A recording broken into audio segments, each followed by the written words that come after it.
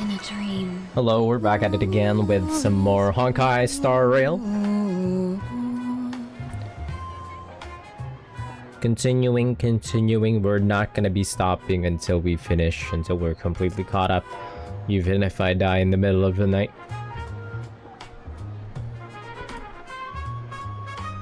I think there's still a, like, pretty long section we still need to go through, so, there's still a lot. There's still a lot. I've seen people going through, the whole patch for like 8 hours. So, hoping I could finish it tonight. Please, tell the boss I want to return to the Sinwish Syndicate.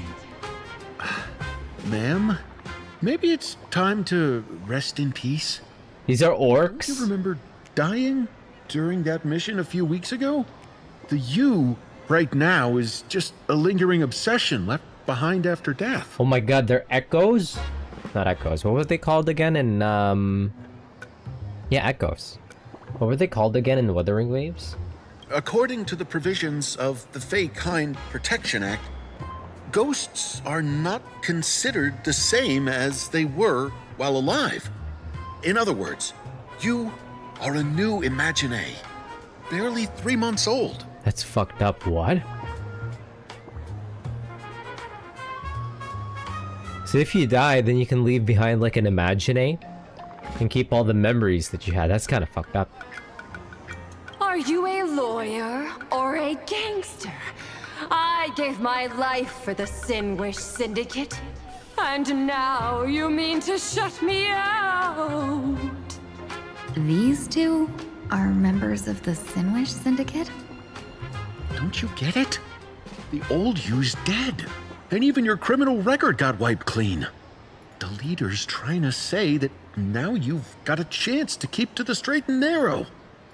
You shouldn't come back to the gang.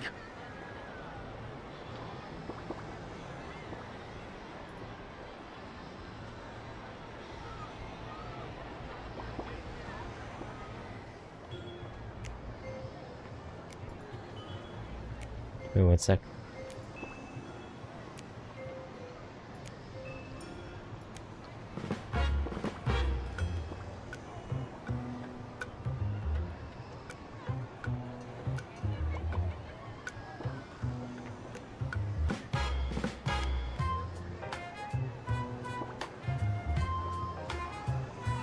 How am I supposed to convince you? Hey, Fox Girl, you eavesdropping over there? I'm just a Xianzhou person here to talk business. Could you tell me which way to the Sinwish Syndicate? I come from the Xianzhou to discuss a deal. A deal that wears me down, yet tears my enemies apart. Business? From the Xianzhou? The Sinwish Syndicate office is just across the river. Have a safe journey. He doesn't seem to have understood the passphrase. But the news that the Xianzhou's #1 assassin is coming has already spread through the organization. Ding you, why do you evade me whenever your banner is up? Look at her, she's so pretty. Hey, maybe she becomes, since she's such a... Since she's just about like an average character, I feel like she might become like free one of these. Actually, no, I don't think so. She's way too pretty to be like a free character. She's supposed to replace like Ruin Mei, but my Ruin Mei is kind of cracked. So like, even if I do get her, am I ever gonna run her? For the vibes, yeah, I would. Bro, we're just fucking walking through Penacony again. I'm just kidding. No, the vibes are completely different. Those people over there, are they also members of the Sinwish Syndicate?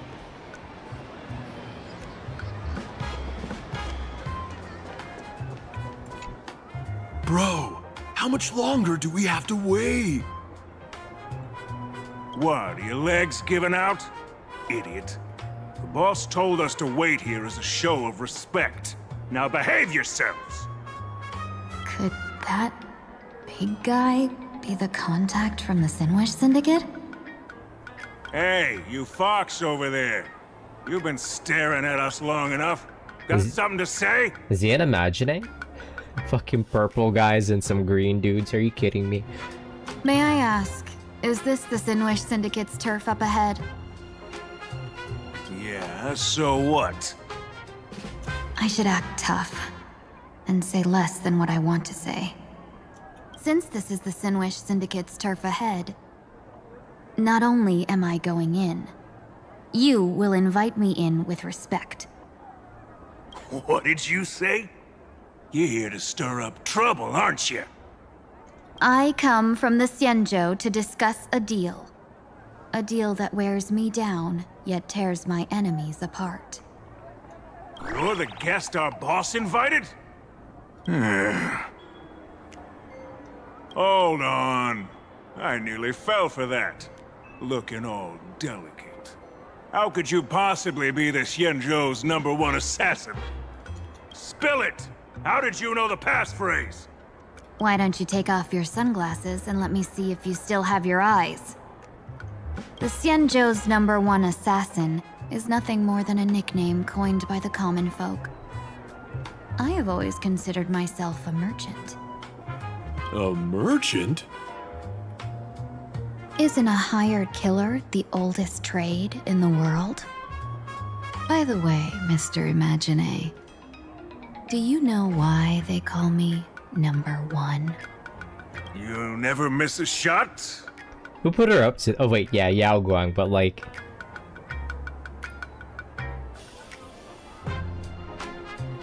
Not quite. I kill in bulk. The way to keep business going is to offer a little extra. If they pay for one person to be silenced, I throw in 2 more. With that hot temper of yours, always picking fights, you've probably given your boss plenty of headaches. I doubt the boss would mind if I took you as a bonus kill. You punk! How dare you disrespect the underboss! Shut up, all of you. The boss's orders come first. My name is Kostine. Sorry about my underling's rudeness earlier. I'll cut a finger off later to make amends. There's no need for that. I only collect heads, not fingers. No worries. It won't be my finger anyway. These brutes should be easy to handle. They've never seen the face of the Xianzhou's #1 assassin, so this'll be much simpler. What should I call you? Yelling assassin, assassin every time just won't cut it. Just call me the Tarrying Fugue. oh, that's her operator name. The terror in fog. That name oozes menace. Completely overwhelming. Now then, can you lead the She way? just rolls with it. I wish I had Fugue, man.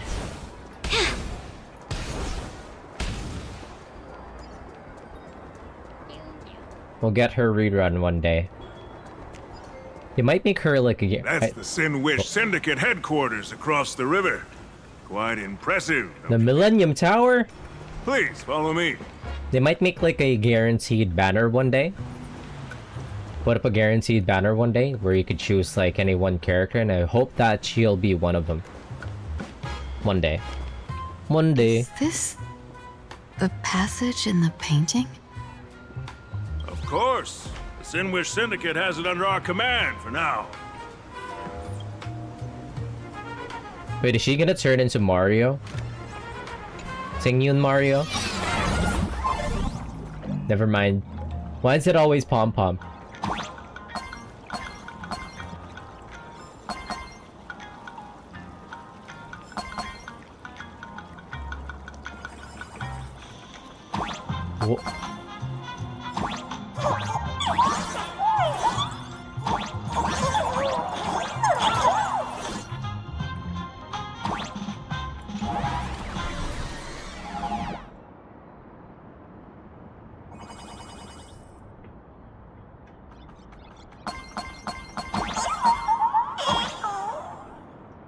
Press down on the dimensional wall to leave. Huh?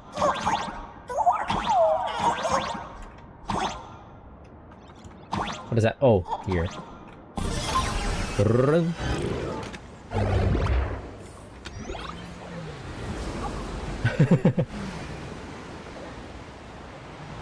Why is Ting Yun like getting a grand welcome? You're back! Thanks for your hard work! Who's this fox? Oh, it's not for Ting Yun, it's for the underboss. I actually really dig the aesthetics of this place. Like, is this just like the same place but at night? Or is there like a oh, that's a train from the station. Is it? Welcome home, underboss! Is this the one the boss brought in? Is there like a toggle for day and night for this place? I don't think there ever was for like for Honkai Star Rail. Ah, okay. This brings us to where we were at the beginning of this scene. Underboss, I mean no disrespect, but is this frail woman really the one the boss invited? That's right. Her name is the Terror in Fog. Spread the word that the Sinwish Syndicate has secured the Xianzhou's #1 assassin. Underboss, beat me if you want, but I gotta say, are you serious? Are we really counting on this delicate woman for the Phantasmoon Moon Games? The Phantasmoon Games. Is that why they hired a Stellaron hunter to do their bidding? These Phantasmoon Moon Games are a once-in-a-lifetime chance for the Sinwish Syndicate to rise. This woman doesn't look like she has what it takes, and we're trusting her. If she blows it, how are we supposed to save face? The Sinwish Syndicate? Or just a bunch of misogynists? Underboss, we haven't been duped, have we? If word gets out, the other gangs will laugh us out of town! All of you, shut up! Useless. Lady Terran Fog would wipe the floor with you even if you all came at once. Since you doubt her, why not let Lady Terran Fog show you a few moves? Lady Terran Fog, what do you say? I can find you a few sparring partners. No need to hold back. Wait, does she actually have that dog in her?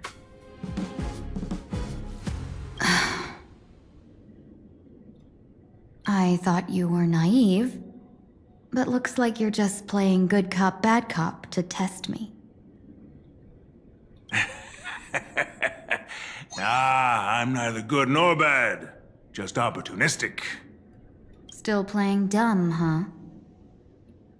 Boss of the Sinwish Syndicate. Your people wouldn't be doing this on their own. I know you can hear me. I came for business. Making friends would be a fine bonus. But if not, that's fine with me.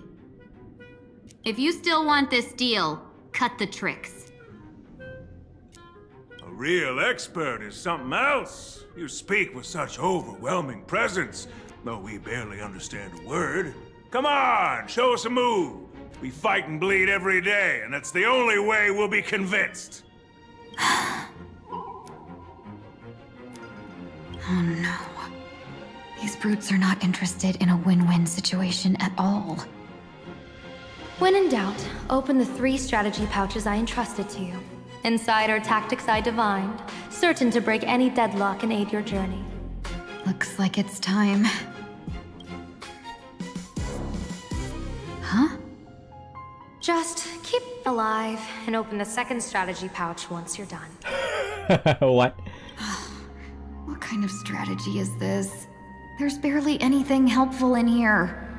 It's like that one meme. It's like where the guy was like looking in the bag and he was like, I don't know what I expected. Oh, actually, no, it wasn't a meme. It was like a scene in a TV show. Well, it evolved into a meme. What was it? I don't know what I expected. Yeah, I don't know what I expected. I remembered it like exactly.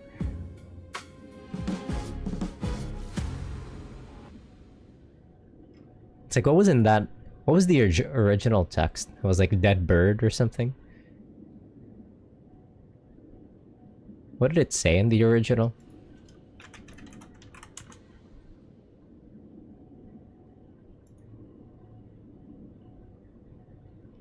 He opened the bag and I was like, I don't know what I expected.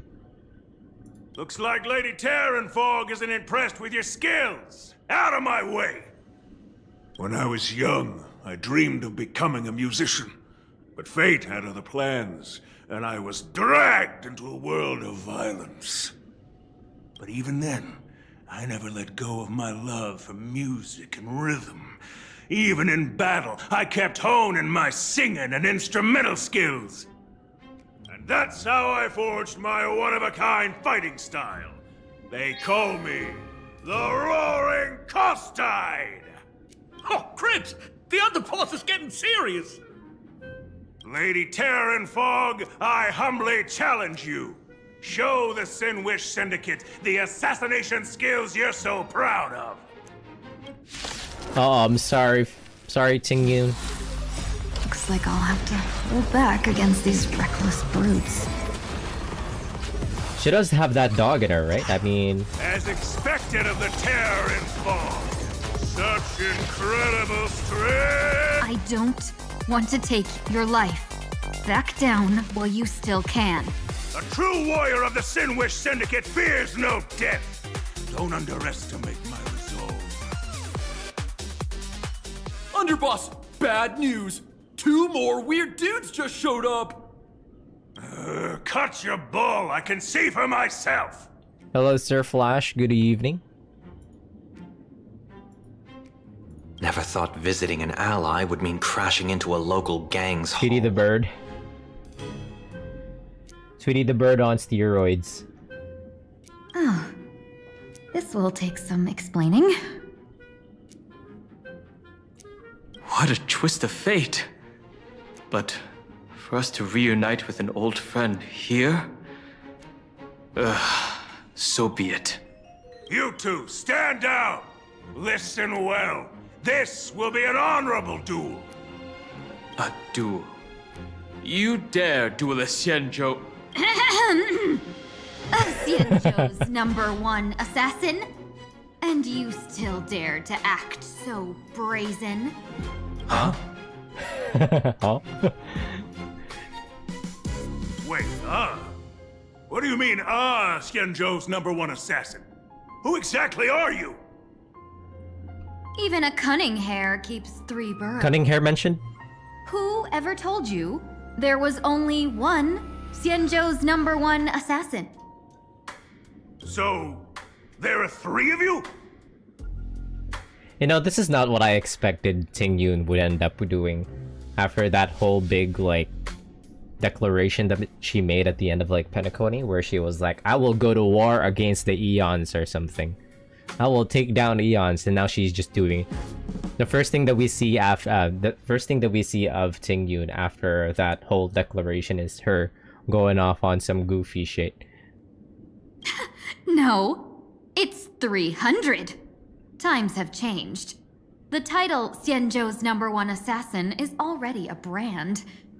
At my side stands... She's just doing anything.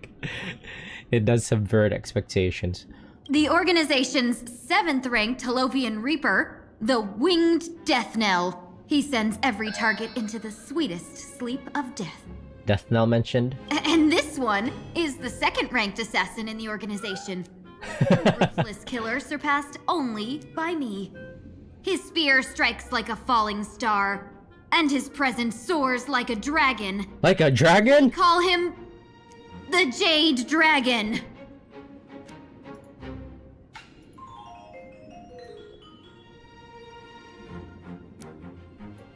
Like a dragon? Wait.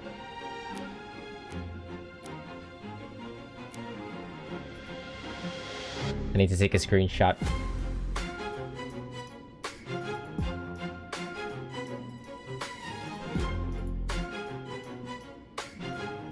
Ah, why is it black?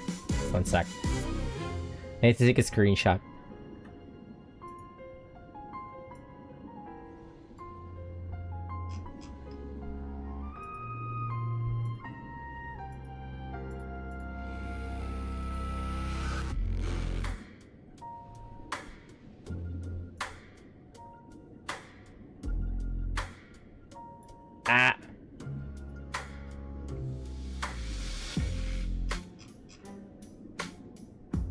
I can't even make the meme anymore because Yakuza's pretty much dead. Sad. Then you are... I can't even laugh anymore at the mention of like a dragon. You can call me Whistling Flame Fox. I humbly hold the top position in our organization, though I mostly handle business relations and HR work. She's HR. Hard to believe, isn't it? Just roll with it. Madam, it's pointless to say anything now. If you want this gentleman to know you speak the truth, let our brother show off a bit of his spear work. That will convince them. What the hell? I say, there's no need for that. Why does he sound like that? Course, Tide. You insisted on testing them and got nothing out of it, did you? If you had let them meet me sooner, none of this would have happened. A little Kappa man. Boss!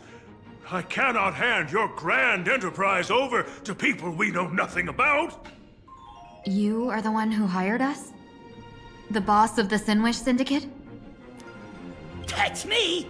I am Polewave, current leader of the Sinwish Syndicate. What? My apologies. Our gang is full of roughnecks. I will make sure they are disciplined. His voice actor is really good. How do you even make those noises? As for that business, we'll discuss it upstairs. Everyone else, clear out!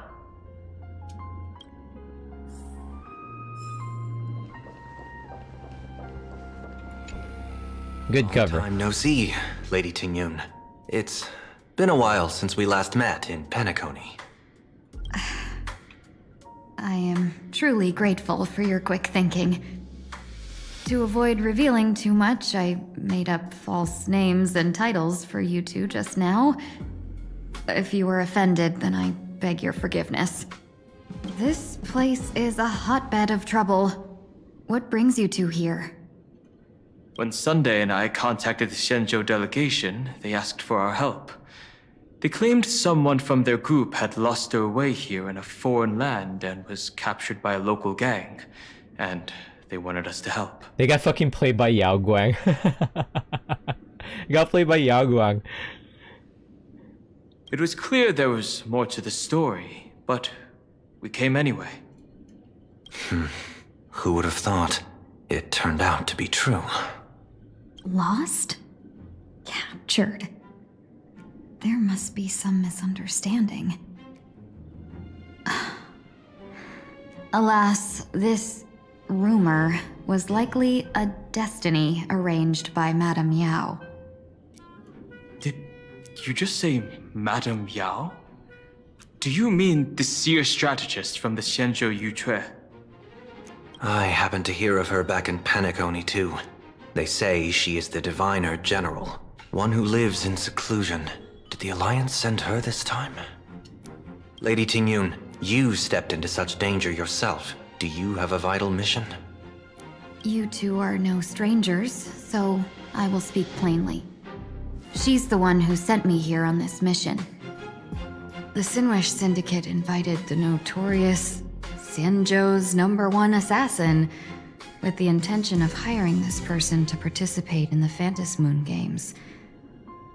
But the delegation's intelligence revealed that the person was none other than the Stellaron hunter, Blade. Uh-oh, Dan Heng. Him? I assumed the title to come here to uncover why the Stellaron hunters are involved and how he will enter the game. So, how's it going so far? By sheer twists of fate, everything has gone smoothly so far. But as for what comes next, I still don't know anything either. He's just winging it. Madame Yao entrusted me with 3 pouches before I departed. Each said to hold a stratagem. Well, let us call them stratagems for now. And at this moment, it is time to open the second. She's got such squishable cheeks.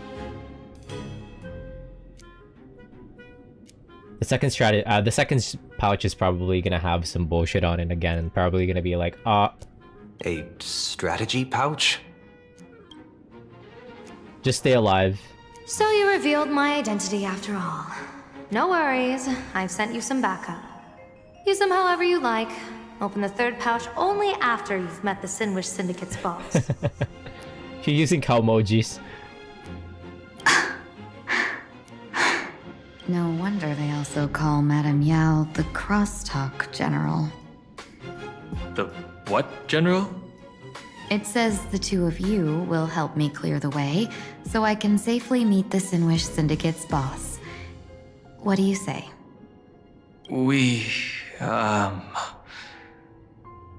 This place is perilous. Of course, we will accompany you, Miss Tingyun.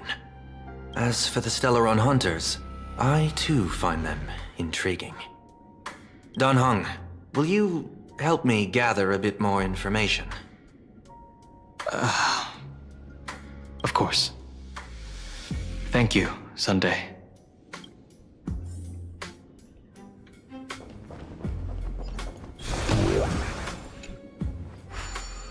What?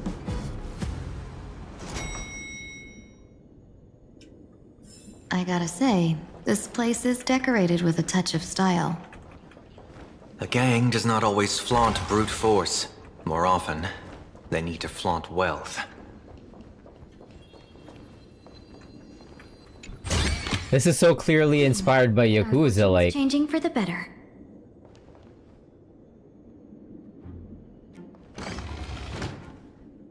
Before I even realized, the scenery of Dovebrook became unrecognizable. Back then, who would have imagined Iron Hulks running wild on the streets? Let alone us gang members being treated like vermin. You didn't call us here just to reminisce, did you? Of course not. Please forgive Corstide's rude little test.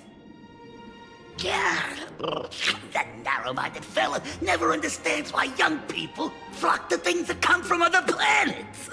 Like Mechatrons, the Masked Heroes, and the Astral Express. What he does not see is that while cosmic novelties are more enticing, big shots that hail from the cosmos are even more fearsome.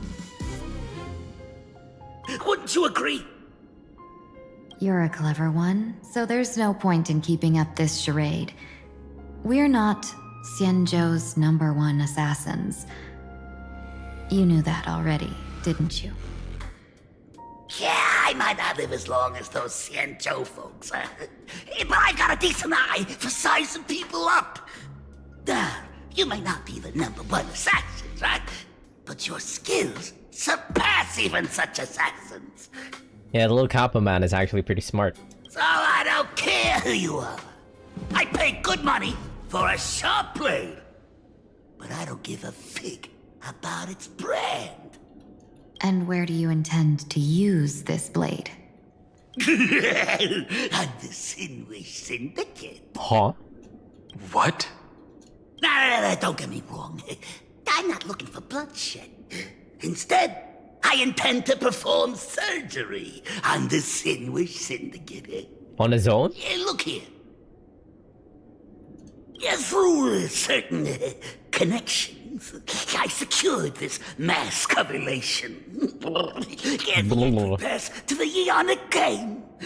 Yeah, some covet this treasure, while others fear it as a curse. Now, you claim the name of Xianzhou's #1 assassins, huh? So surely you came for this. You want the god's reward, don't you? You are our employer. Therefore, the festival's prize should rightfully be yours. What do you want from the Eon, Mr. Polewave? The Aeon? I harbor no such unrealistic desire. Reminds me of the #1 headband in Afro Samurai. I'll leave this prize for you to claim as your reward. I'm happy enough to share in a bit of your glory. Huh. Whether you win or lose, all I ask is that when the press comes a-knocking, you say this. You were sponsored by the Sandwich Syndicate of Toughbrook.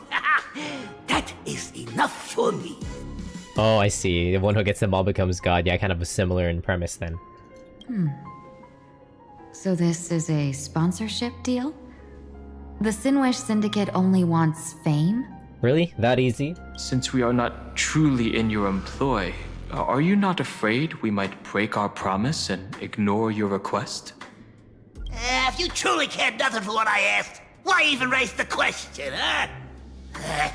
As I said before, I may not have the long life of the Shenzhou people, but I do know how to judge people. One more question from me, please. Why are you so set on chasing fame? In plain Arcadia, Imagination exists due to wish power. And that wish power comes from the attention, curiosity, and demands humans place upon these imaginae. The Sinwish Syndicate was founded to provide for those imaginae who were ignored, had no wish power, and were not needed by humanity. Unfortunately, ever since that seashell woman rose to power, our path of blood and violence had run its course. That's why I want the Sinwish Syndicate to take on a new form. One that will draw more attention than ever before. Essentially, they're going public. The Sinwich Strangeling Pension Foundation, huh? What do you think of the name? It's a cozy and heartwarming name. So, will the three of you, accept this job?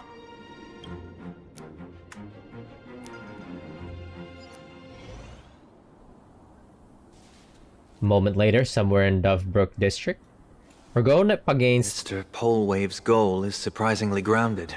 We're going up against, this three? A gang leader won't survive this long by relying on bodyguards. It's about having a sharp instinct for survival. He wants to launder his gang clean, but that will not be easy.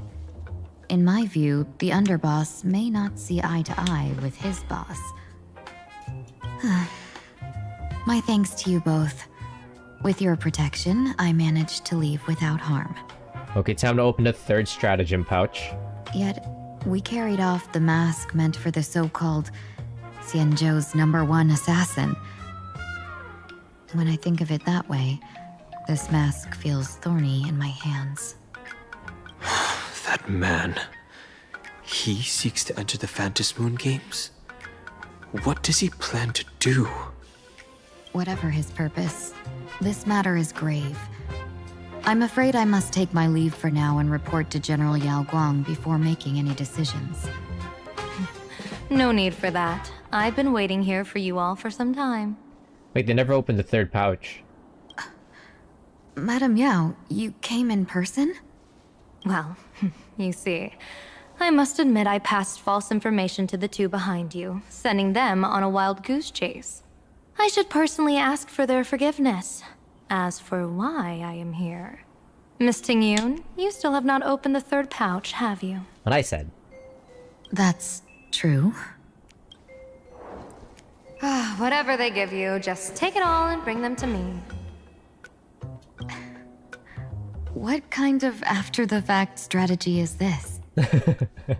General, had you spoken plainly, Sunday and I would never have refused you. Why did you lie to us and claim that someone was lost and captured? I didn't lie. If not for the appearance of the former Vidyadhara High Elder and the runaway Master of Penacony, Miss Tingyun would still be trapped in those brutes' endless probing. Her being lost and captured was exactly the future I divined. I also foresaw bloodshed awaiting the Sinwish Syndicate. Had it come true, it would have been because Miss Tingyun failed to restrain her strength during the clash. Yet, with you two here, the gangsters' lives were spared. Yeah, she got that dog in her. She's blessed by the destruction now, after all. She would have leveled that whole building. You even foresaw the anomaly with my body. Sometimes even when fate is foreseen, it cannot be changed. Fortunately, things did not come to the worst. As for Mr. Sunday, I've heard so much about you. With my 1,000 feathered eyes, I had the privilege of watching the broadcast of your entire god-ascending feat in Penacony from far away. Truly magnificent. Let's not speak of that misstep anymore, General. Caught you in 4K fumbling. Rather, we have brought back the mask, as you asked. How do you intend to use it? Surely not just to hold it and block the Stellaron Hunter's entry. That was the plan, but from one cost spring 100 outcomes. Now that the mask is in my hands, there are many possibilities. What do you say about using it to lure Blade here and strike him down together? Or perhaps I could wear the mask myself and personally compete in the Phantom Moon Games. That'd be interesting, right? Each mask used is gone for good. The Stellaron hunters will be left with a real headache. That'd be truly killing two birds with one stone. Madam Yao, this is deadly business.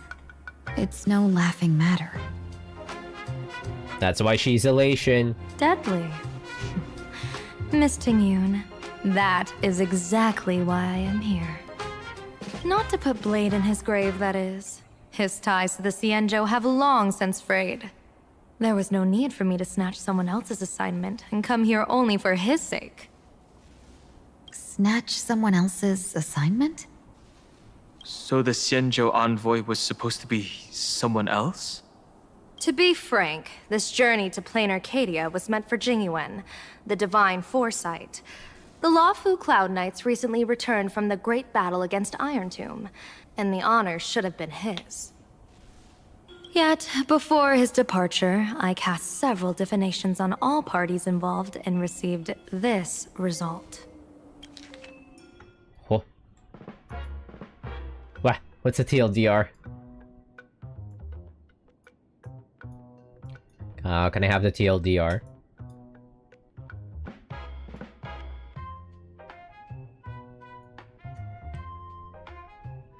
This is a portent of bloody conflict, I see.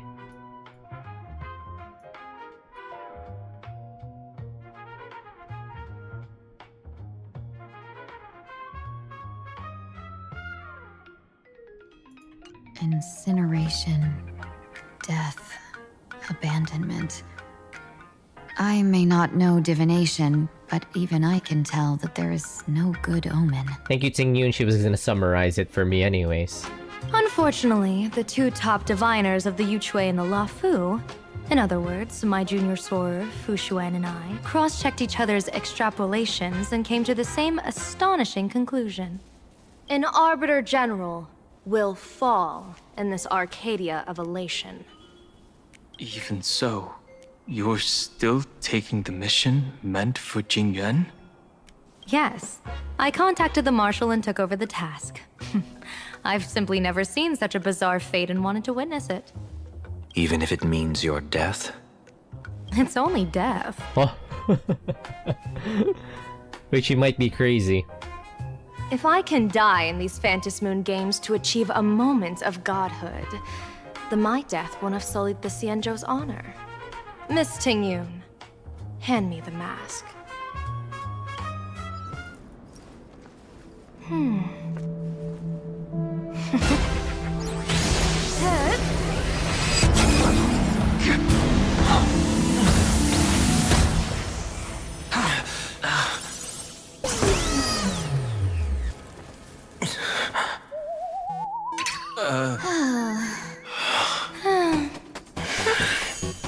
Well done. You have hit your fitness goal. Another active and fulfilling day. She got the Fitbit. Sorry, Sunday. My body instinctively sensed danger. She has a Fitbit. Wait, Sunday's supposed to be in hiding, like... Sunday's supposed to be in hiding.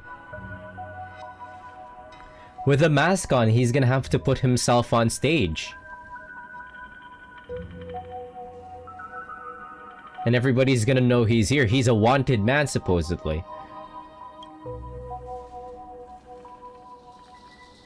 Once the mask for joining the Phantom Moon Games is worn, it binds tightly to the supplicant and manifests the shape of the wearer's soul. I read something like this in the Views of the Universe from a Star Skiff. She's so pretty. Unfortunately, I'm not allowed to roll for Elation characters until next year, because I do not like how Honkai Star Rail structures their endgame around chilling around chilling like the latest meta comps, and the current meta comps revolves around Elation. So I will not be hopping on that. I don't like the way that Honkai Star Rail structures their endgame, so I will be skipping in protest. It's confirmed now. This mask is indeed genuine. Congratulations, Mr. Sunday. You're now a supplicant in the Aeonic game. We're going up against Sunday again? What exactly are you trying to do, Seer Strategist? Twice now you've acted without warning. Do you mean to make an enemy out of the Astral Express? Dan Heng, let me take care of this. Sunday, are you planning to fight? Don't worry, I'm no match for this general.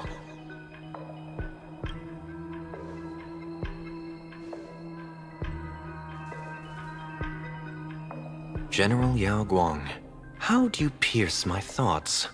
I ran a check with my tuning, and there were no signs of any outside intrusion. They say a diviner can't read hearts. I call that the excuse of mediocrity. Mr. Sunday, you're fascinated by the Phantom Moon Games. You even wondered, what if I wore this mask, didn't you? You can even divine thoughts like that? No, I'm simply good at seeing using my eyes. Though Mr. Sunday never asked to examine the mask, he's glanced at it at least 3 times since we started the conversation. Given the character and manners of someone as noble as him, I can't think of any motive for this action but genuine interest. Sunday? Yes, I did think of it. For a moment, I even considered putting it on. Oh shit, she's a Sherlock type. So, I merely gave you what you desired. This is no trap. It's just an unexpected gift. During the Phantom Moon Games, I'll give every ounce of aid I can to help you seize your chance to have an audience with the Aeon. General Yao Guang, as far as I know, throwing out heavy profits first is usually a lure to make others lose. We've only just met. I don't understand why you'd go this far. Why belittle yourself? Every move I've made is to carve a sliver of possibility from the impossible. With my eye of Ishvara, I see you're the only one in this land who doesn't need to do a thing for me. Simply acting on your own will can bring change. Your own will? Indeed. Dan Heng, I do want to learn more about this world. Because this world of elation fascinates me. This plain Arcadia. Truly a paradise. An Arcadia that its name claims. I once pursued a mistaken vision of paradise with stubborn resolve. Even now, I can't say for sure what a true paradise should look like. That's why I want to see with my own eyes whether this Arcadia lives up to its name. Okay. We're up against Sunday, but like... it's interesting that he's taking a more active role. So then, as long as Mr. Sunday acts, that omen of death Madame Yao foresaw. course it would still come to pass. Did you think just a lavish gift could let you stroll out of Destiny shackles alive? Pardon me for butting in, but does the Xianzhou know about this? This is such serious business. I'd never make this decision on my own. I've talked it over with the 6 charioteers of the Yuchue. If something happens to me, I'll line up a solid successor. She headed to the Yuchue on the day I left on this mission, just in case anything went wrong. There, with the other potential successors picked by the 6 charioteers, she'll train at the Omniscience Sapientia Academe. Oh yeah, I saw. Information arts, war strategies, and civil governance. Oh yeah, I saw the spoilers for this actually. She's choosing Qingchu as her successor, which is like the funniest possible option. The Mahjong girl. You mean Lady Fushuan? She'd take over the Yuchue after you? Fushuan? What Fushuan? If I don't make it back from this trip, maybe Qingchue from the Law Fu Divination Commission could take the seer strategist position and command the Yuchue. Okay, yeah, she truly is elation. Qingchu out of all the people. Qingchue and Yuchue. Ooh, what a perfectly rhymed match. As for the details, shall we discuss this somewhere else, you three? Silverwolf? Sometime later, in search of stolen items, an uninvited guest quietly slipped into Dovebrook. Map says the Dovebrook Ashen Detective District. Agency should be right here. But why is there just a magazine publisher's office? Holy for bully! That guy again. Big drama! Holy for Bowley! A furbo? Taking photos? You really can find anything in the land blessed by Aha. Let's go ask for directions. Silverwolf. Myunfi. I still don't know what her best team comps are. She's always just been like a funny fill. Where do we want her?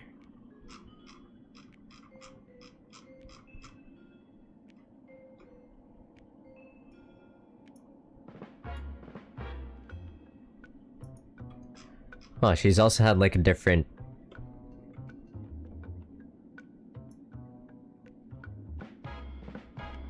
She also uses a different set now, apparently. I've not grinded for... I should start grinding for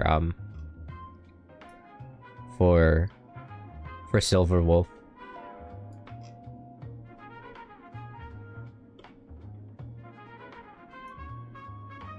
Yeah, like literally, she could be put in any team.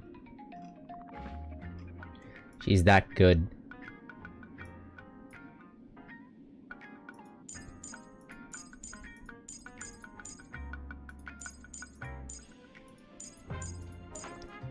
Let's run...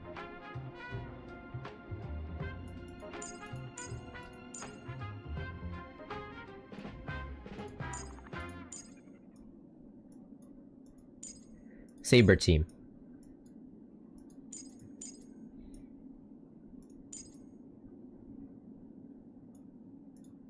Saber.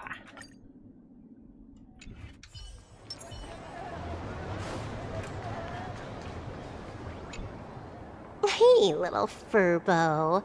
Know if there's an Ashen Detective Agency nearby? Beats me!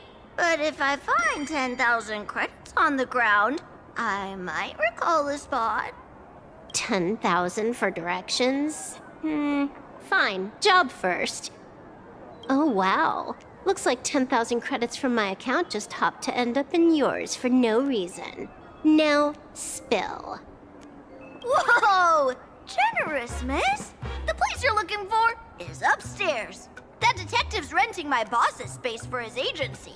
This exploitative furbo, yeah? But Opportunist he's home down furbo. in the day, and his doors are locked at night. No clue how he earns any money. Maybe he's a vampire?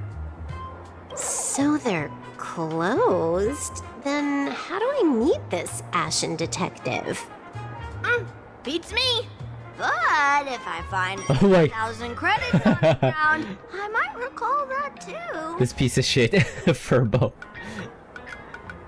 And one thing that I've noticed that they've started doing, is that they've added like these little sound effects for dramatic effect. You stinky furbo! Begging for a smack! Scamming our guest! Oh, time to go!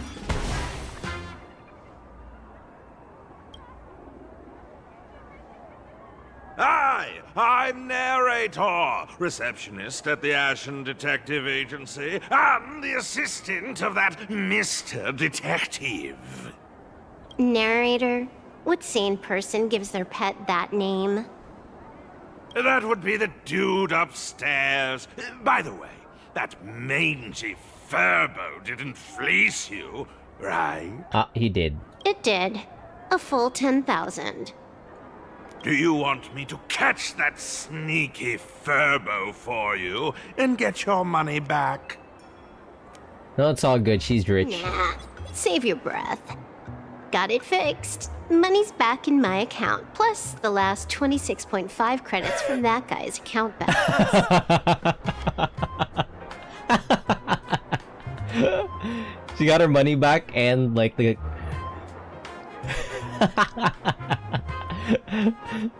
Oh, not bad, Punk Lordian hacker. oh, the overdraft fees. Oh yeah, that'd be even more funnier if she like withdrew more money from that guy's bank account, like hit him with the overdraft fees just for fun, just because he fucked her over. You seem pretty knowledgeable. So, would you mind showing me the way? This way, please, Ms. Hacker. Sorry, but you will have to take a side path. The landlord of this magazine office fled to dodge his debts, and creditors have been storming in one after another. In the end, Mr. Detective sealed the front door entirely. He's gonna get like auto payments, gonna buy something, and then he's gonna get by like overdraft fees with his last like 26.5 credits. He's gonna have a bad day.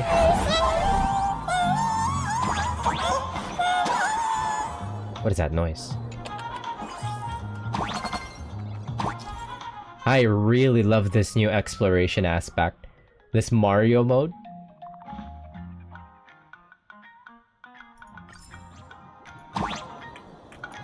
So, there's even a shooting button.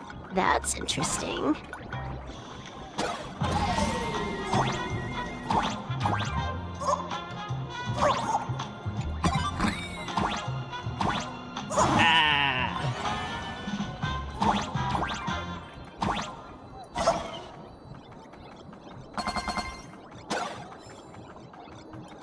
But that goes for a while. There's so many furbos. Yeah, what's that up there? They're all employees of this magazine company.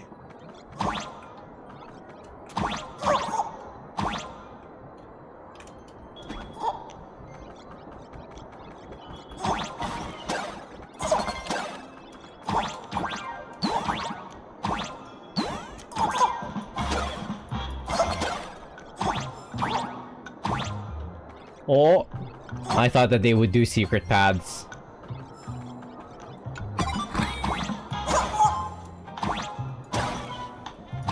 What's this though?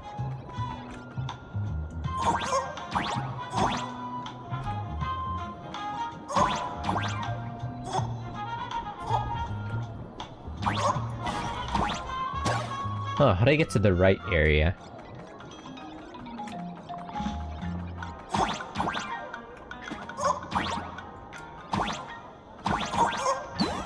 I should go on a Mario arc.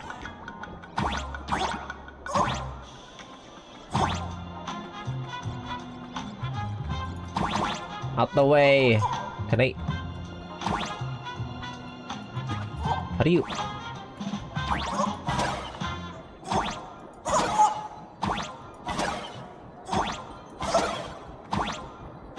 How do I get that cube to get out of the way? I might unlock something coming up.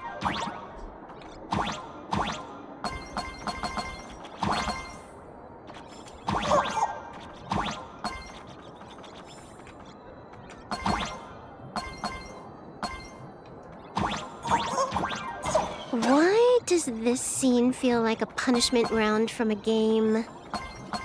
Office survival's way more brutal than any game. Aim and fire the arrow, you know the drill. Like that?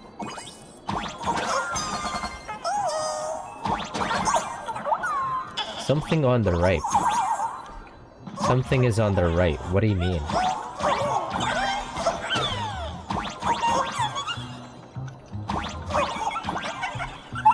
I have no idea what those do.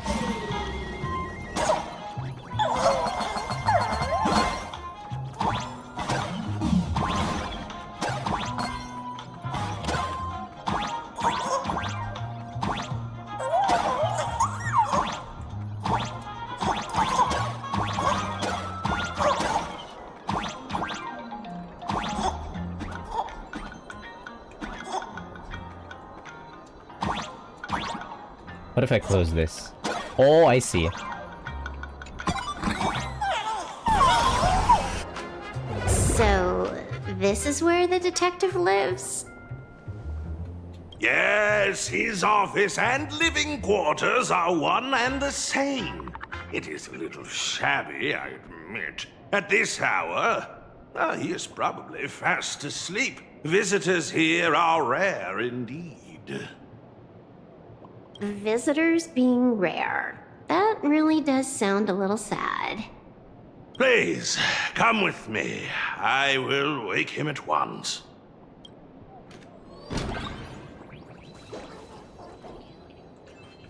Time to get up, Mr. Ashvale.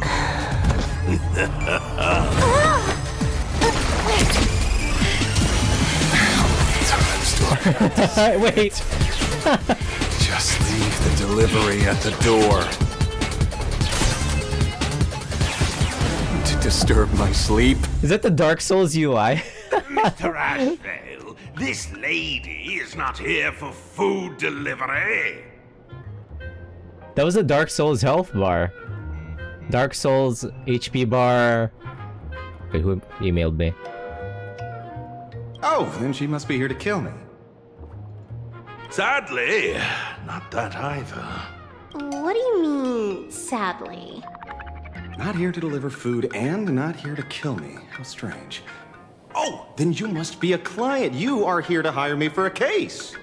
Your order of guesses is a little heartbreaking. Yes, I am here to commission you. Something has been stolen. Oh, What did you lose? A person, along with an ancient mask that should have been mine. Wait, can she hack away the... Yeah, she can hack reality after all. She could probably hack like a Mask of Elation off of Sunday, maybe. Interesting. Are you here to join the Phantom Moon Games? At that moment, a cloud of suspicion rises in the detective's mind. Who exactly is this girl? Mr. N, stop the voiceover when we're talking business.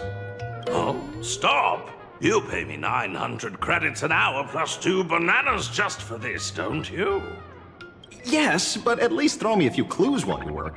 Between the detective and their assistant, at least one of them should know a thing or two about deduction, right? A name flashed through the otherwise empty mind of the detective. This remarkable-looking girl was, in fact, one of the top 10 most wanted terrorists on the IPC's bounty list, a Stellaron hunter. Kafka! It's Silverwolf! Jeez, Silverwolf! Mr. Ashvale, did you get your head caught in the fridge door or something? Okay, the Silver Wolf section is really funny. I feel like I need to wipe my personal data again. One of the Interastral Peace Corporation's most wanted fugitives with the highest bounties comes to commission a broke detective. Ooh. I have seen plenty of stories like this. Yeah, this section is already pretty funny. Worth it. Totally worth it for stomaching that fucking school section with Scott. So, the next thing would be me getting dragged into a massive conspiracy and forced to run for my life, right? Drop the paranoia.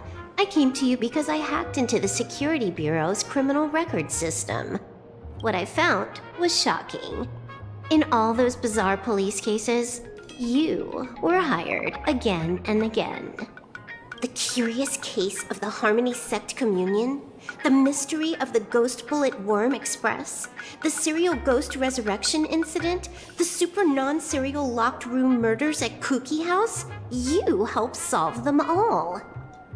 You may not be the most famous, but you're probably the most capable detective around here, right? Is nothing private anymore. Whatever, tell me, how did you lose your mask? Today was supposed to be our meeting with the Sinwish Syndicate. All right, now let's talk about the commission fee. Excuse me, I haven't even finished my sentence yet. A true great detective can know a case without ever leaving the room. While he sleeps, I gather the intel. We already have the basics about today's fiasco with the Sinwish Syndicate, and those 3 Xianzhou #1 assassins who scammed the mask. Can you handle it? Money is not a problem. Do you take dirty money? Sorry, no dirty money. And please do not withdraw your payment plus the account balance after paying. Oh, then how about this? This is the IPC's turf, right? Turn me in for the bounty. You take the reward, and I bolt afterward. We Stellaron hunters sometimes use that trick to raise funds. Or maybe we could discuss the possibility of taking dirty money? 30 million credits? Pay us after the work's done. 30 million? Deal. I'll try to get that money over the next few days. Here's my contact info. Update me the moment you have any news. How much do I have? Pay us after the work? When did our office have a rule like that? That rule got made just now. Oh, my dear Mr. N, did you truly want to take dirty money? I have come up with another way to make money. Let me reach out to a certain big shot first. Madam Pearl, I've obtained solid intel. Huh? Mr. Ashvale, the chance of you initiating a call at this hour is under 5%.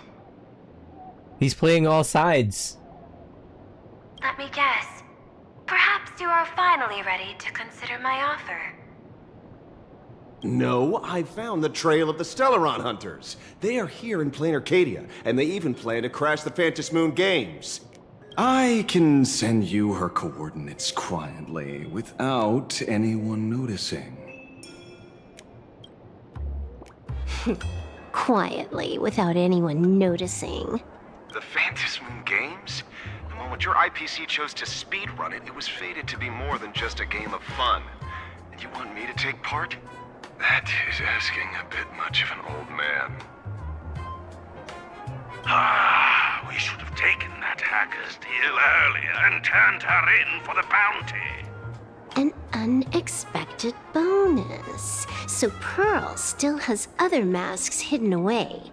That makes things much easier.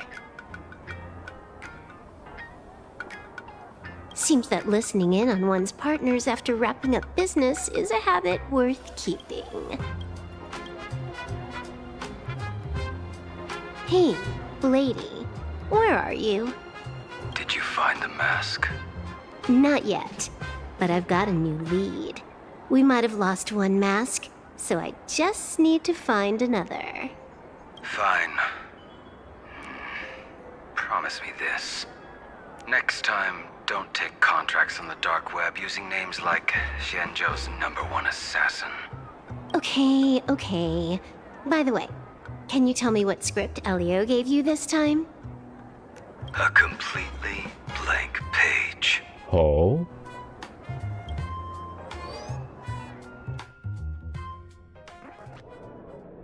Meanwhile, Stell, who escaped from school alone, actually called the police. So, what you're saying It's is fucking Nate? Sparksy, who was originally just a virtual avatar, has now crossed into reality and taken an entire school's staff and students hostage. He looks like Nate. The green hair, except for the green hair, looks like Nate from Horizon. I get it. So it's just a typical case of the idiogenerative imagine phenomenon. Say what?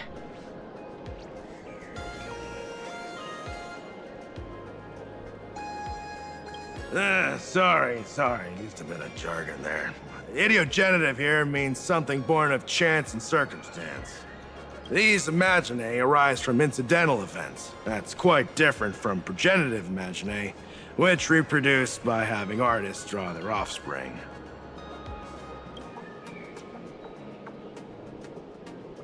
Yeah, you could say that according to the old superstition. Modern science believes that when something receives excessive attention, it would suddenly gain life and becomes an imaginae due to the accumulation of too much wish power. What kind of modern science is that supposed to be? Plain Arcadia's modern science, of course. The typical case? Outworld visitors might find this kind of thing strange, but it's not exactly rare around here. Certain historical eras had imaginae popping up non-stop like mushrooms after a shower.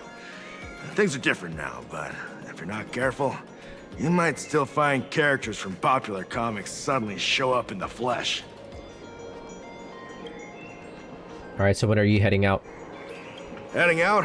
Where to? Oh, you mean going to Graphi Academy to arrest this illegal imaginae? We can't. I just received notice from the Department of Aberration Defense. The first supplicant of these Phantasmoon games has revealed herself, and she's none other than Miss Sparksy, the one you mentioned. Although you're honored guests of the Astral Express, you seem completely unfamiliar with the laws and customs of this world.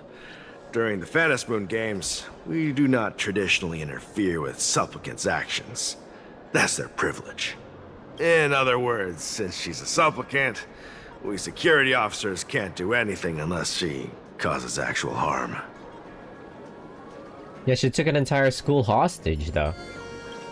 You say she took a school hostage, but the intel I have says otherwise. Oh, right. The news broadcast is about to start. Care to watch?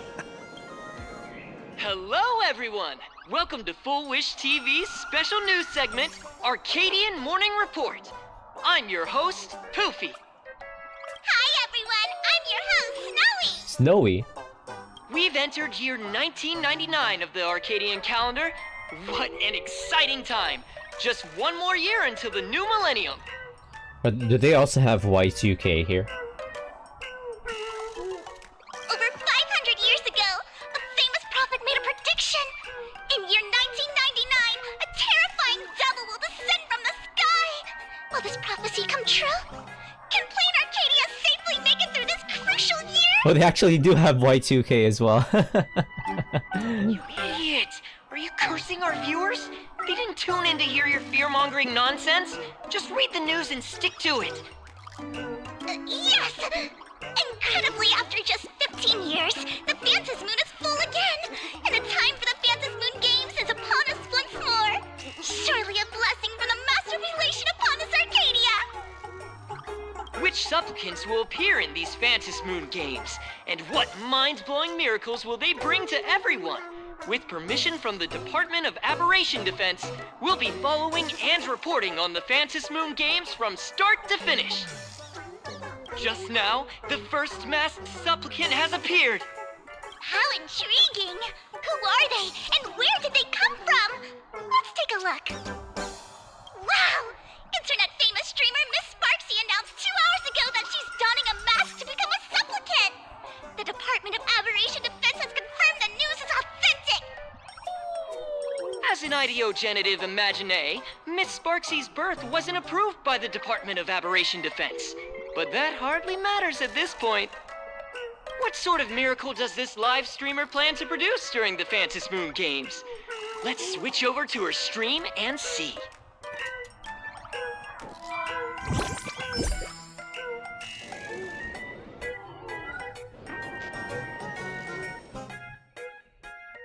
Yoo-hoo! And we're back from the commercial break. A big thank you to Love Insurance for being the title sponsor of today's Sparks-tacular Wait, can we also send... Canadian Adventures live stream. Can we also send emojis? One person, 1,000 faces. Never mind. 1,000 faces, one person. Who will Sparksicle become today?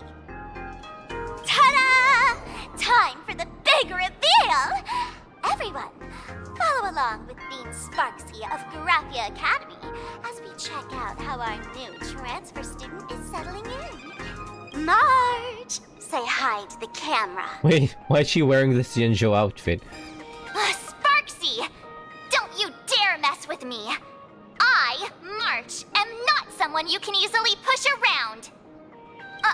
I'll have you know I'm the disciple of General Jing Yuan of the Luofu and General Huayan of the Xu Ming.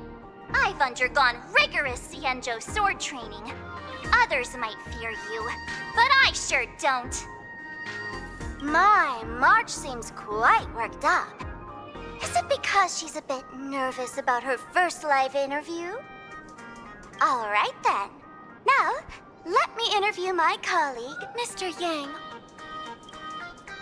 Ah, not voiced right. Well, it says hello, hello everyone. I'm Walt Yang, a history teacher at Graphia Academy. I'm honored to be selected as this year's most popular male teacher, and I will continue to strive to nurture even more outstanding talents. All right, Sensei. that wraps up our interview for now. Let me give you all a sneak peek at what's coming up in our next live stream. Thank you all for your wholehearted support. Sparksicle will work hard to repay your kindness. In 3 hours, I'll be hosting a special live stream performance, Sparksicon, alongside our special guests, the legendary Nameless from the Astral Express, who have carved countless legends across the cosmos. Tell your friends, your family, even your enemies. Let's set aside all grudges and meet in the stream to witness the most dazzling sparks light up Plain Arcadia! The anger emoji, that's me. Now, see, Miss Sparksy was just doing a program with your friend. It's fine, really. Oh, the Xianzhou General's honor. Oh, the Astral Express's reputation. What kind of program is this? Have you seen shows like that before? You know, where celebrities go somewhere to do everyday jobs, like those reality shows where they trade places with regular people. Yeah? She picked Graphia Academy as a target. That school had its fair share of trouble 15 years ago, too.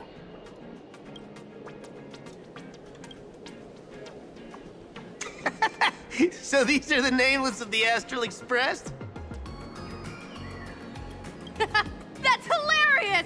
I heard they're supposed to be great heroes who saved other worlds. Look at them now!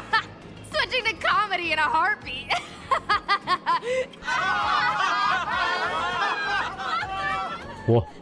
While other spectators in the plaza laugh joyfully, you can't shake off the chill creeping over you. Darn it. Soon the whole of Plain Arcadia will be saying Sparksy caught the Astral Express crew in one go and made us the butt of jokes. Our reputation would also turn into her trophy. Oh, right. Please keep this Phantom Moon Games emergency response guide safe. Some sections in it might come in handy. Oh no. Oh no, what's a TLDR? I'm not fucking reading all that. Nothing else, I'll be going now. See ya. See? I told you so. Even calling the police was useless. Right now, you're their only hope. And that red boss lady of yours. She's here too. Are you all right? Did you get hurt when you ran away? No, Mom.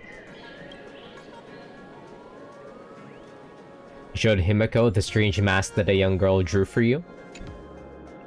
So, March and Welt are both trapped in Graphia Academy now? And that girl called Sparksy took the mask too. I wasn't vigilant enough. No, it's not your fault. I underestimated the complexity of the situation behind these games.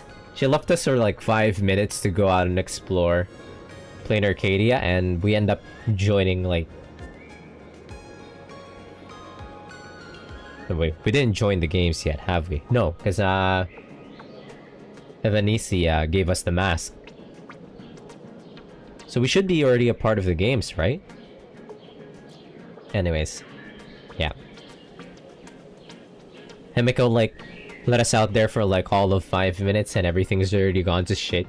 Coming back to my homeland was meant to be a relaxing vacation for everyone. And I also wanted you and March to experience the atmosphere of elation in this world. Throughout the history of the Phantom Moon games, there have been many instances of cooperation between supplicants. But this time, forces from across the cosmos have turned this into their own high-stakes poker table.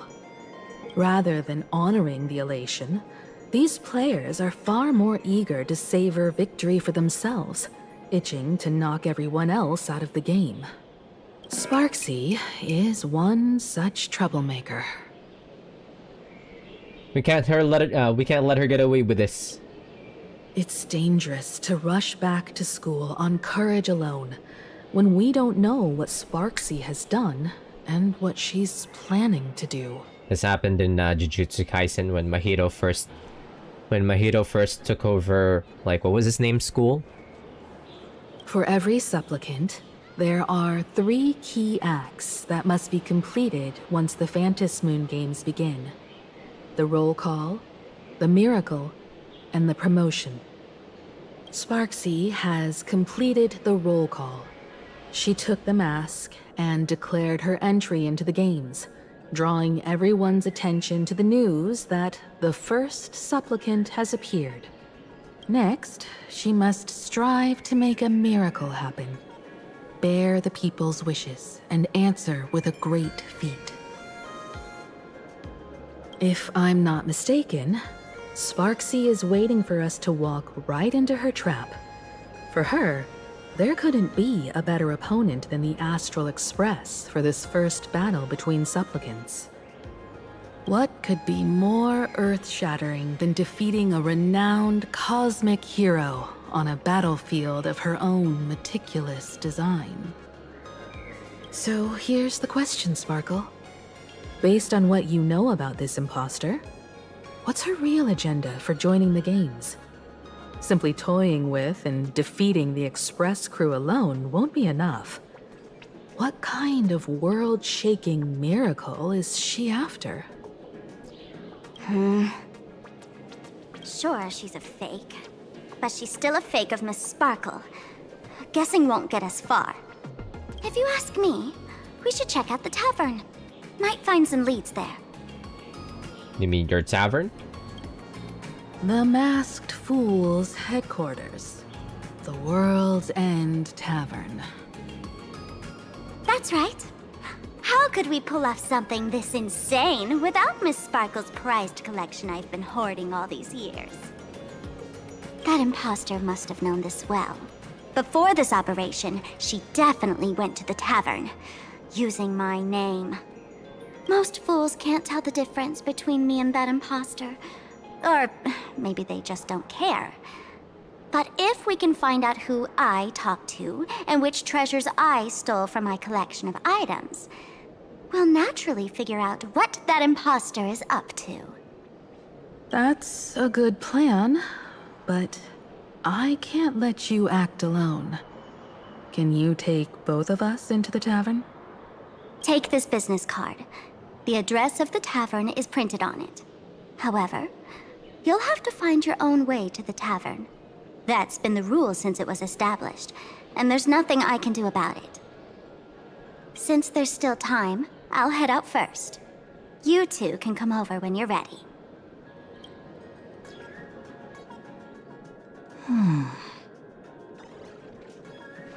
Can Sparkle be trusted? I'd say she needs us more than we need her. Relax. To step into the Elation's right, what you need the most is ease. Don't dance to your enemy's tune. Find your own rhythm. Now it's our turn to set the steps. World's End Tavern, location Dovebrook District, near the Sinwish Syndicate office. Dovebrook District. It's been a while since I've been home. Perfect timing. Don Hung and Sunday have made some new discoveries. I asked them to meet up with us later. Cool. Stell says the place where Himiko grew up. Don't get your hopes up too high. Looks like this vacation trip has gone right back to our usual trouble magnet mode. Now this is the kind of vacation the Nameless just has to savor. Can't feel happy. I don't remember Himiko like talking Fargo this snapped slowly. a pic of me on this street without my consent just now. Fame isn't exactly good news for the Nameless.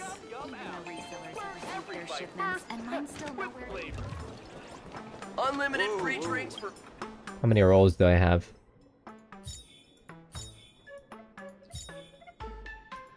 Let's throw some rolls out. I'm trying to get Evernight's LC here.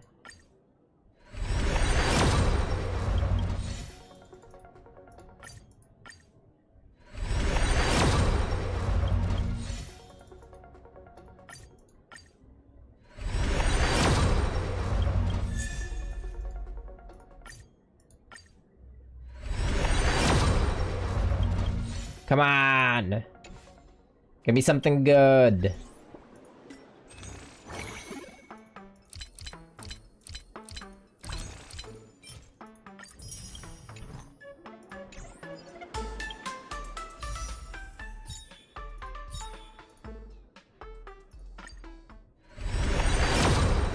Come on!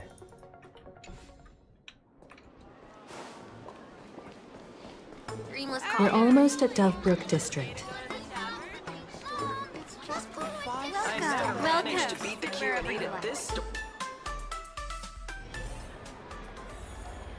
Oh, it's not a day and night toggle. The moment you step into like Dovebrook District, the turns into nighttime. Quite a bustling district. Is this really where Himiko lived back then? It's been 15 years since I've been back. I wonder what's become of these houses now. If they're being rented out, or if they've been sold off already. Perhaps they've become like the Graffia family. Nothing but empty shells of their former glory. Let's go. Stay safe on the road. Stay safe on the road, you say?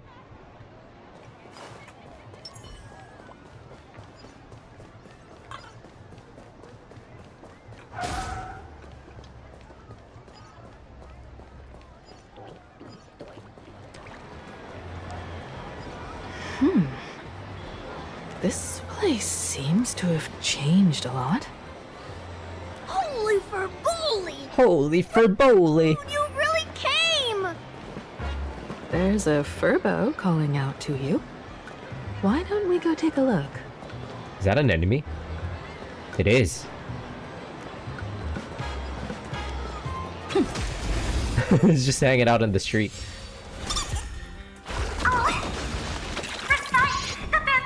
Night falls. Good night. I choose you. Sign the contract. Oh, me. Have some fun. Till we meet again. Reach the end of the story in your own way. Holy for bowly! Rest assured, I haven't forgotten a single thing about the compensation. This Furbo was actually waiting outside the magazine's office just to make amends? Furbo absurdo. Furbo absurdo?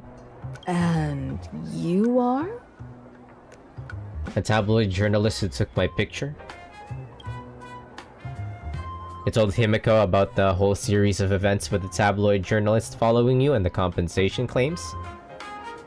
It looks like Destiny wanted you two to meet again, and maybe score you a nice fat paycheck while at it. This guy has no money. Into our magazine office to talk? Let's discuss compensation, shall we? It's a trap! We're gonna fall for it again. Looks like the magazine publisher has taken over this entire building. Why was it? What was it before? Who'd it be? Strictly speaking, the entire street where this building stands belongs to my family's estate. Wait, what? Himiko is rich? It's said that, in their heyday, the Graphia family owned property all across plain Arcadia. But by my generation, very little was left. When my journey reaches its end, will anyone in this world be able to inherit anything from me? Don't say that! Mom! Silly child. What nonsense are you talking about? Whoa. Come. Let's go inside the magazine office and see what this little Furbo is up to. Don't say that. Why did she say that? Is she going somewhere? That's like a death flag.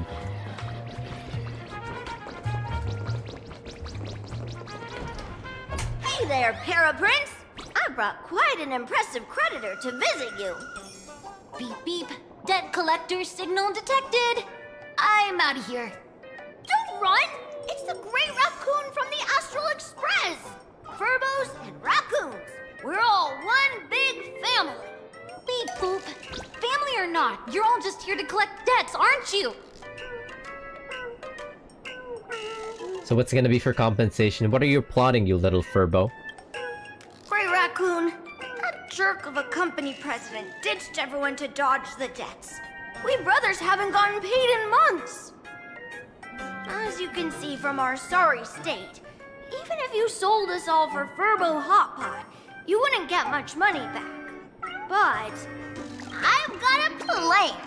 We can work together for some mutual Raccoon Furbo benefits. After all, Furbobo Weekly does have quite a readership.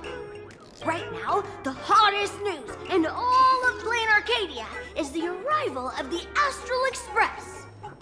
Once you become the company president, Great Raccoon, Furbobo Weekly can go full throttle for you, becoming the Express's exclusive media outlet, churning out a string of hot scoops. We can start spreading fake news. In no time, Furbobo Weekly will be the #1 gossip magazine. We won't have to worry about our salaries, and Great Raccoon won't have to worry about compensation. Wait, what about Naya? Naya looks though. Doesn't she own this place? Would you want me to work for you for free? No way! No way! As your devoted fans, me and my bros sincerely want to compensate you handsomely for your emotional distress. A magazine publisher? Now that is interesting. What do you think? Is Himiko also interested? These Furbos may be crafty and full of tricks, but they can definitely help us out. A media outlet working for you, and a network of informants who can run around everywhere? Having a logistics team like that during the Phantasmoon Games would come with many perks. And best of all, they're free. Alright, so tell me, what does a company president have to do? Being a company president is actually super easy.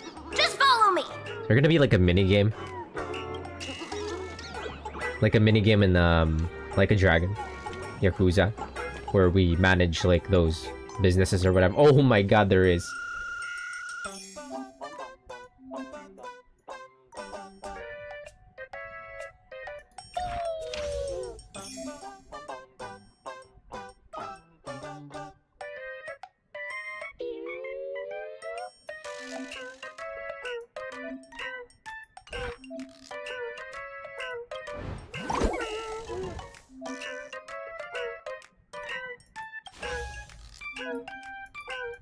Wait, this kind of reminds me of like the social media back in like back in the Ghostbusters event in 1.0.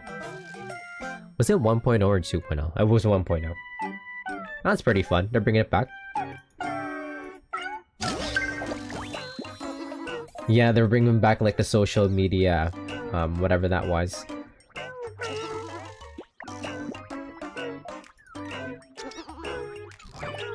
In-game social media.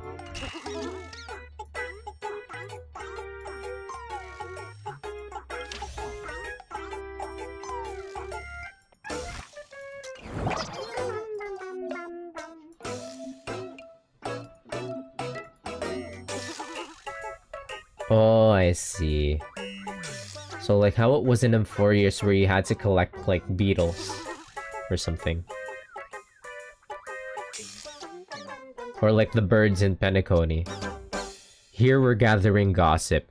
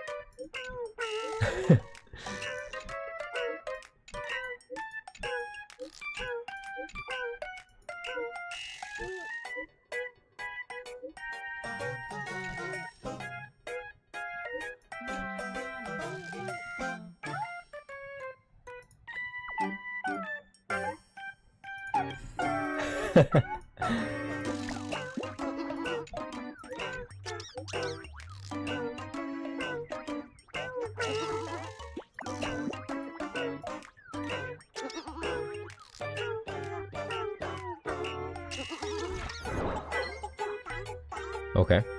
Now what?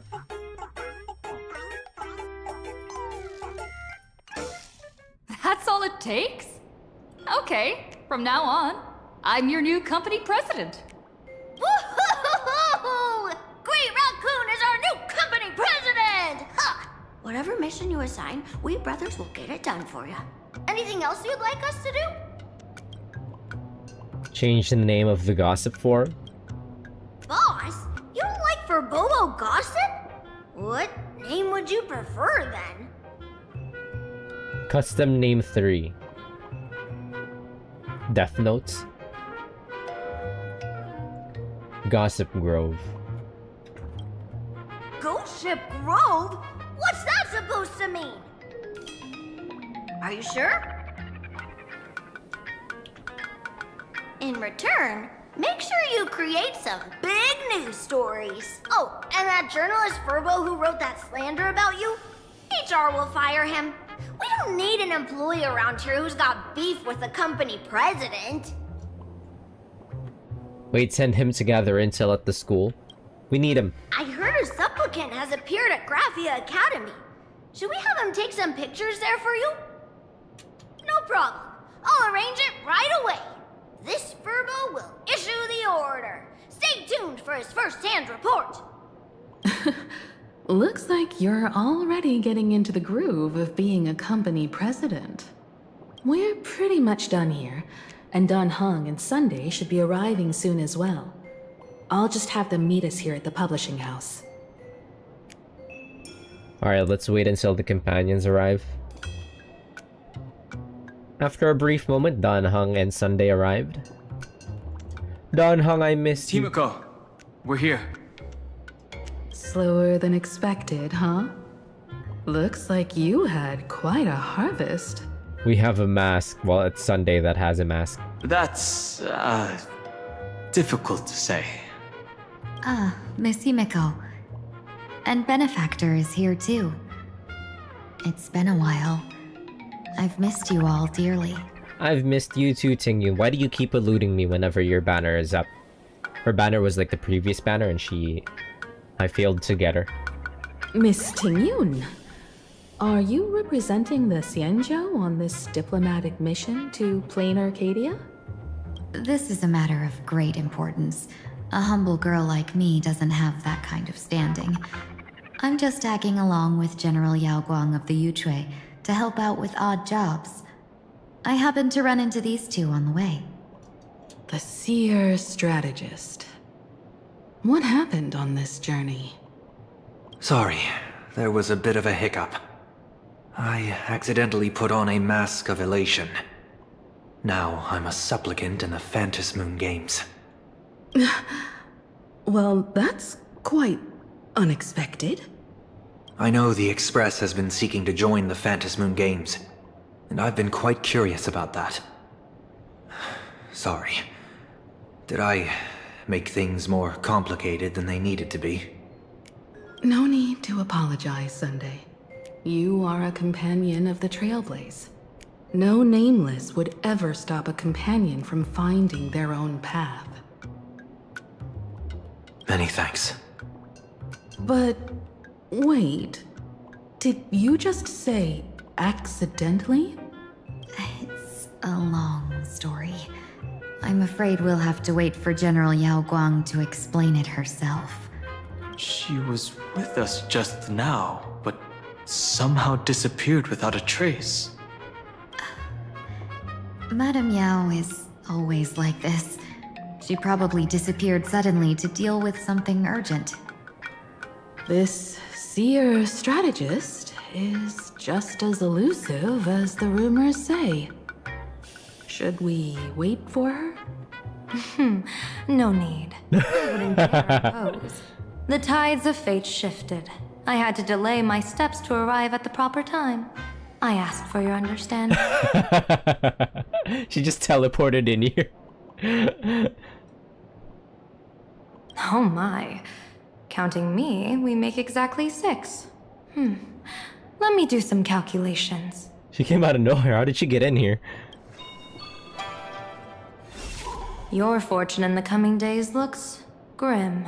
You'd better watch out. Oh no! Something is gonna happen to Himiko. Wheel. Makes sense. You got what you wanted today. Great blessings. Auspicious. The Grim? fates spell danger. This matter is most likely connected to that blade. Makes sense. Ah, the little fox's misfortune has overflowed into good luck. She's blessed with constant good fortune, a true harbinger of prosperity. Huh. That's weird. I can't see yours. So, you're that trailblazer Fushuan mentioned. Your reputation precedes you, seer strategist. I'm Himiko, navigator of the Astral Express. Whatever's on your mind, you can discuss it with me. My sincerest apologies. When a diviner encounters someone whose fate is unfathomable, we can't help but feel 3 parts excited, 3 parts flustered, 3 parts curious, and 1 part awestruck. What do you mean by unfathomable? My eye of Ishvara can scan the aura of fortune surrounding each of you, manifesting as weal or woe signs above your foreheads. I'd like to divine your fortunes as a welcome gift. However, this person really surprised me. I can't see anything from her at all. Are you really free to try any choice? To do anything you want? Does an Ishvara like you actually exist in this world? I've seen Terminus. You mean you've witnessed the existence of Terminus? But that doesn't mean your life has entered the finality, does it? What do you think this means, General? As an Ishvara, their mere presence in the playfield creates a variable in the game. It's both a blessing and a curse. The wild card, naturally, of course. The Joker. As I said before, the weal and woe of us 6 align with the 6 lines of divination. If she represents woe, then the hexagram falls to water, where dangers lurk above and below, spelling doom. If she brings weal, then the hexagram shifts between wind and water, presenting a great opportunity to strike. Auspicious. So, the fate of our journey in plain Arcadia rests on her decision. Oh, well, you know. That's way too much responsibility for me to handle. We say. It's not as mystical as it sounds. While an Ishvara has far greater freedom of choice than ordinary people, they're still caught in the currents of fate. I just want to remind you to choose wisely. Back to business. I take it you're not just here to read our fortunes? I am here to greet everyone. To apologize to the Express Navigator for my previous indiscretions. And to borrow someone from you. Miss Himeko, now you understand how I ended up wearing this mask. I get it. She says she wants to borrow you for an operation. I want to hear your thoughts. If you're not comfortable refusing, I can speak up for you. Oh, you two. No need for whispers. I can hear you loud and clear. How did you... Well, since the General heard us, would you mind telling us your reasons for doing this? I'm collecting variables. During this journey, I'll be acting as unpredictably and irrationally as possible. Okay, so she's pretty much pulling a, everything everywhere all at once here. Just to throw off the entire games? Or just to throw off... Surprised. Some Arbiter Generals excel in battle with their wit and valor. Others master the art of forging weapons. And some guard the Netherworld with their lives. I, however, fight for the Alliance by calculating and manipulating fate itself, peeking into the future. She saves scumming. Yeah, she's pretty much doing like an everything everywhere all at once. Just so she could defeat the premonition that a Arbiter General is gonna fall during the games. I'm here to discuss matters regarding the Anti-Destruction Alliance. And then I'll head to Astropolis for the vote. That's the real business. But according to the divination, this Arcadian world faces an extraordinary danger. When a bird's nest falls, no egg will remain unbroken. Are you saying we'll all perish along with plain Arcadia? What's going on here? Intel indicates that a serious Xianzhou criminal is attempting to join the Phantom Moon Games. This individual has been infected by the flesh of Shuhu, the emanator of the abundance, and is extremely dangerous. According to my interpretation, his long-suppressed violent nature will eventually become uncontrollable, bringing catastrophic disaster to everyone. Oh shit. There's no way he could do that. That's the divination's answer. Rather than asking whether he could, we should ask, how would he do it? My divination shows dragons clash in the wilderness. Their ichor dark and yellow.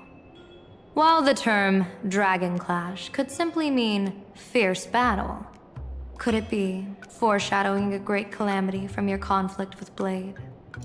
Perhaps this prophecy has other interpretations.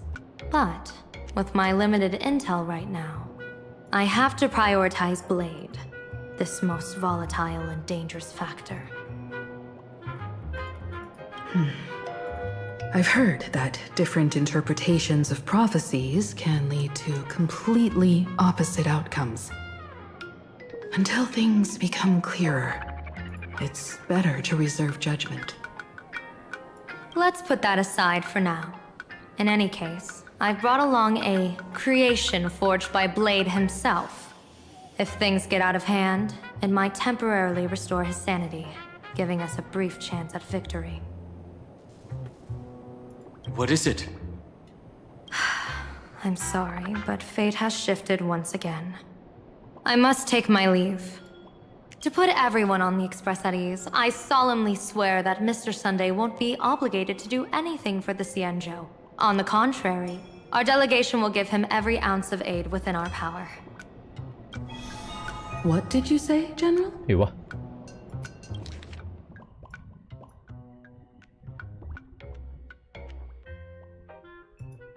aid within our power? She's gone. Whoa, that was quick.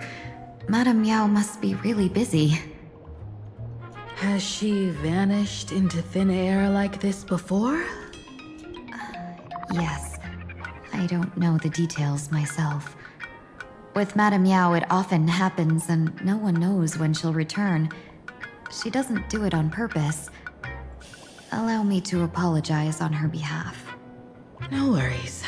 At least we know what the Xianzhou is up to. Right now, 2 companions from the Express are still trapped somewhere. She and I must head to the tavern to uncover some clues. If Miss Himeko needs my help, please don't hesitate to ask. Are March and Mr. Yang in trouble? I'll go with you. No, you and Sunday will act together with the Seer strategist. We're not at the point where we need to call in reinforcements yet. The situation with Blade is unusual. That Seer strategist's concerns aren't just baseless worries.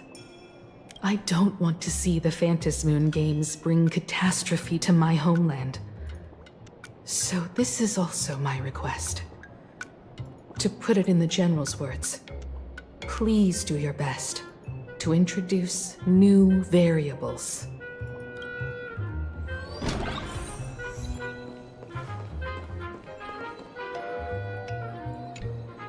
I understand Miss Himeko's intentions.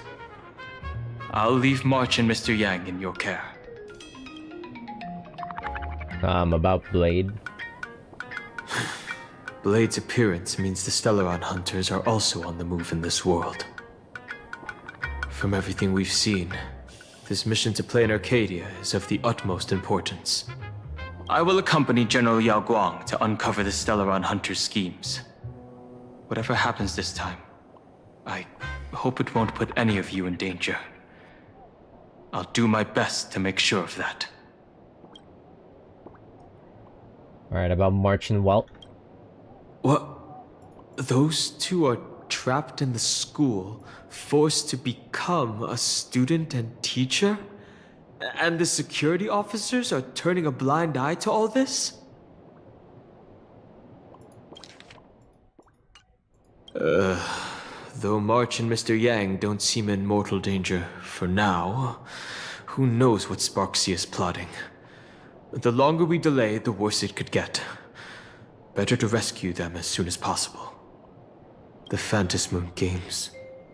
What a bizarre ceremony. What does this type of elation really mean for the people of this place? Why would Aha promote such a game? That is the big question. Don't worry, I'm here with you, we say. Whatever happens, keep me posted on how things go. Wait, he disappeared. Hi, Sunday, how you holding up? Sunny? Mask of elation can reflect the shape of one's soul. Stell says, Sunny, can I take a look at your mask? Sure.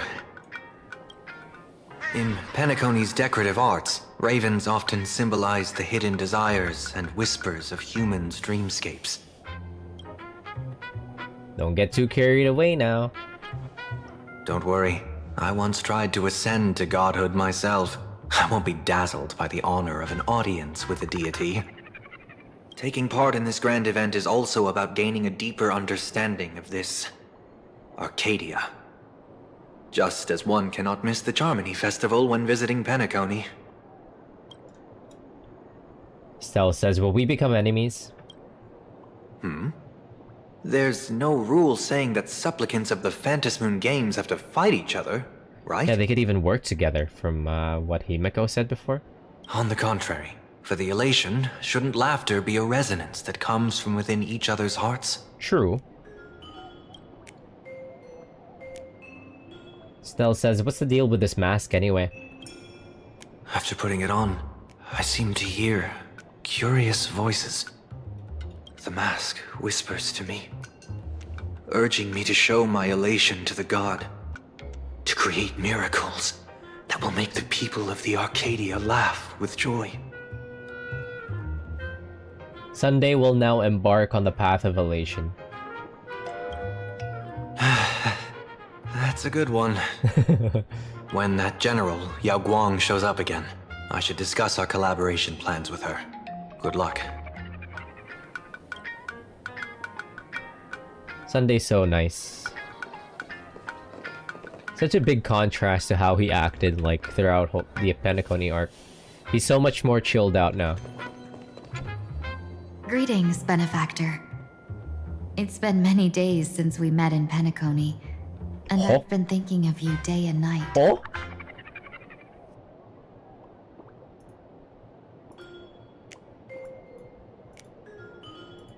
Is she going in?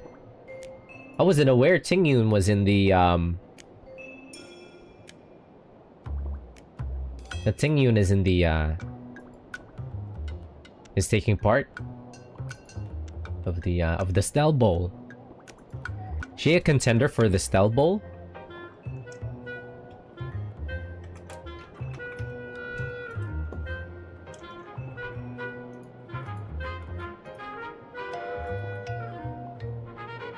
Tingyun, it's been a while.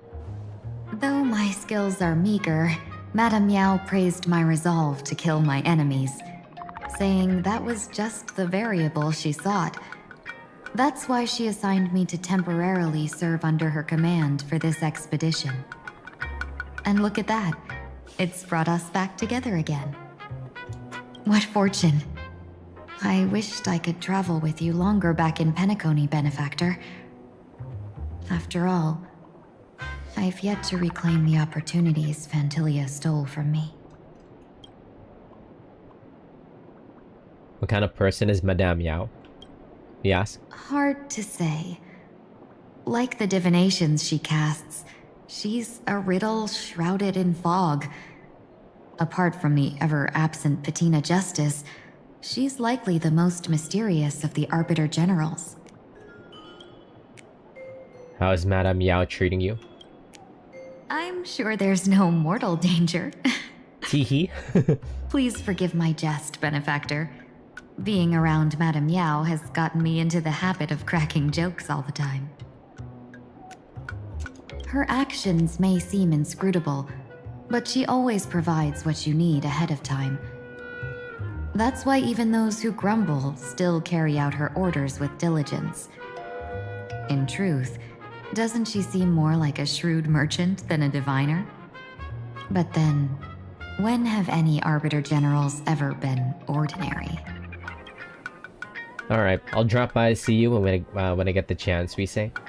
I love you, Tingyu. Go back on your word, Benefactor. We can find a local bar and share a drink while we chat. I love you. Madame Yao instructed me to meet her at our agreed spot if she disappears. It's growing late, so I'll take my leave now.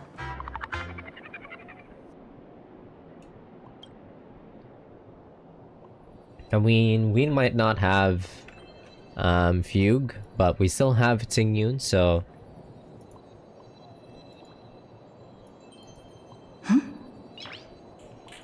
What's her teams anyway? What I remember, she can be in any team. She's mainly a support, Harmony. She's still good even now.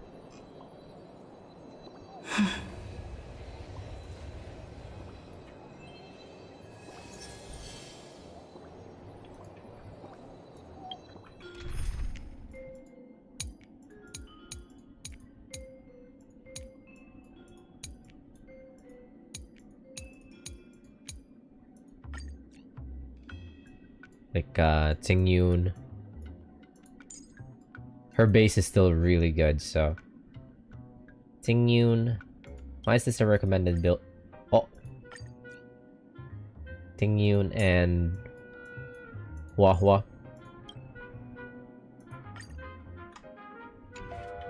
I might not have Fugue, but we could still run 4-star Tingyun who looks just as good.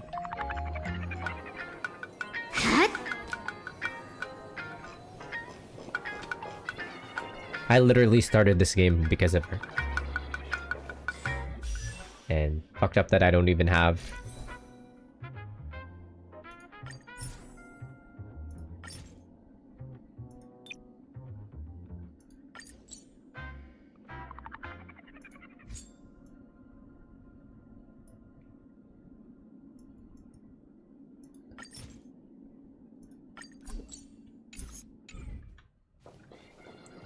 Anyways, let's go. The IPC, Masked Fools, a Cienjo General, the Stellaron Hunters, and the Nameless.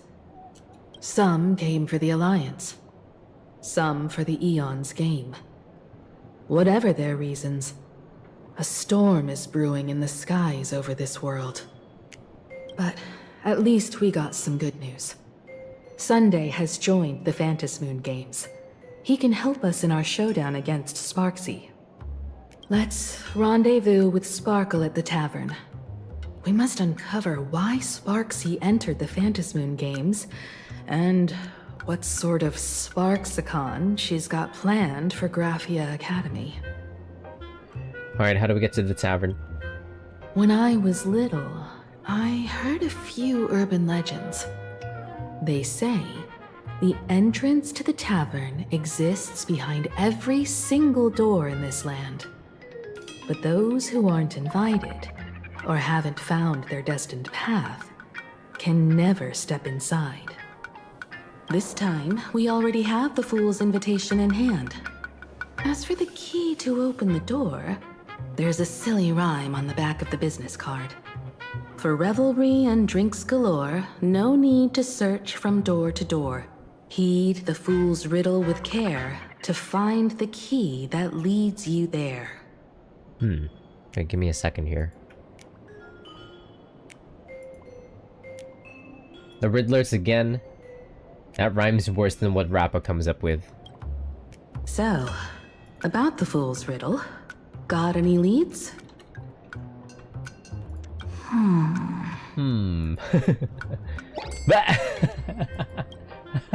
She hit the pointing up emoji. A long time ago, you scoffed to yourself, you even remember after all this time. But you do remember, when Sparkle first met you, she told you a riddle. Whether they look up or down, the moon that humanity gazes upon in the sky is always the same Phantasmoon. Looking up makes sense, but looking down? How exactly do you gaze at the sky? By watching the sky reflected in water. Oh, it seems fate ties you to the tavern. I get it now. The answer is Dovebrook. We're smart.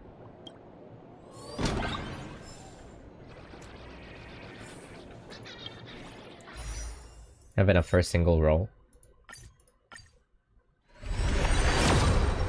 Come on! Come on, let's score some fucking goals. Many generations ago, the Dovebrook was already a river flowing with countless legends. It's no surprise the door to the tavern lies hidden among them. Legend has it that the master painter Graphia once drew water from the Dovebrook to wash her paintbrushes. Many later artists followed suit, hence its other name, the Painter's Stream.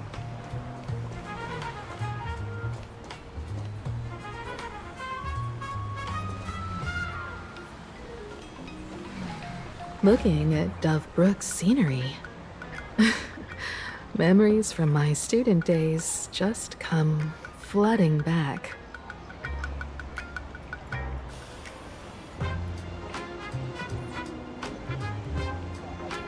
Emiko student days? Tell me about it. I want to hear all about it. Exactly interesting memories. Back then, Dovebrook District was teeming with gangs. There were hooligans running around everywhere, and some really loved messing with the students. I was taller than my peers, and happened to be training in martial arts. To stand up for my juniors, I would occasionally get into scraps with the thugs on the streets. Himiko was a delinquent? She's a Yankee girl? The people who fell into the Dovebrook River would cover the surface like bean sprouts in noodle soup. It all feels like it was just yesterday.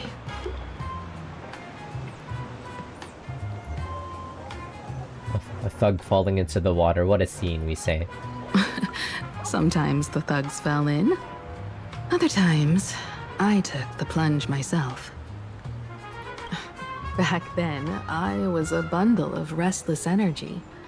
The teachers always said I was like a wind-up toy that never stopped banging its drums and cymbals, stirring up a commotion wherever I went. Yeah, she was a Yankee girl. That's hilarious. Because, I mean, like, she's also kind of like that in Honkai Impact the Third.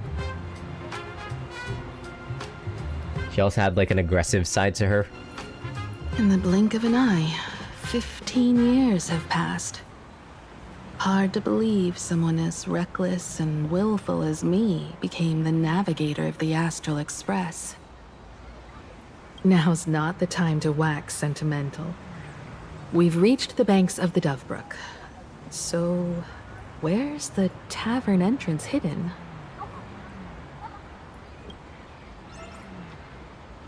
Wait a minute, is it like underwater, like in Oh. Lots of eyes on the street. Is it like underwater in like that the special arena in... According to the business card, the tavern is near the Sinwish Syndicate headquarters. Let's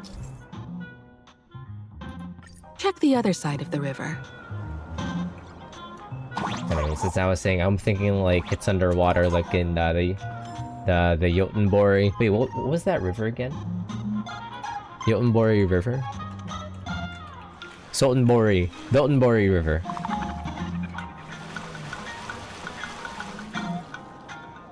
Yeah, the Jotunbori River. There was like a special arena in the under the Jotunbori River back in like Yakuza 0? I don't remember which one it was.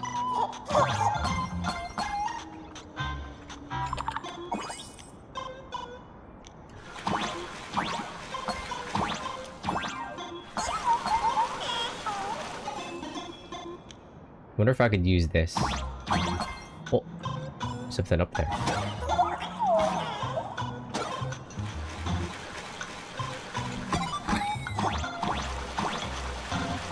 Ah! What? I'm underwater. Never mind.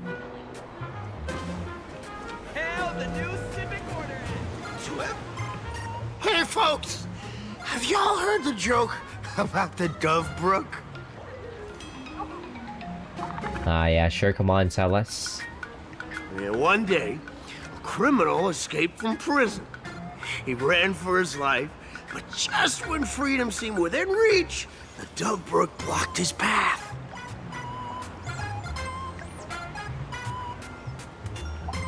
With his pursuers closing in, the man prayed to the river. I am hammered by the law, stained with filth. Oh, pure flowing waters, please do not swallow me. A voice from the Dovebrook replied, "There's a pedestal of light upon the water. Step on it and you can cross." The criminal wept. What pedestal of light? It's only the moon mirrored on the water, an image that shatters at a touch. If I step on it, I'll fall in and drown.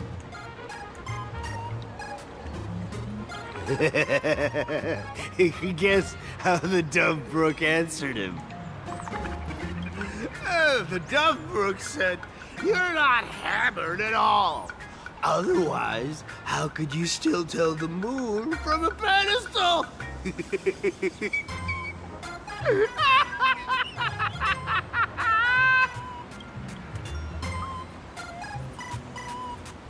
What are you even talking about, we say?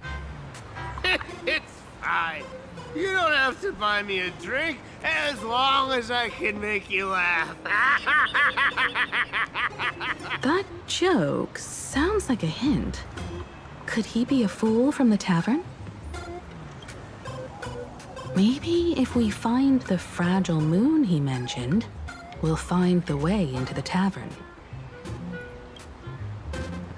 The moon's reflection. So fragile it shatters at a touch. The moon's reflection over here.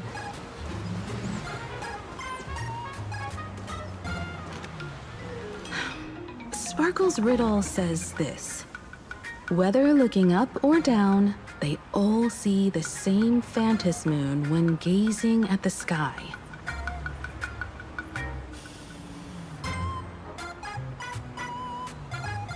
We've gazed at the sky already, so next...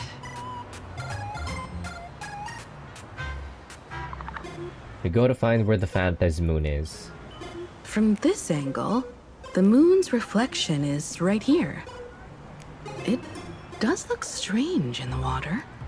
If what the card says is true, and the fool's riddle is the key to entering the tavern, then this moon must be the door lock. Come on, let's take a closer look at this strange moon. Alright, step into the reflection in the water. Simply just jump into it. Chase that moon's reflection.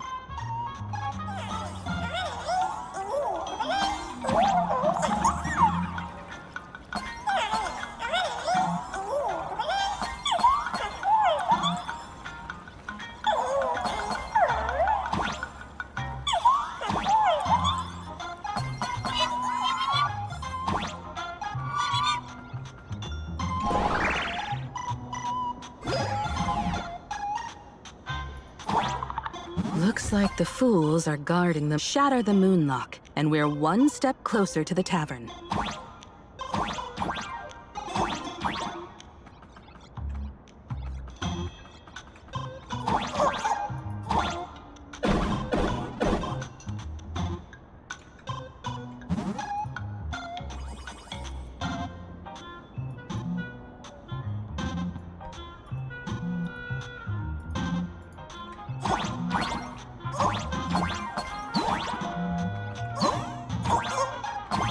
Let's try again. What the hell was that?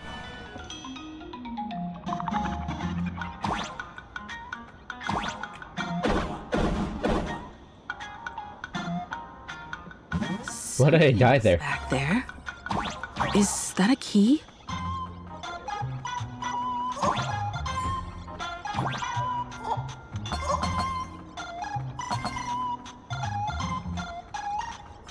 The moon is about to break. Let's try again.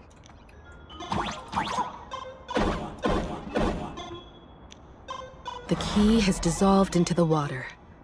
The water's surface is about to change. Look, the tavern's shadow has appeared.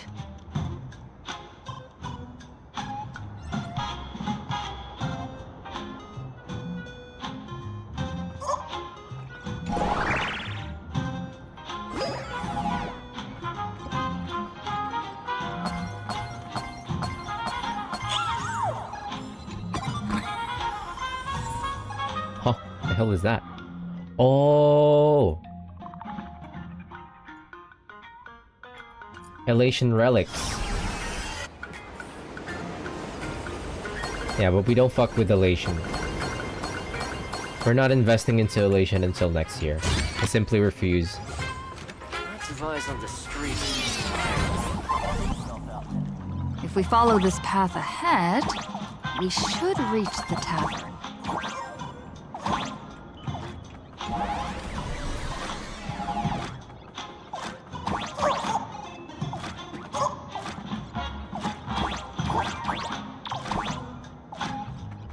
What?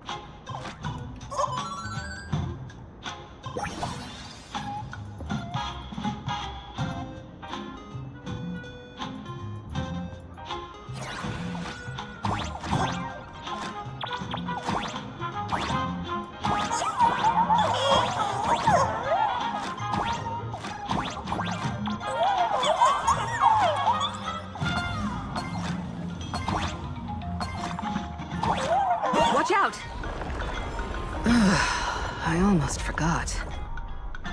You're a full-fledged trailblazer now.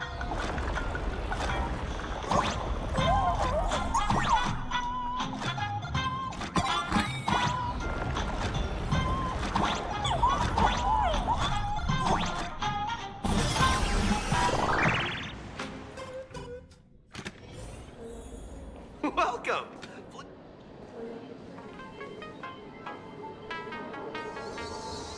This is the tavern that we've heard about since 1.0. So this is the World's End Tavern. It's kind of underwhelming. We've heard about this since 1.0. No. Allow me to correct you. If you think this is all there is to the tavern, you're sorely mistaken. Oh, okay, thank fucking Christ, I was about to say. I mean, I already said. Like a single grape on a great bunch. I see. This is just the part where the tavern connects to this world. I see. Sorry, but this looks like a regular lounge. The so-called plain Arcadia isn't really an Arcadia either, but who's complaining? Life goes on, doesn't it? If you're looking for something that's true to its name, take a ride on the Astral Express. Funny thing is, it's literally a train. You know, can't find a single trace of astronautical engineering on it.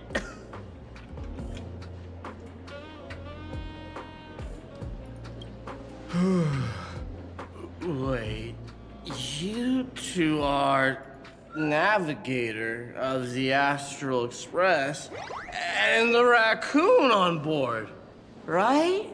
I've seen you in the news. Nice to meet you. Hello, Sir Gargaman. Good evening, good evening. Friends, a big shot is here. Hope we're all doing well. Flapper incoming. Really? From the Express? You're not so freaking enthusiast, are you? We're getting bullied.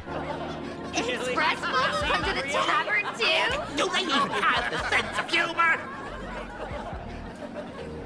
Hello, hello. How's it going? Good evening. Hey, can I get your autograph? Sign the sole of my foot. I'll never wash it again. Everyone, curb your curiosity. These Curb your curiosity. Even the most mischievous among you should know when to stop and mind your manners. Dun dun dun dun dun dun dun dun dun dun dun dun. That's Curb Your Enthusiasm. Well, if it isn't Little Sparkle. We've all heard your joke. Take the mask from a masked fool, and what's left but a fool? What? I know he's supposed to be like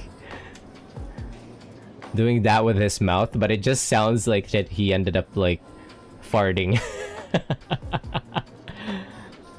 They don't have that like lipstick.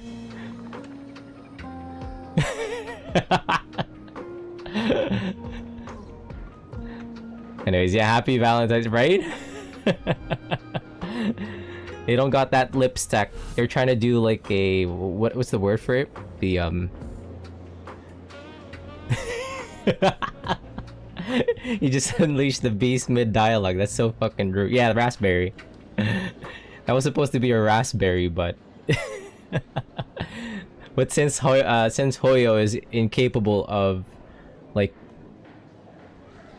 of the mouth tech for their character models, it just ended up like him sounding like he farted mid dialogue. That's hilarious. Anyways, yeah, happy Valentine's. Oh my! She's getting bullied. Would the masked fool be better off without the fool? An empty mask sounds even better. Oh. No? She deleted that guy.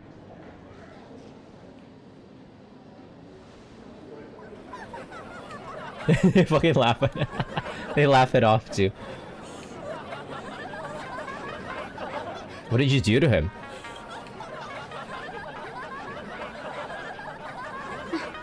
Put him on mute for 2 hours.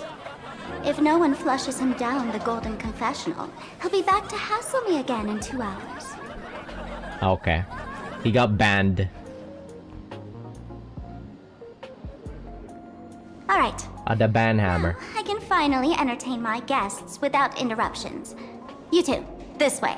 Let's talk about the imposter.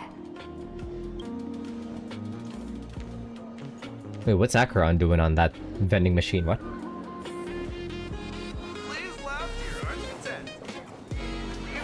Oh, it's a dispenser. Okay, for cards.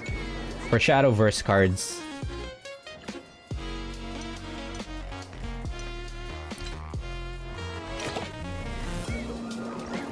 Because there's a new minigame. What is he doing here? The man's wary gaze sizes up the young person before him for a moment. He offers a slight nod in greeting. I love the narrator.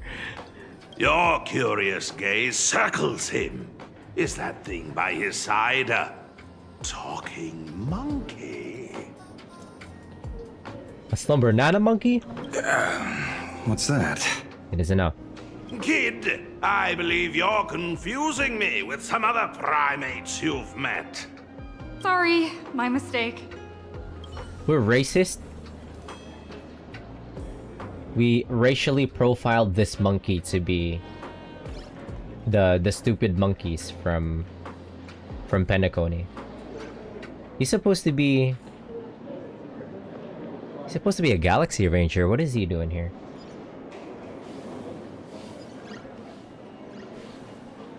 The fit is fresh, I won't lie.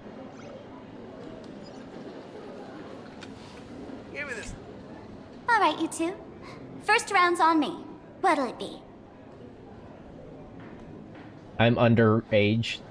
Give me the strongest and most hardcore drink you've got. We're not here to drink.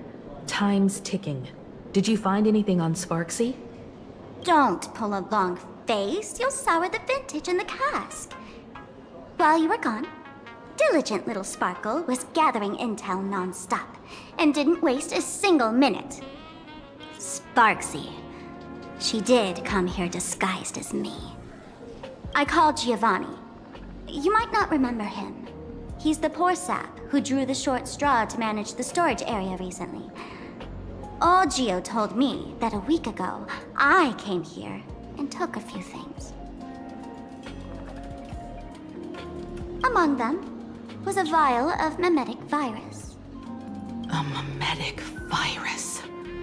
No wonder she could take over Graphia Academy and distort March and Weld's cognition, making them believe they're a student and teacher.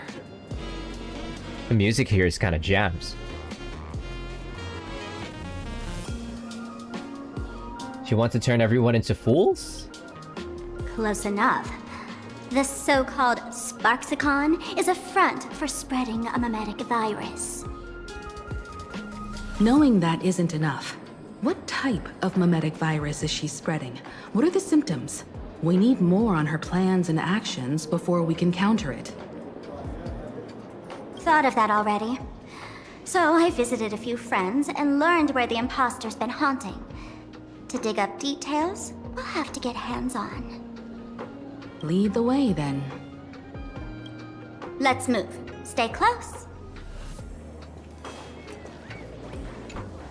I am the one who knocks.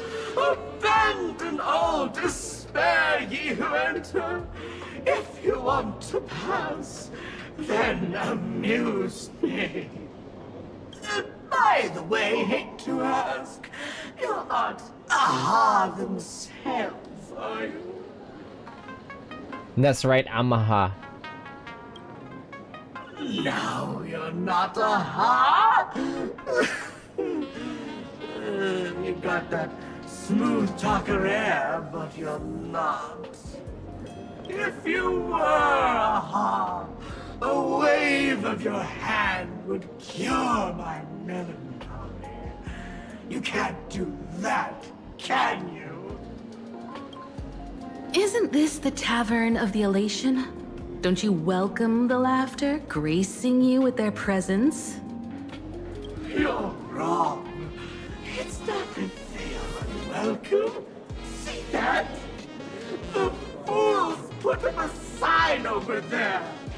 Aha! And mourning actors stay clear from the door. Stay clear! Ridiculous as it sounds, it's true. After 666 invitations to AHA went unanswered, the younger 666? voted to expel the laughter from the Pact of Elation.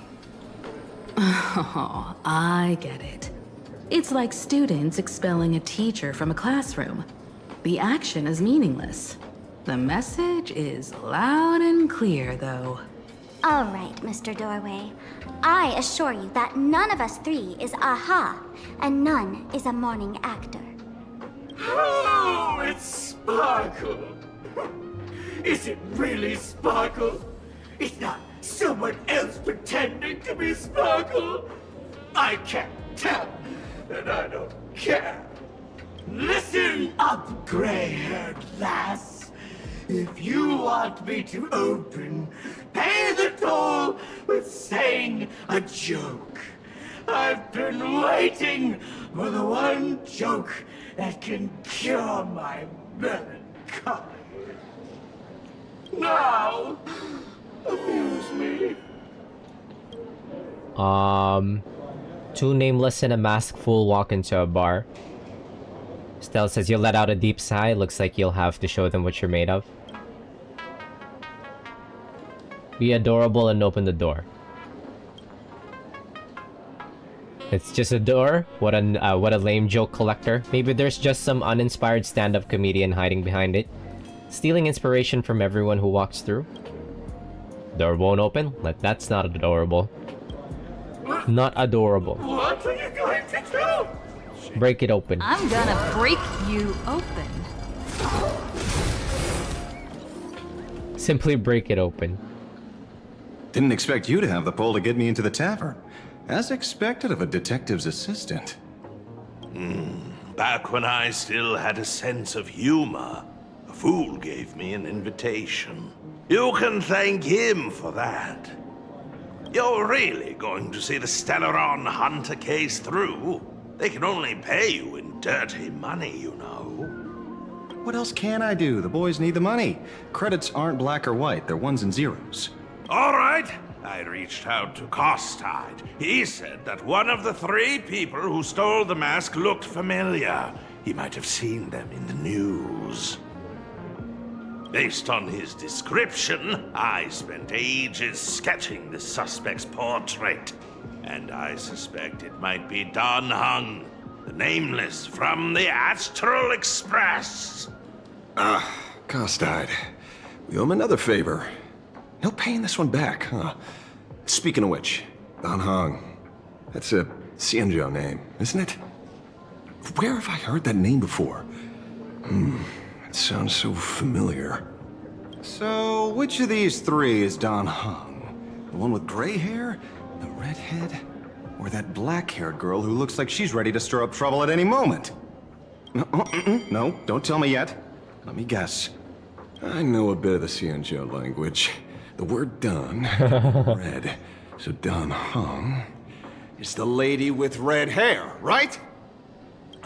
Your deduction skills never fail to impress. Fine, I'll just give you the answer. Way off. One of these three is Don Hung. Oh, do you even watch the news? TV, newspapers, the internet, it's all fake news. What do you expect me to look at? It's all fake news. Let's get down to business. I couldn't find any trace of Don Hung's actions. It's like someone wiped them clean. So I decided to try a different approach. Keep tabs on the other members of the Express crew. Maybe following their trail will lead to clues about the mask. Nice work, Mr. Wren. They're heading deeper into the tavern.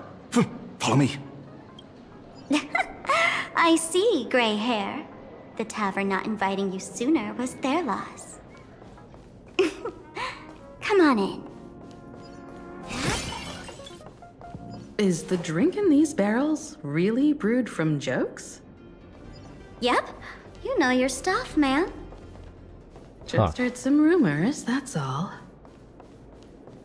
The collection room. This is straight up Angry Birds.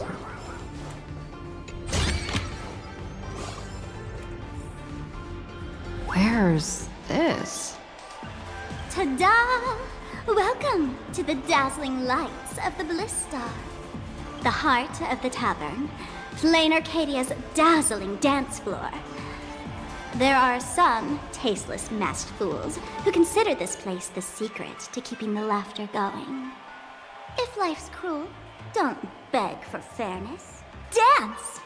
Shake away that sadness until it's all well mixed with the joy in your body. That huge light orb up there. For a tavern, it's as essential as the phantom moon in the sky. If we get the chance, I can take you inside for a real eye-opener. Speaking of which, 2 months ago, some idiot, after downing hundreds of drinks, had the bright idea to knock it down with a super overlord spinning top. So, we had to reinforce the Bliss Star with a steel frame around it and seal it inside the world in canvas. Huh. Doesn't the drinksmith care about this nonsense? Who's the drinksmith? You know how the masked fools are. Spiking drinks with hot sauce and tossing firecrackers down the toilet. Being a drinksmith is a tough gig. No one volunteers. Since Braji vanished, the fools have been drawing lots to take turns as temporary drinksmiths. This fool you're talking about.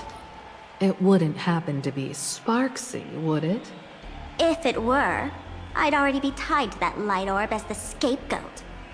Anyway, the next stop is the Golden Confessional. The eyewitness says Sparksy was there. The Golden Confessional? What kind of place is that? A place where you can let go of all your worries. Well, words won't do it justice. Let's go see it for yourself.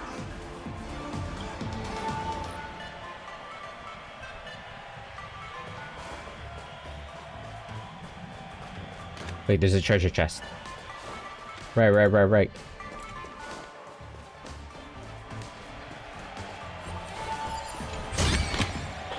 This'll get a good price.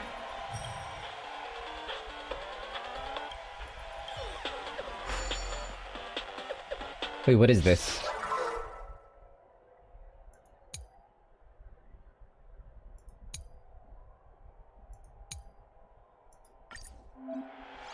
Wait, but this might be a learn by doing type thing. You know what? Focus on the task at hand. Let's do that later. Whatever that is.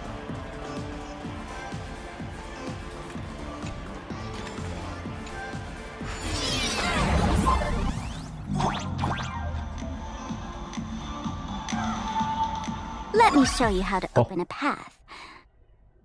Play according to the sheet music, and the path will naturally open up.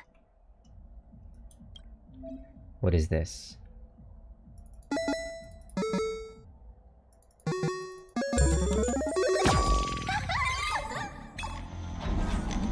The steel frame actually opened.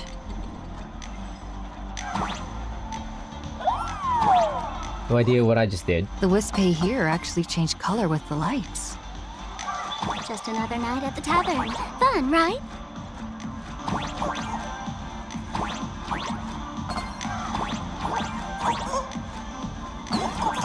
I should go on a Mario Arc one day. I keep saying it.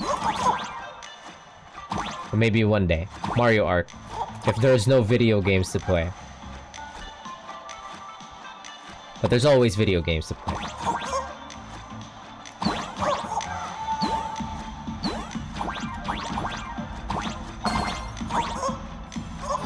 Ah! I got crushed.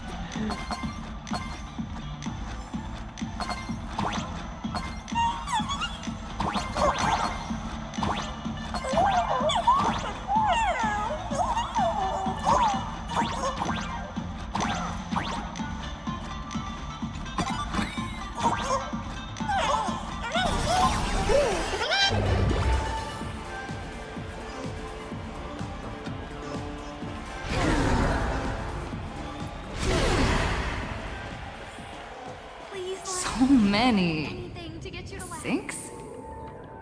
Why bring us here?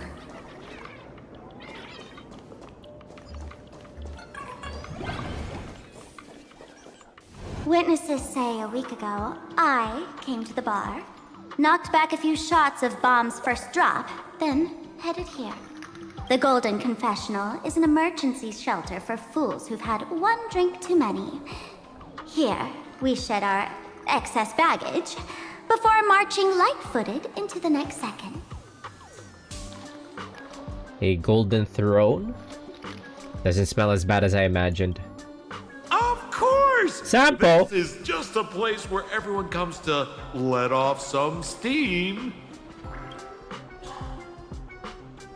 Well, if it isn't my old friend! Sparkle said you'd be coming to the tavern. Old Sampo's heart is bursting with joy. And a teensy bit of sorrow. How did Sparkle beat me to inviting my #1 bestie to the tavern for a drink? I knew I'd find you here. You knew? And what made you link me to this place? Oh, that's kinda harsh, sis. Hello, Miss Himiko. Long time no see. Mr. Sampo, hello. What business brings you here this time? No business. Just here to repay an old favor.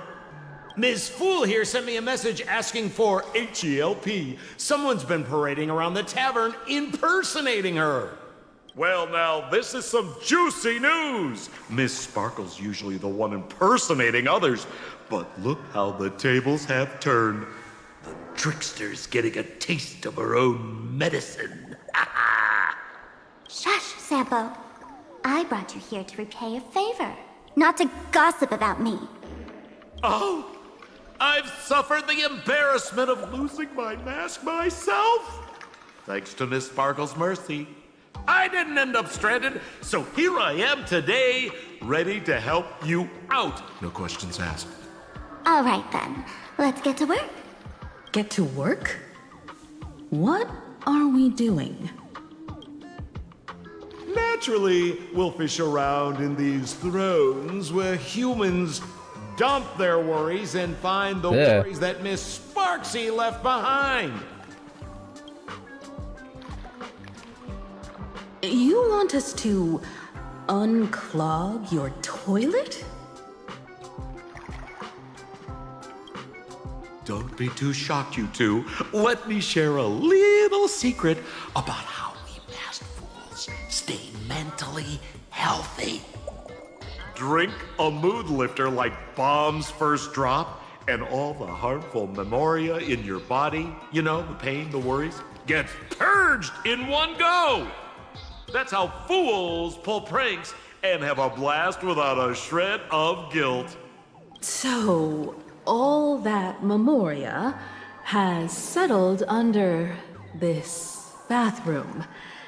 And you want to sift through it to find Sparksy's worries and catch her thoughts before she acts?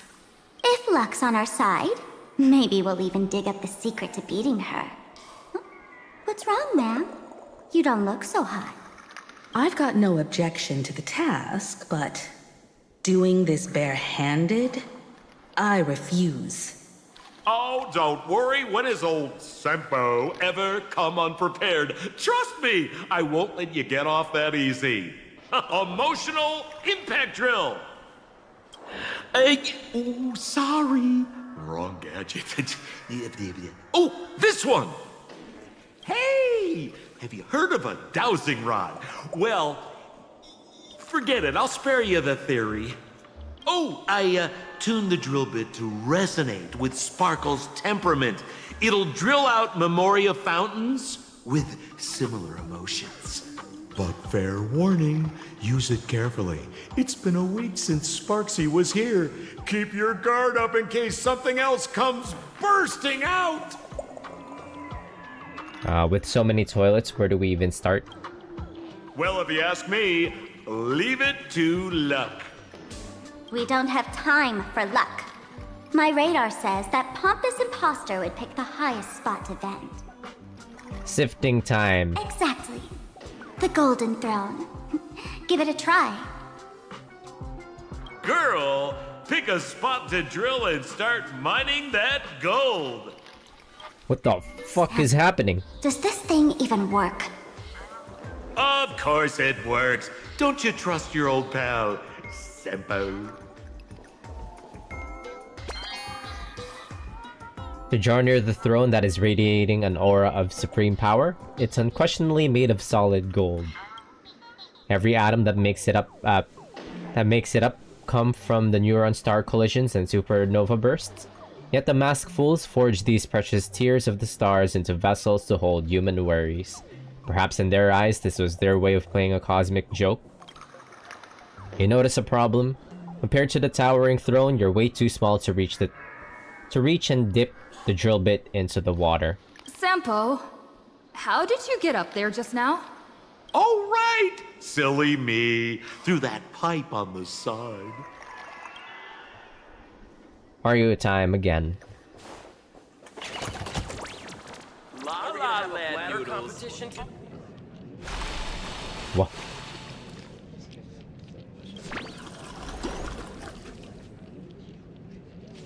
What in the world is this? Watch out, sis! Must be some weird thing a fool dumped into the sewers, huh? Ugh. Which irresponsible exorcist did this? The tavern sewer system is not a dump. I straight up a person in there.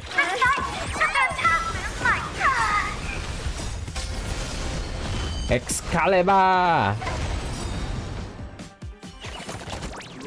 We make a pretty good team. Saber unfortunately does not have English voice lines. Locked behind the JP dub.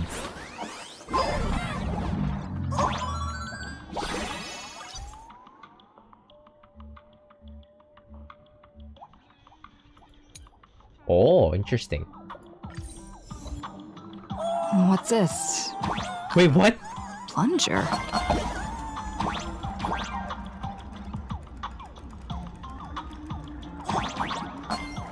Digimon? A Digimon achievement.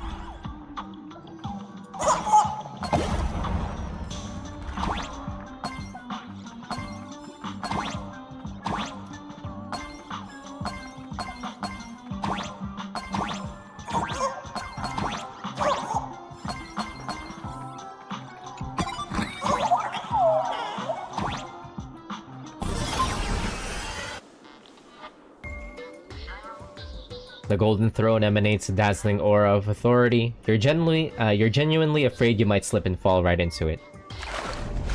You forcefully thrust the drill bit into the toilet. Suddenly, the toilet starts gushing water violently, and something emerges from the drain. See? What did I tell you? The imposter's worries have appeared.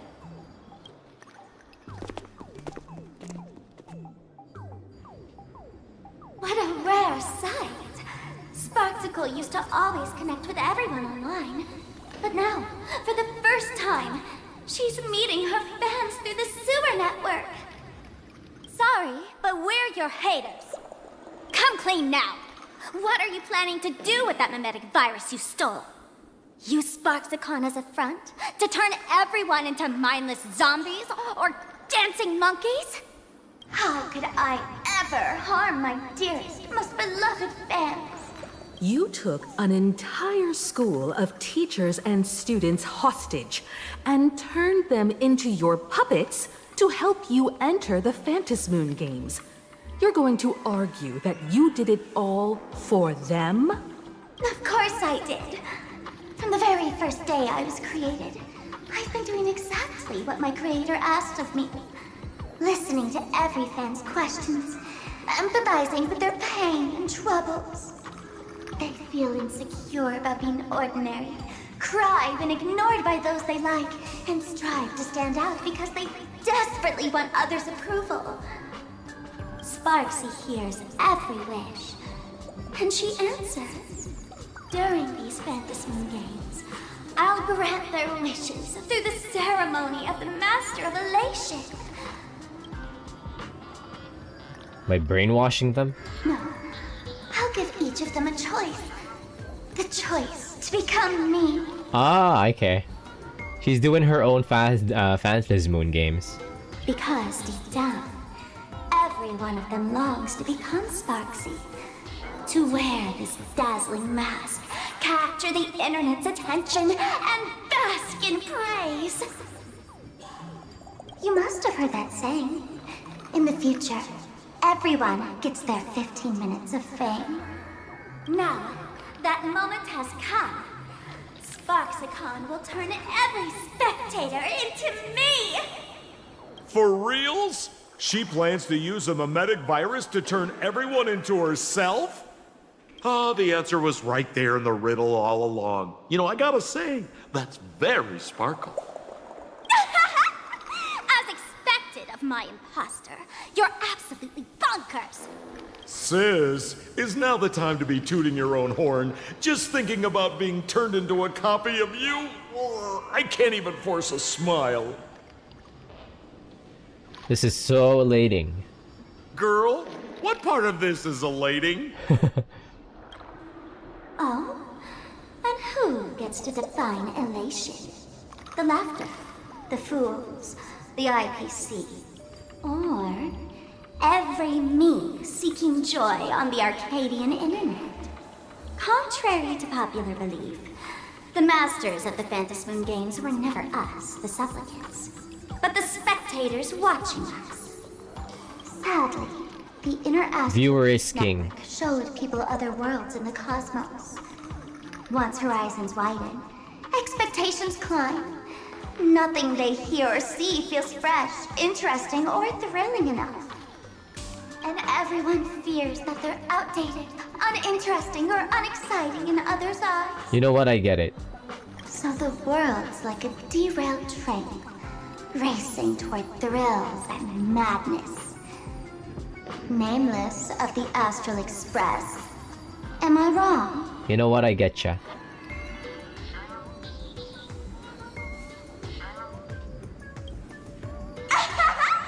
Bingo! You got it. I'm a part of her.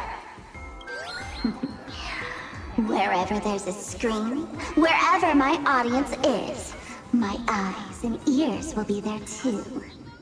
I want to see how far you in this outdated model can go. The harder you struggle, the more spectacular it'll be when I live stream the Astral Express cruise derailment at Sparksicon!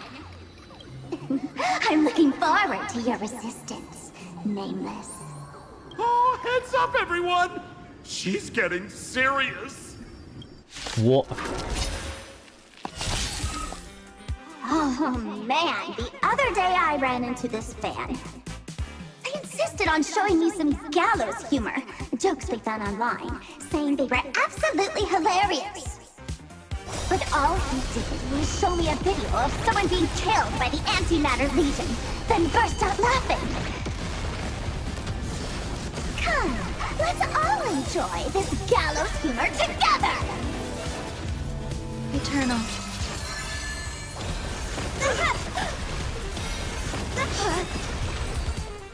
Don't even have effectiveness. Listen, Sparkle. You only asked me to do your dirty work, but you never said anything about being your thug. You owe me compensation for emotional damage. Everyone's going to become me soon. Sampo, crawl out of your money pit for a moment, will you? To think, plain Arcadia's elation would end up like this. Back when I still lived in this place, the internet was just for sharing information. Live streaming and virtual idols. We'd never even heard of them. Holy shit, Himeko is a boomer. Coming back now feels like stepping into a foreign land. Like returning home. Only to find home isn't where it used to be. Either way, this is definitely an elation. It's just madness wrapped in a cheerful shell. She's convinced that we'll be powerless to stop her plan, Even if we know what it is. But I'm not ready to roll over just yet. Stella's talking? I know. Even I don't want to turn into that phony's lookalike. Though, we're not that different. Since the fools stash dangerous things like mimetic viruses in the tavern, I assume they must have also prepared some countermeasures? Ma'am, you give us fools too much credit. This is the tavern, not the well-ordered Herta space station. But I do know a place. With some luck, we might find a mimetic virus cleanup expert. All right. Now that you folks have a lead and no shortage of fighting spirit, old Sempo's calling it a day. Wait, he just showed up for the bit?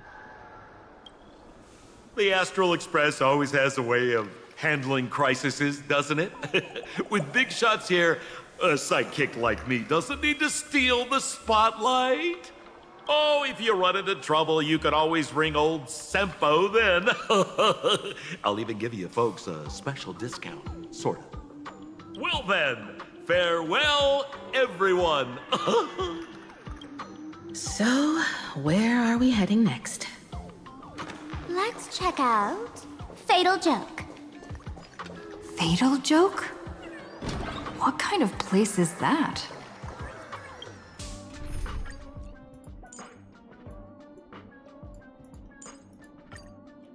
Maybe some kind of... What the fuck? Huh?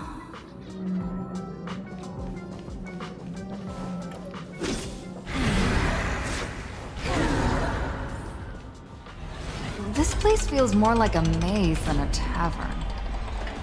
Well, it is a space-time maze, after all.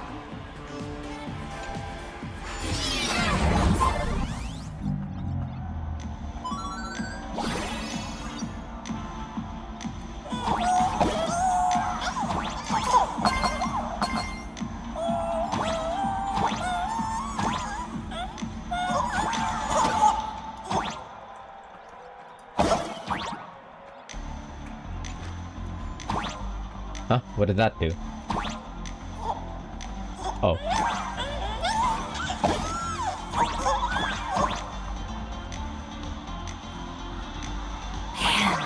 I really wish we had one of these light orbs on the Express.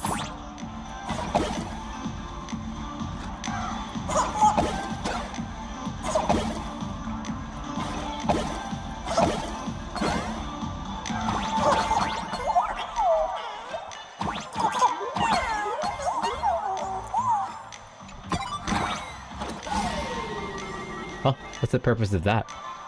If I want to go back? I feel like I'm missing something here.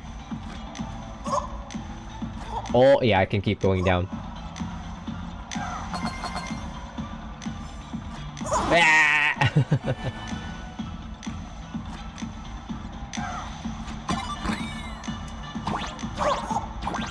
Bah!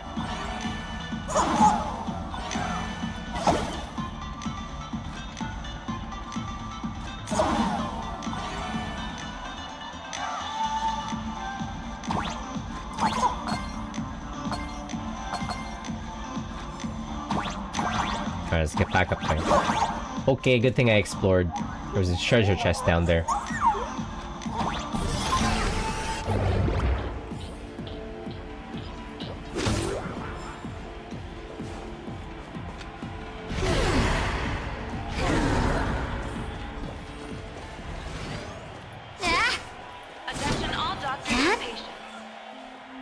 Why is there a hospital hidden inside the tavern?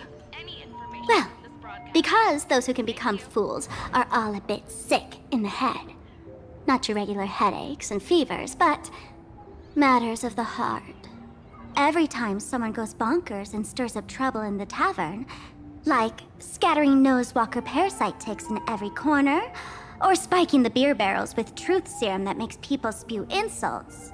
For each time the whole place goes topsy-turvy, there's always some fool who, in the spirit of elation, volunteers to treat them. Yep, they get sent right here to Fatal Joke. Strange. Why isn't there even a fake doctor around today? There aren't any real doctors here. Kenjaku would thrive Even here. if some fool claims to have a legit medical license, Kenjaku Jujutsu Kaisen. you wouldn't dare trust them, would you?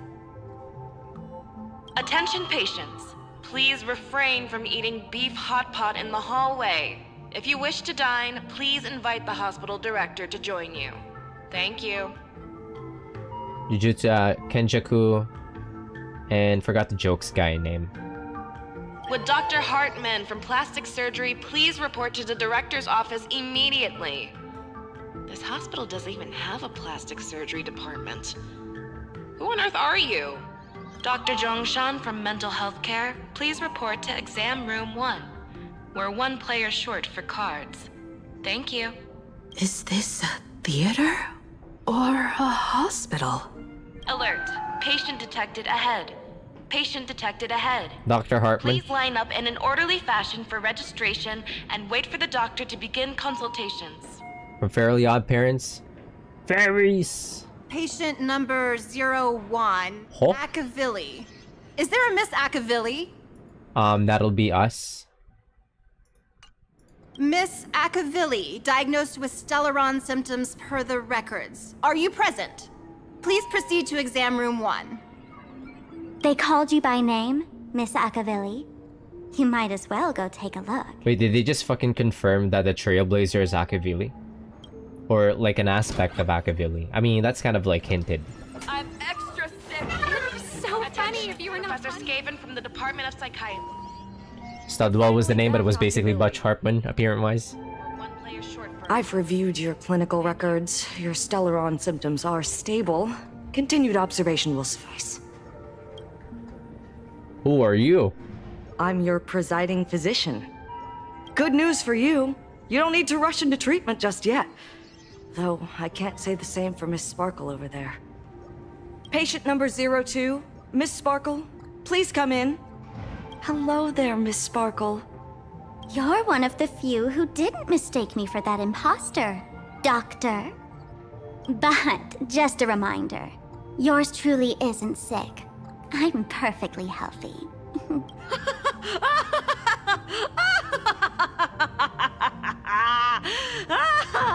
Oh, everyone who comes here says they're perfectly healthy. I've seen so many patients, and you're among the most severe. I could already make an initial diagnosis at first glance. Your ailment is loss of self. If someone can transform into 10,000 characters, would she still remember her original self? Good question. But if someone could become 10,000 characters, does the original even matter anymore? By the way, Doc, are you familiar Philosophical with any treatment protocols philosophical for viruses? Ever seen the show Untold Stories of the ER? Wild series. I have not, but I've seen ER. All seasons of ER. Mimetic viruses. I've heard about it. The city sent over a few cases. The patients had one thing in common. They were all heavy internet users. The medical records are in the room. You can take a look if you want. I fucking love ER. I gotta shield the pit. Is this Dual Mention City? How is that possible? The tavern's spatial structure is bizarre to begin with. It's not that strange to see Dual Mention City here. Fuck is that noise? I gotta shill the pit because it's spiritually like modern day ER.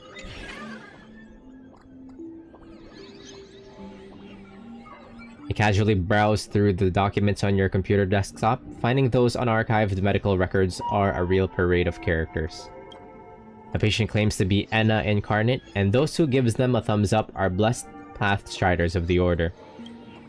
The next record is even more absurd. The patient claims that he is Enna, and that the person who claims to be Enna is actually Yaoshi, who has gone mad. Next page. The patient searches everywhere for the spacebar, believing that their system lacks a jump function. Okay, that's a good one. That's a good one for this game. Wait, what?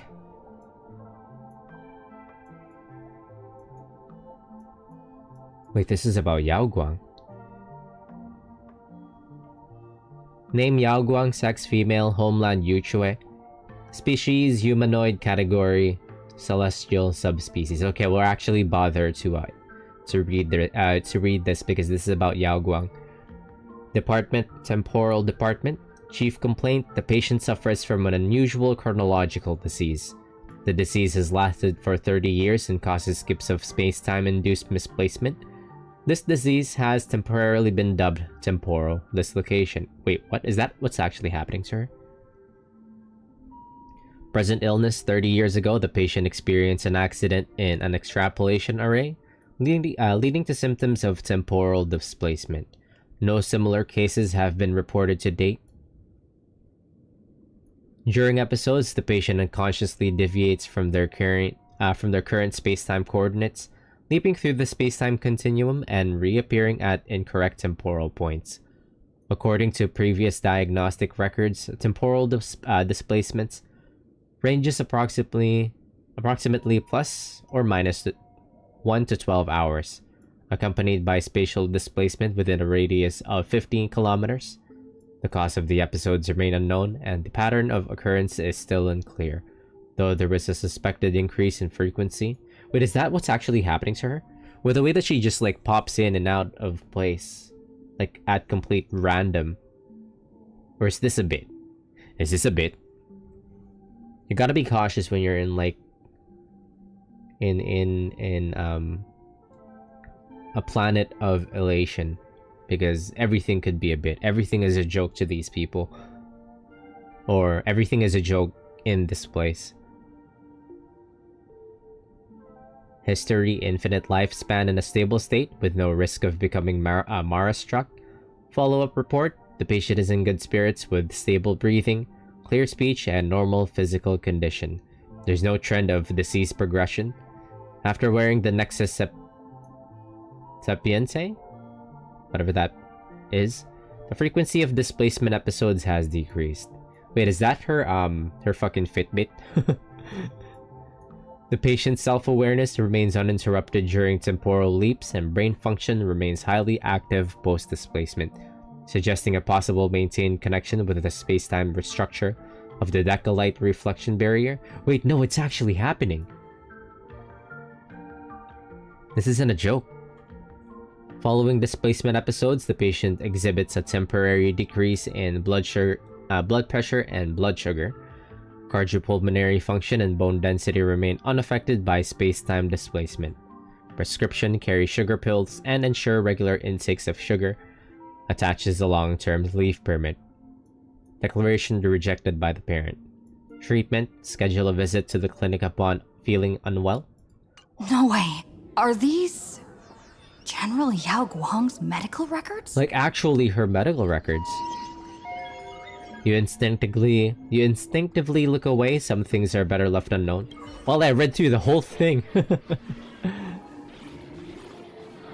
Oh yeah, before I keep talking.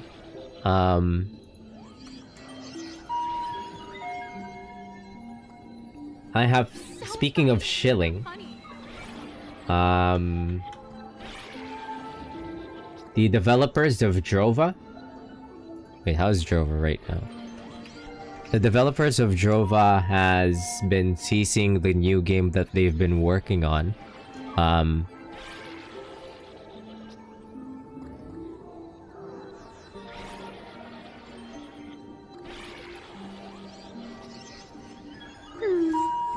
One sec.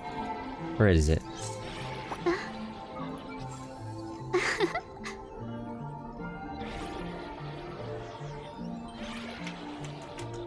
Oh, just pull up Drova.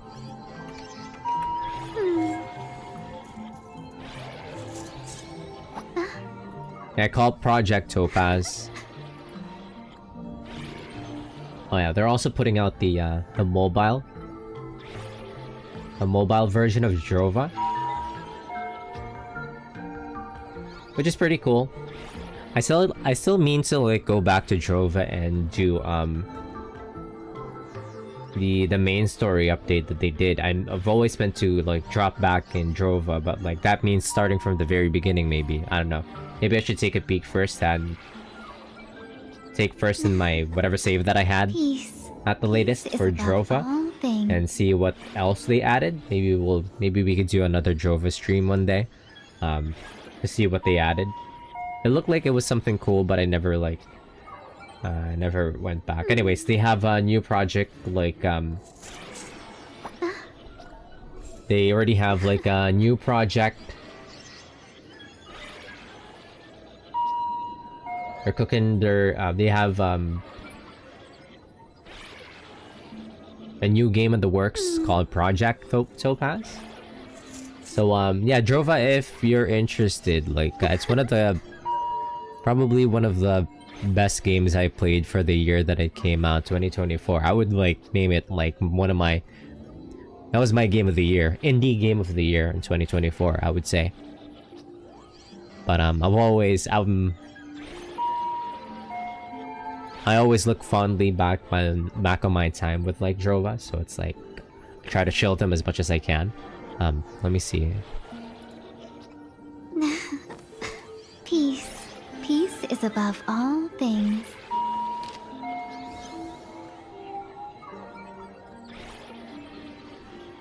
Yeah, it's in your wish list now. Yeah, it's a very good game. It's like it's very similar to how like Morrowind or Gothic, if you're familiar with Gothic, structures their game, and that there is no direction. Peace is above all things. There's a map, you can get a map, but like you get a map way later. Well, you could actually get it early game if you just scam someone. You can get it early game if you beat the shit out of someone or scam them. But how the quests are structured in Drova is that it's kind of the same as to how it is, how quests are structured in Morrowind and or Gothic. And you just try to follow the directions that Peace is that people tell you to go to. Yeah, pyramid schemes. It was pretty funny. Like, it was a pretty funny time when we first grabbed like the map off of someone. We tried to beat them up, but then they beat our ass because we were in crack. Yeah, Morrowind direction style. Like they give you notes, they give you quests, and they kind of hint towards what you have to do, but you have to figure out what you need to do for the rest, like where to go, and it's Morrowind direction style pretty much. As it looks like you're already aware, so that's like one of the main draws of this game, and that like peace is above all things. Like, you could just explore everywhere. It's an open world game, and top down 2D style. So yeah, very interesting game. It's you know how you know the term Eurojank? Not fitting for this game. This game is a Euro gem. I saw the developers like looking for they seem to be doing pretty well. It looks like they were looking for like a quest designer on their like Twitter account. Peace is above all things. So it looks like this looks like work on this game is going pretty well. But yeah. Can't wait. Stream is gonna take place in February 17. That's in 3 days. I'll try to tune in just to see what they're cooking for Project Topaz. Am I signing up? No, I'm just yeah, no, they just put up like a quest designer, like trying to hire one. Just an indicator that it seems to be that the work on this game seems to be like ongoing and going pretty well. Above all things. But yeah, can't wait. Attention patients. Quick chill. One of my favorite games ever. If you wish to dine, please invite the hospital director to join you. Thank you. Alright, back to it. Oh, by the way, have you added me on, like, on Steam? Add me on Steam, by the way.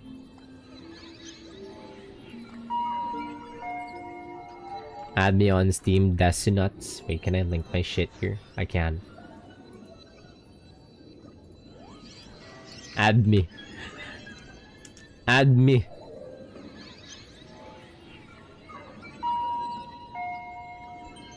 I could always use some more friends.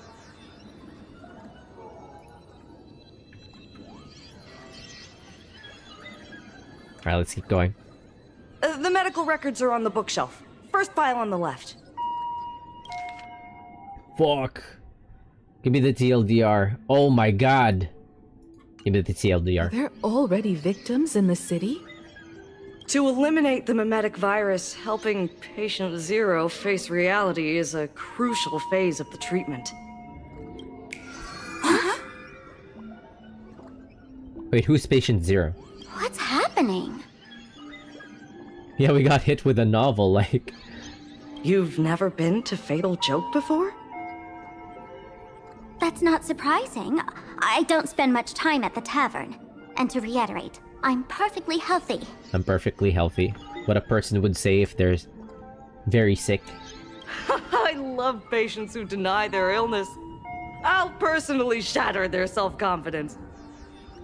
Miss Sparkle, Like, I'm not fucking reading all that. detailed diagnosis report for you. In the meantime, why don't you chat with your fellow patients who share your affliction? They're gonna summarize it for me anyways. Added you are, right?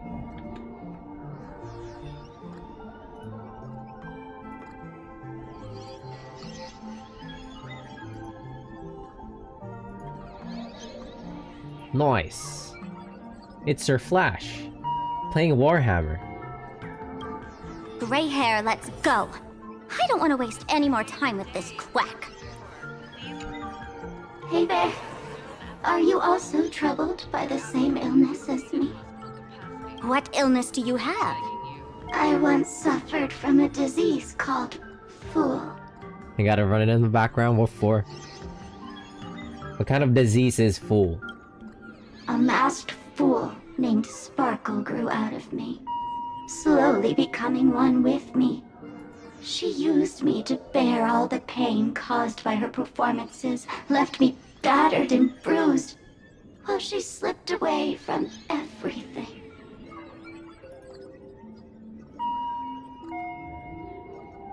But I was lucky enough to find this tumor called Sparkle. And I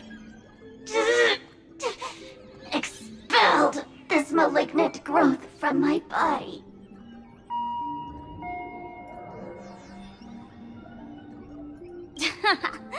You're just a tool I discarded.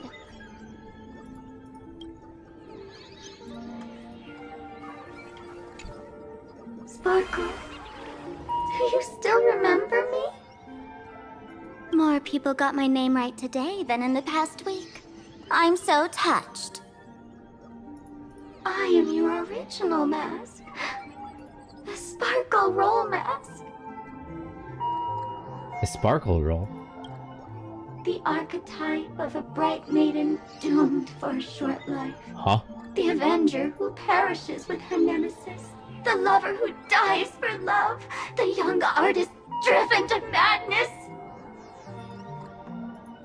You used me to win fame, applause, and countless eager gazes.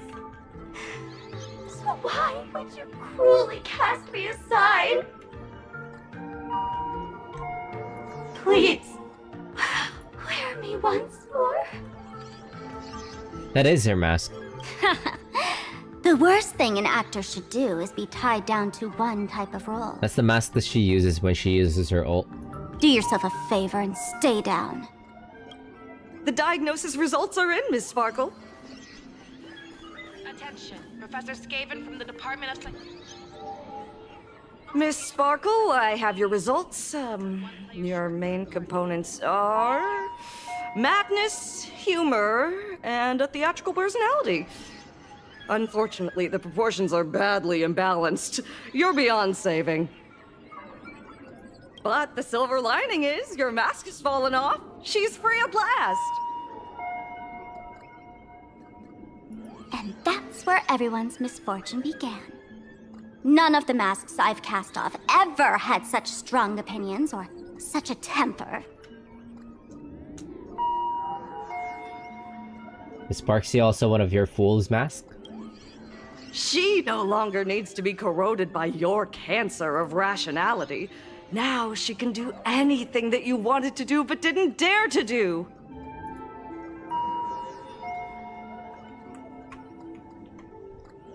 Ha! As if there's anything Miss Sparkle wouldn't dare to do. For example, you don't dare wear any one mask for too long.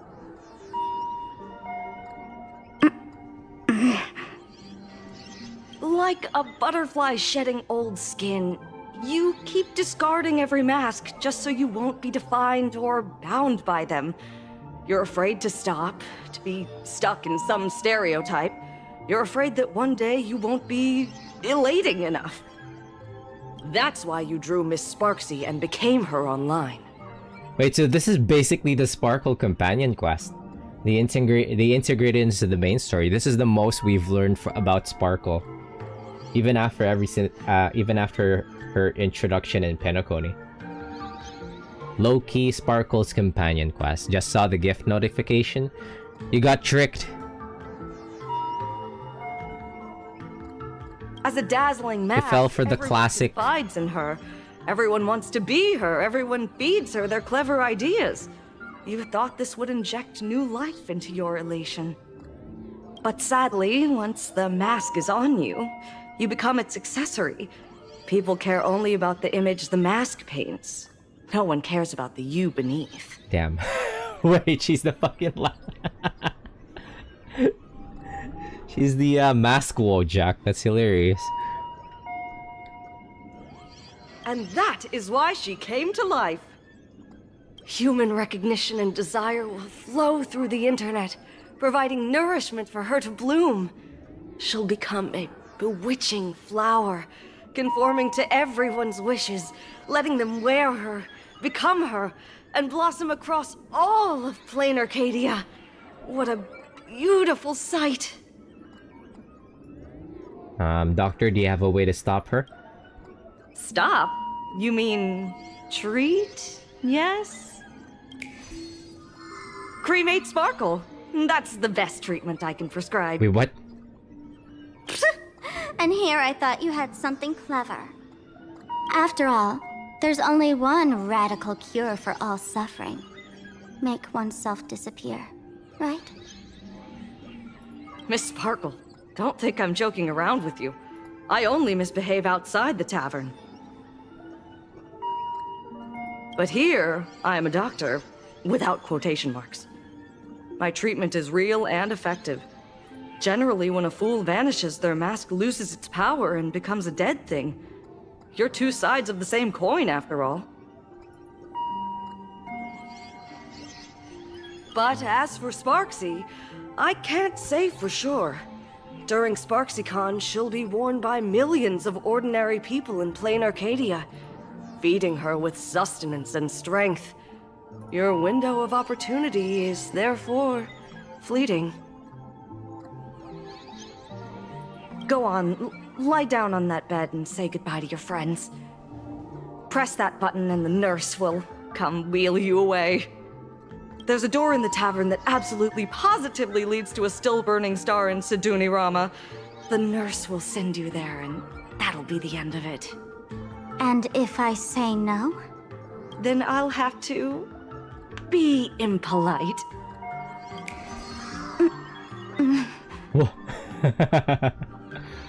Miss Sparkle, nameless.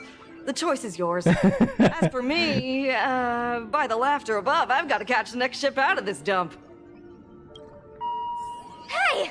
What's going on? Why am I pinned here? Gray hair. Ma'am, navigator. A little help? You need me! I can help you defeat Sparksy! I love that she's like swarming. What's going on? Why am I pinned here? Attention. Gray hair. Ma'am, navigator. A little help? You need me! I can help you defeat Sparksy! Thank you. Can you just straight up abandon her? It'd be so funny if you were not funny. Mr. David Day in Ward 4. You can straight up abandon her. They let you leave.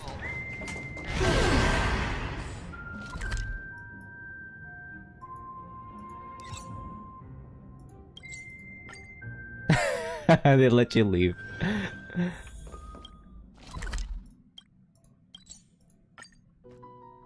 Attention patients. Please refrain from eating beef hot pot in the hallway.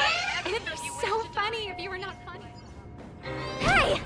What's going on? Why am I pinned here? Gray hair. Ma'am, navigator. A little help? You need me! I can help you The mask of the masked fool represents what you wish to become. You use it to focus your power, but the mask will gradually bind you as well. That's why you've been avoiding Sparksy all this time. She didn't just steal a vial of mimetic virus. She stole your strength. No wonder the fool at the bar joked, when a masked fool loses their mask, what remains is just a fool. Yes. Every fool has at least one such mask. Not mere decoration, but a part of our destiny crafted by our own hands. It might be a morning actor mask you took a liking to and stole from them. It might be a head accessory you personally sketched in a moment of inspiration. Or it might be something that one day fell from the sky and latched onto your face. To become a fool, one must experience at least one such instance of destiny. The moment of masking one's face. Through the mask's eye holes, we gain a different perspective. Finally seeing how the universe is simply churning with endless jokes and the absurd nature of our existence as living beings. The mask is who we want to be. And now, this imposter is more me than I am. Do it! Press the button. Call the nurse and cremate Miss Sparkle. At least then, the imposter will lose her power for a little while. You should be able to take her down easily, right? You're not actually going to press it, right? I love her squirming animation. Give us a moment to hesitate, to think.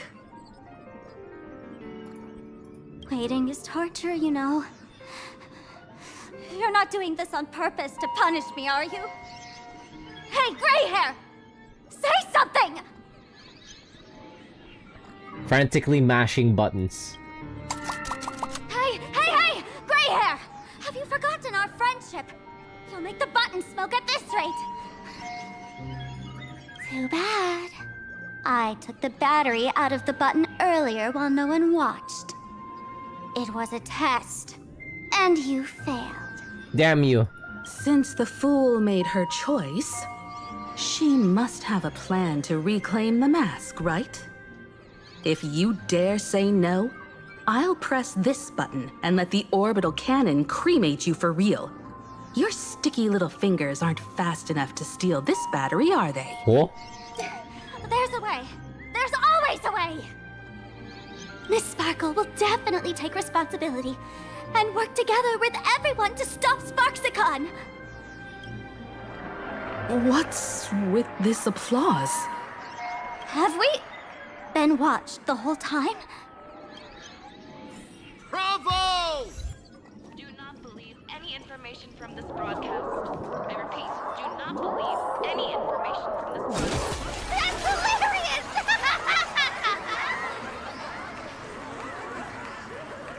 So the audience watched our every move in that treatment? Is this a hospital or a theater? Wait, what is Yin Li doing here? Oh, you know what? Makes sense. Yichue is here. That's life for you. While there's life, there's judgment. In every unseen corner, countless judging eyes are watching, diagnosing, and writing their own prescriptions. I must admit, Fatal Joke is a fascinating place. Real shame I didn't come check it out earlier. Ignore the spectators. They're just here for laughs. They won't help and couldn't if they tried. You said you had a way to stop Sparksy. Let's hear it. What's the plan? I've got a few anti-sparkle weapons in my collection. Would you go against yourself? I've always had this premonition that one day Miss Sparkle would become an unstoppable terror in this universe. Someone has to find a way to stop me before that day comes. On a trip, I met a girl who shared my tastes. She had quite the knack to be a fool. In our battle of wits, she nearly turned me into sparkle paste using the local tumbleweed specialty. She also had a massive mech with beam cannons up the wazoo, ready to blast away any time. I quietly replicated those powerful goodies from my travels. With these anti-sparkle weapons, that imposter won't know what hit her. I gotta say, I'm quite the visionary. She have like a pocket Gundam or something? You two, let's head to the storage area next. I've already contacted Giovanni. He's doing an inventory check of the lost items there. What? Dailies reset.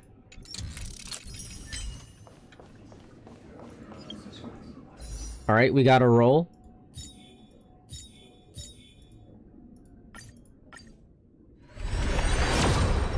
Come on! Score some fucking goals.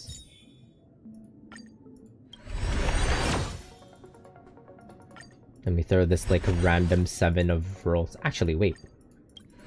We're supposed to be getting rolls every day.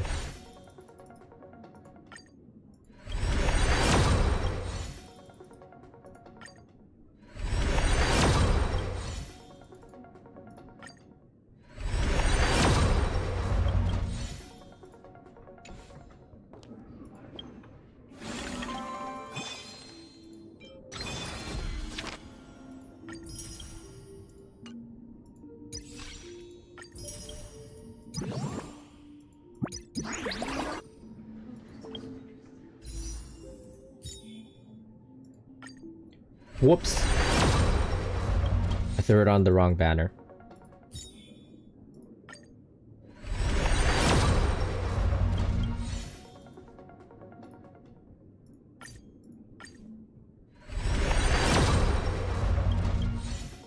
Come on.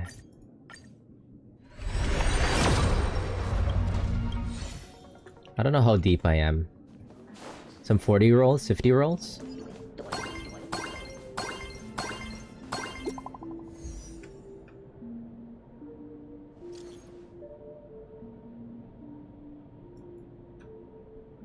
Paraprints. Beep boop, frontline reporter bringing fresh intel. This is bad news, something weird is happening to all the students in the school.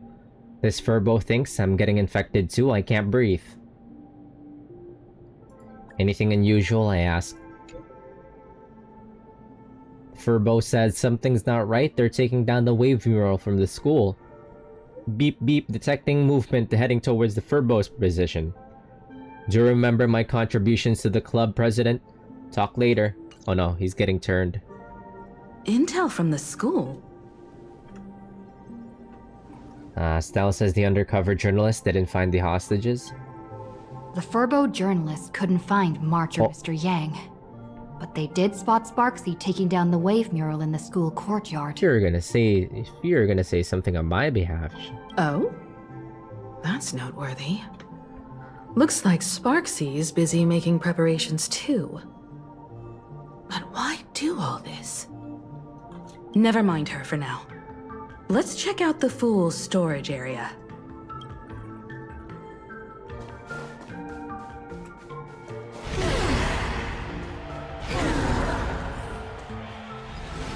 tavern is huge. It's alright. I just wish there were more fun spots around here.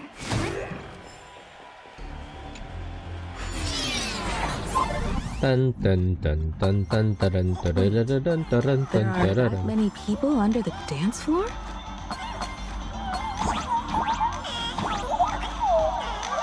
Wait, there are that many people under the dance floor? Wait, what did she say that again? What kind of RPG world would you design?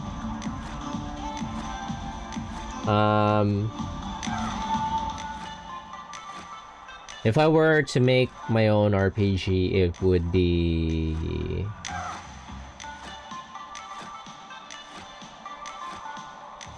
It would be a medieval. Medieval... I want to say low fantasy. With magic still being, like, present in the story. Kind of like Game of Thrones. I'm thinking Game of Thrones. I'm picturing Game of Thrones in my head. I just want a Game of Thrones game. A Game of Thrones game that isn't dog shit.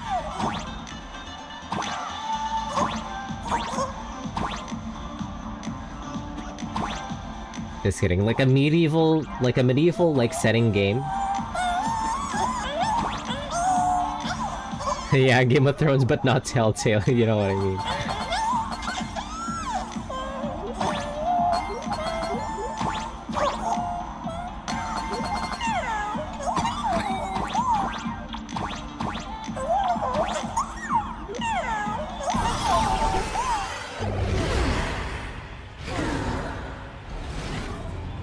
Medieval setting, but like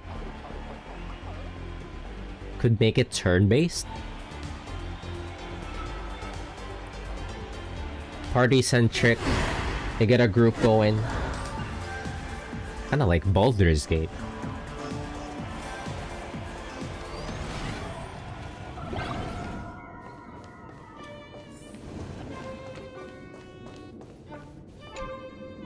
I say I want it to be like a party-centric turn-based game because that's where, you know,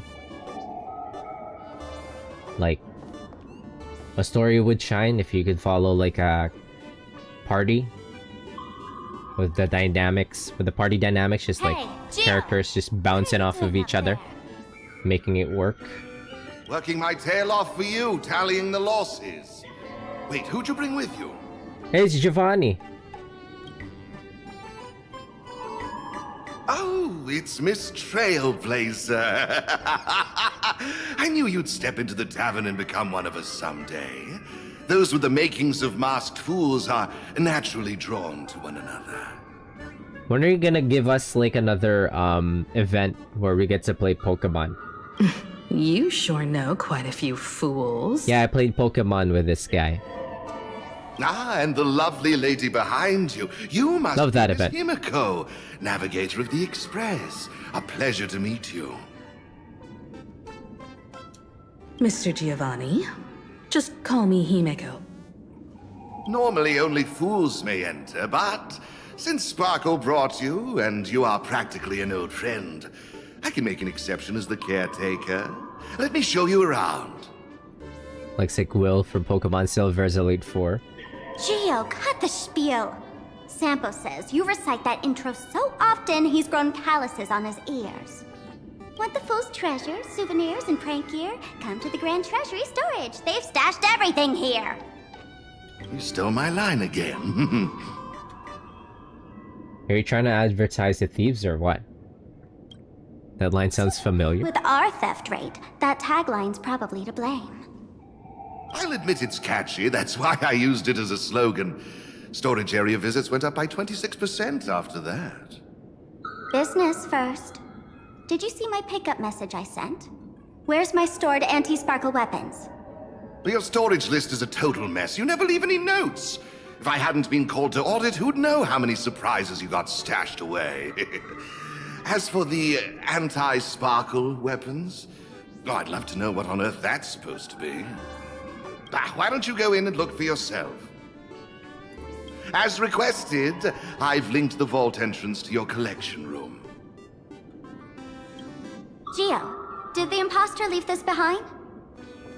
How should I know? I've been doing inventory all this time. I only just now noticed something fishy about this thing. It's a big primo gem. Huh? Whoa. What's this? Whoa! That's one massive stellar jade. Kinda trippy. Go in and take a look. We walked into like a comic panel. This is how you know that this whole game is like obviously supposed to be inspired by like Japanese influences. But they had to take everything out because of like the China and the Japan, the worsening Japan and China relations over the past couple months.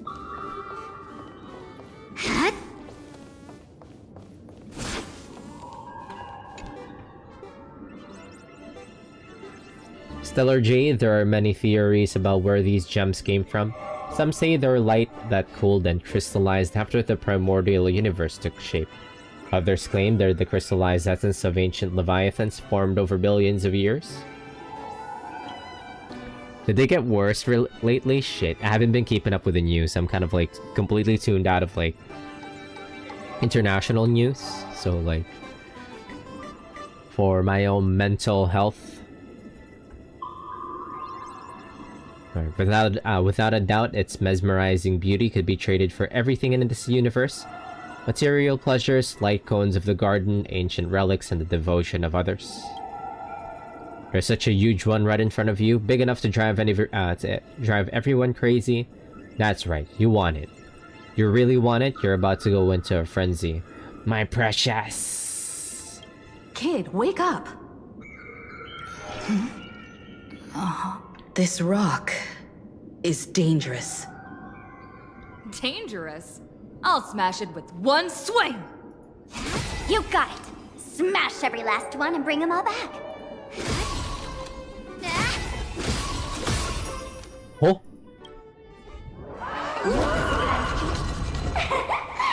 Stellar Jade is the perfect bait for catching the nameless.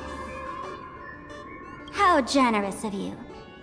First time I've seen a thief steal something and leave something even more valuable in the vault.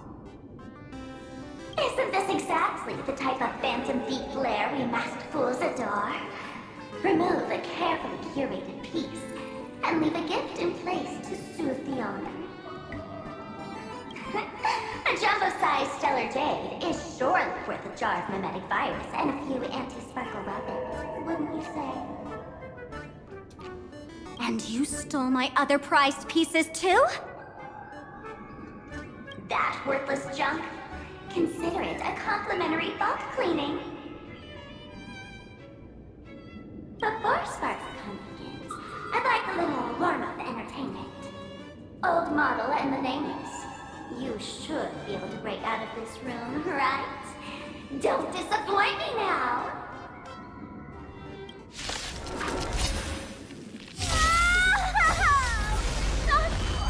Game over! My anti-sparkle weapon has turned into a failed science! Whoa, we fucking nuked it. The security here is an absolute mess! You're in no position to talk. Even the drinksmith here is a temp. Count yourself lucky I'm kind enough to help tally your storage. She didn't just steal my power and my collection! She completely destroyed Miss Sparkle's reputation! This is the worst day ever! A correction, Miss Sparkle's worst day so far. Wanna make fun of me? Go ahead. Don't get me wrong. I also don't think gear tumbleweeds and giant mechs would work on someone spreading mimetic viruses. I thought of a way just now that might suppress the mimetic contagion at Graphia Academy. As expected of Himeko, do you have a backup plan? You can fight fire with fire, but a mimetic virus can be scoured away with water. What do you mean? Our informant at the school reports Sparksy is removing the central mural there. The imaginated mural, World Breaker Waves, is said to be a work left behind by Graphia herself. Legend says the wave comes from the Dove Brook river water she used to wash off her painting mistakes. The artists say it is blessed. That's why they kept it in the school. I couldn't understand why Sparksy went to such lengths to tear it down. Now I do. Painting mistakes are redundant information that stain a painting. A mimetic virus is redundant information that stains the mind. If someone knew how to harness this Dovebrook wave to wash over the school, they could cleanse the infection she spread. That's why Sparksy wanted to hide the mural. The solution lies within the school. Exactly. As a Graphia Academy alumna, I know a bit of traditional painting. Right now, our most directly effective plan is to break into the school, regain control of the mural, and use it to suppress Sparksy's movements. Let's go. I'll make this imposter pay 100-fold.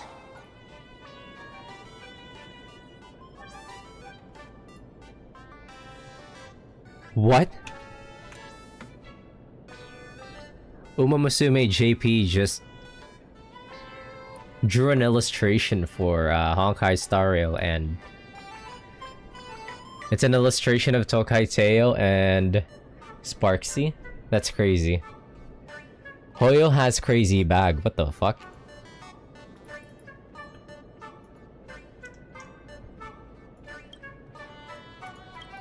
Looks like our paths must part in haste.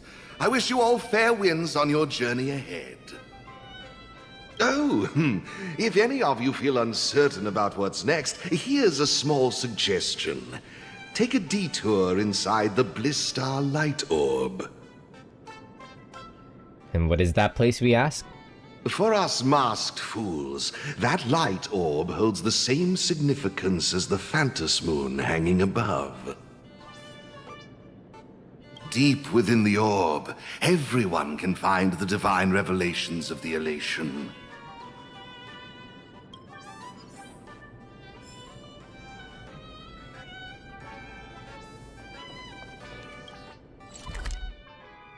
Go where?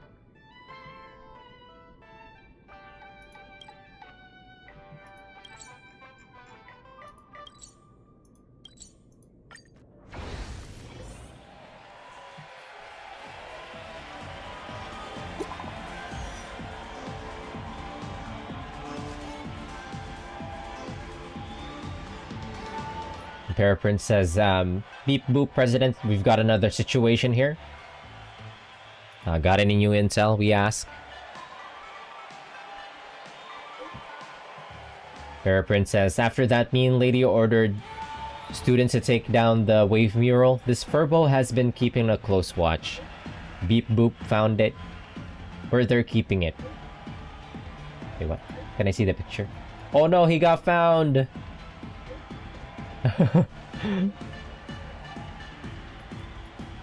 Furbo died! Holy Furboli, that lady seems to have spotted me. My fate is sealed. All for the president.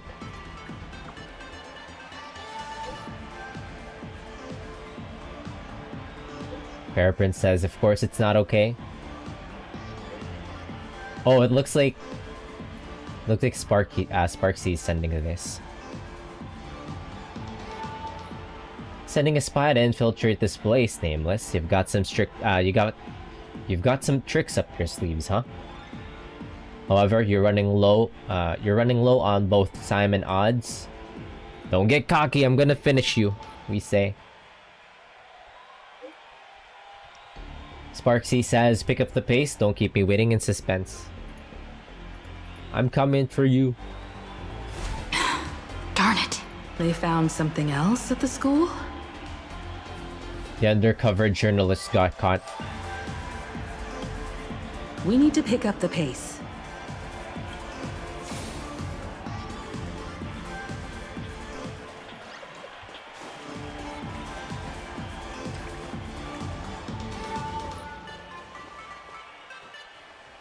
Giovanni said we could find the divine revelations of the elation inside the light orb.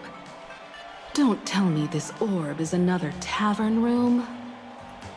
Bingo, your intuition's spot Bingo. on. It isn't just a light-polluting orb. Think of it as a shrine for fools. Wasn't Aha banned from entry? Wait, no, a shrine to worship Aha? Wait, could it be Aha himself? Worship sounds a bit too serious, no? Most masked fools treat the laughter like an invisible, mischievous drinking buddy. Fine for a mental toast. But if they really come looking for you, it's usually bad news. Inside this light orb is a miracle tied to Aha. It responds to any fool who approaches. Oh, I see.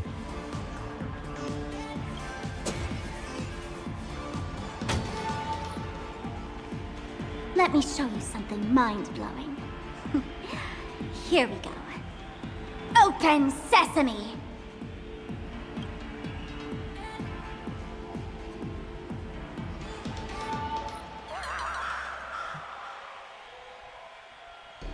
I said, open sesame! Open sesame! Sesame? Open?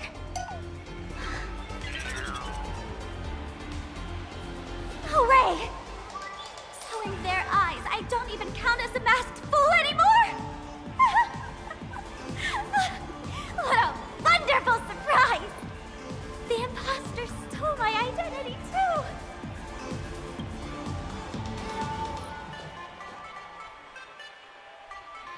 Sorry for your loss, we say. Well,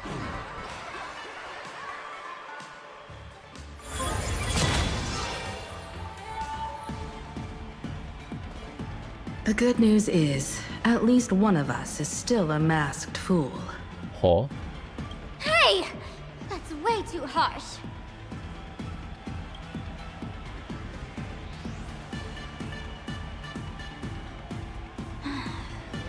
I hate to admit it, but gray hair, it's opened for you.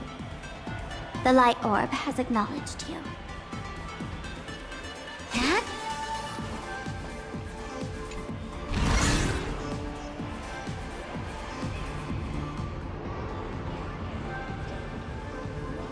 What the fuck? So, this is the miracle you meant? What's this? Oh, what? Yes. Among the masked fools, a myth is told. When the Master of Elation climbed the highest boughs of the Tree of Existence, they glimpsed the cold, abhorrent void.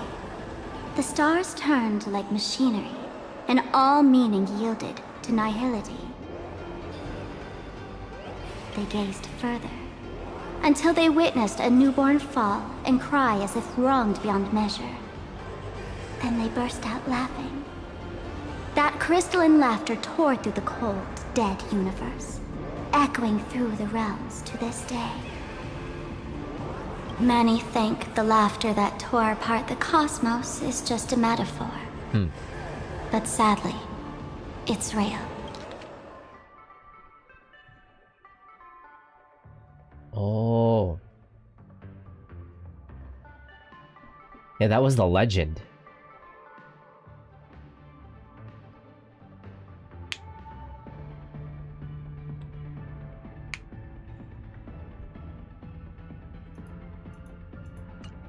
The tavern folks call this thing the echo of primordial laughter. It tore open a spatial rift.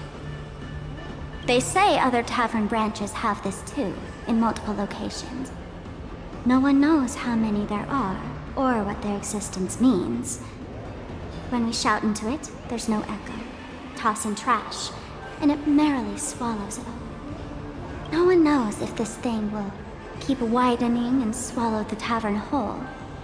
Either way, it just sits there, right over there, motionless, grinning at us forever.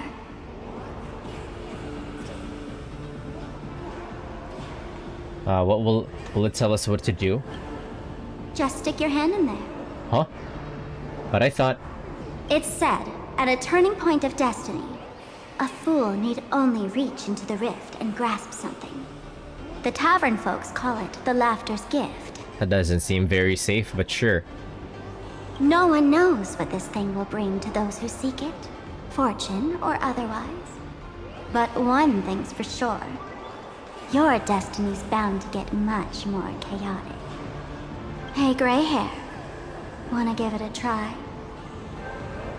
Sure. What's the worst that could happen? With trembling unease, you reach into the gaping fissure. Just pretend it's like the mouth of that Amphorean Verax Leo, you keep telling yourself. Akivilli, have mercy. In Akivilli's name, please don't hurt me. My hand doesn't taste good. Your hand seems to plunge into a soft swirling fluid, and a bizarre monkey screech echoes in your ears, reminding you of an ominous story about wish-making. Then you sense that you've touched something. Got it.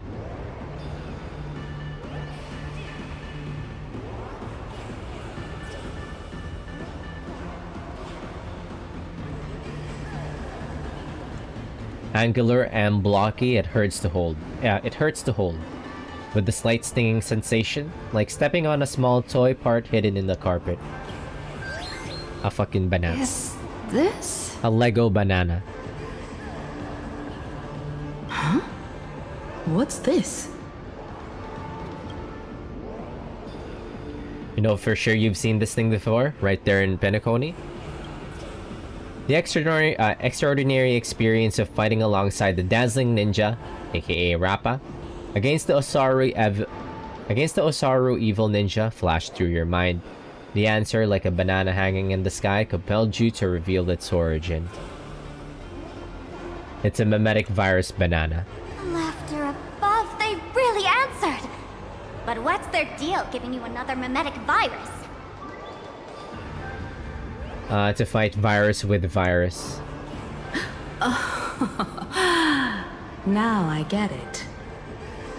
Yeah, to fight virus with virus, we need to develop an immunity to virus. Audiences infected with the Sparksy virus naturally won't be able to resist Sparksy. We'd end up like that soon after breaking into the school. But if we're already infected with another mimetic virus, well, that changes things. Kinda like what happened with, World War Z.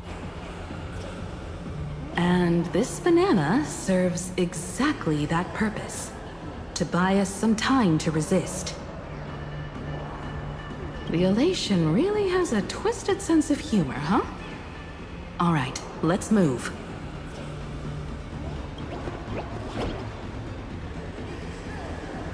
Who are you two?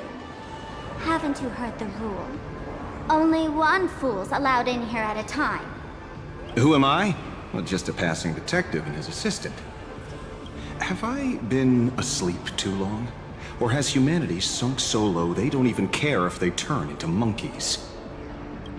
Meanwhile, the ignorant criminals believed they had discovered a treasure that could change their destiny, completely unaware that what they held in their hands could shatter the sanity of the entire world! Hey, Mr. N, cut the narration when it's time to fight. Well, I gotta do something, right? Like this? Whatever floats your boat. Now, listen up, you three. Put that banana down and walk away, and I'll let bygones be bygones. But if you try anything funny... If you want to get to them, you'll have to get through these little toys first! Sampo!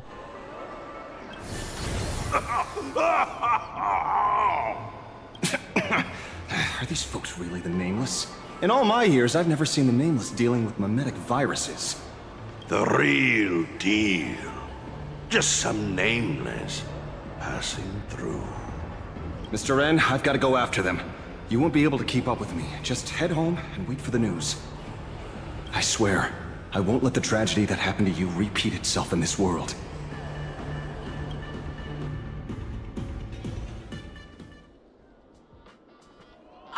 Over here! This way! Run faster! You don't want to get caught by that guy back there, do you? What are we afraid of? Yo, sis! Just how many troublemakers did you people manage to tick off when you landed?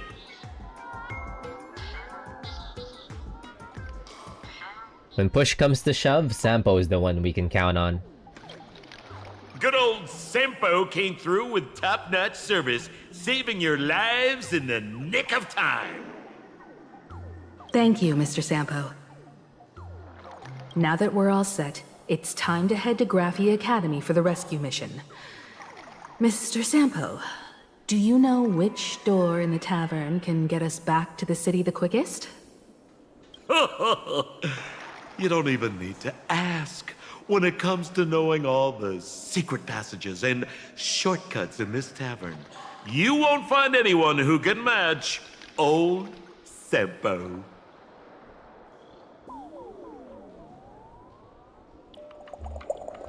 Then lead the way.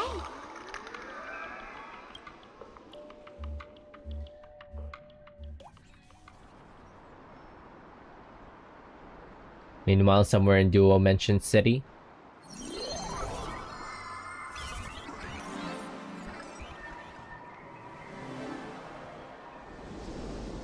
Oh, that's Sunday.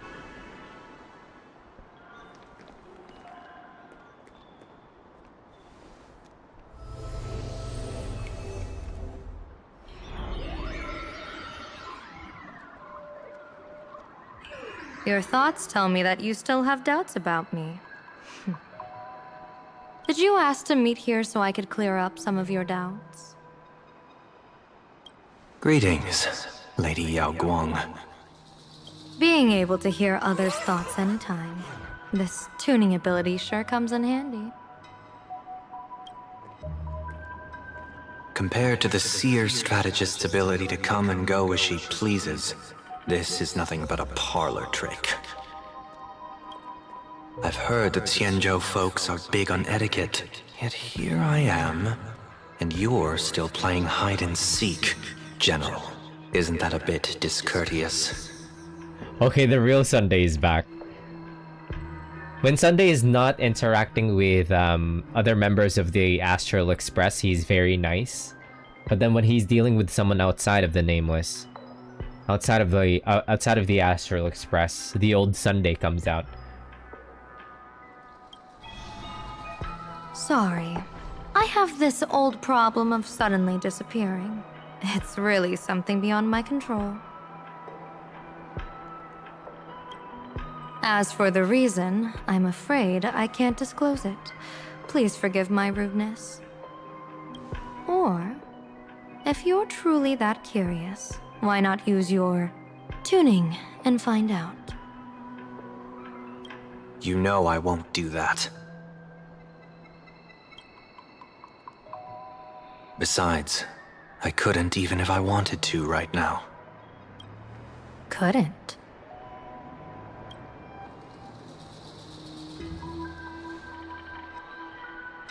At this moment, the crowd's thoughts are crashing over me like a tidal wave. I can't block out all this mental noise. Just keeping my own thoughts from getting tangled up in everyone else's is hard enough. Is it because of the Harmony, or is it because of the Elation mask? I see. So that's why. When you were speaking with Miss Himiko earlier, I accidentally intruded on your private conversation. My tuning is spiraling out of control. Yeah. This mask is distorting my abilities. It's both. I see it differently. The loss of control is temporary. That mask is amplifying your power. Oh, right. How is this possible? This tuning power is bestowed by the Harmony. How could the Elation meddle with their authority? Perhaps the Elation simply poured more fuel into this divine authority? In my humble opinion, this mask binds the supplicant to all beings of plain Arcadia, drawing strength from those who share the same path here for your use.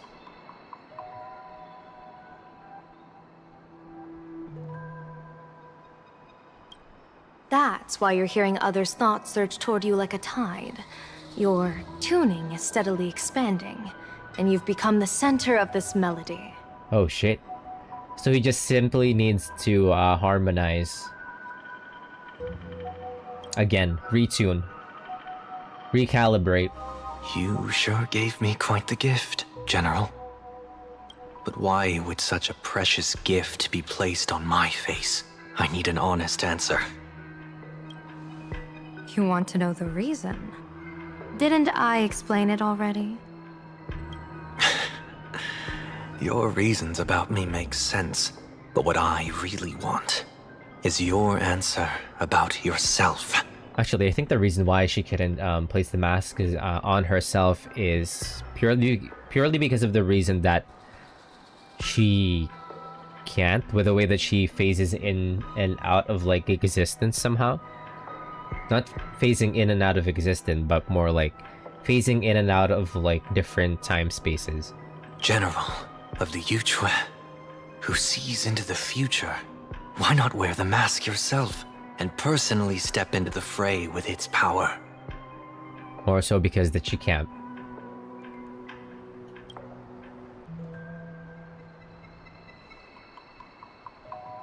Words can deceive, but only tuning lays the truth bare.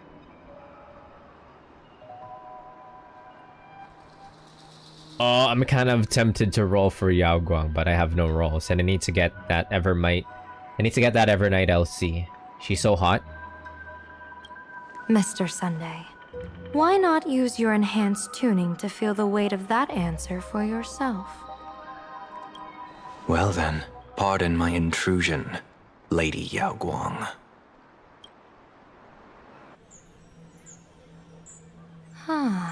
So this bird on my shoulder is the manifestation of the tuning's resonance? Exactly. And these symbols I see floating above people's heads.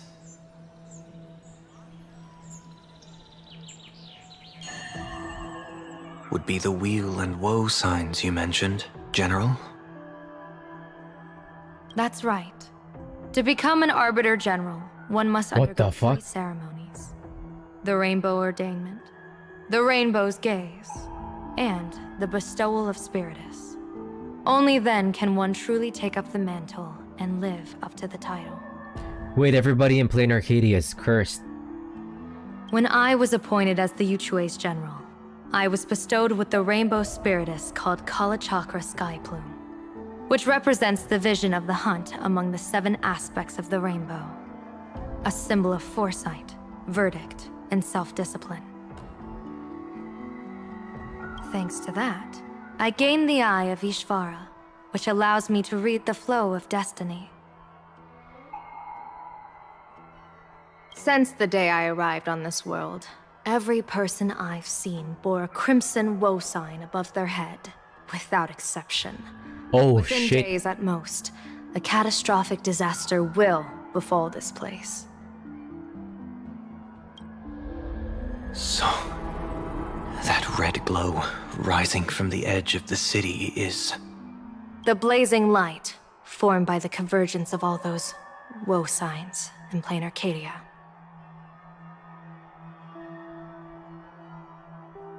In that case, General, it's all the more reason for you to wear the mask. Once your sight into the future is strengthened, you won't need to fear the deathly omen in your readings. Mr. Sunday, have you heard the diviner's iron law? Never divine the same matter twice. In Penacony, diviners also warn clients beforehand. You can't ask for another spread just because you dislike the result. There's a reason for that, isn't there?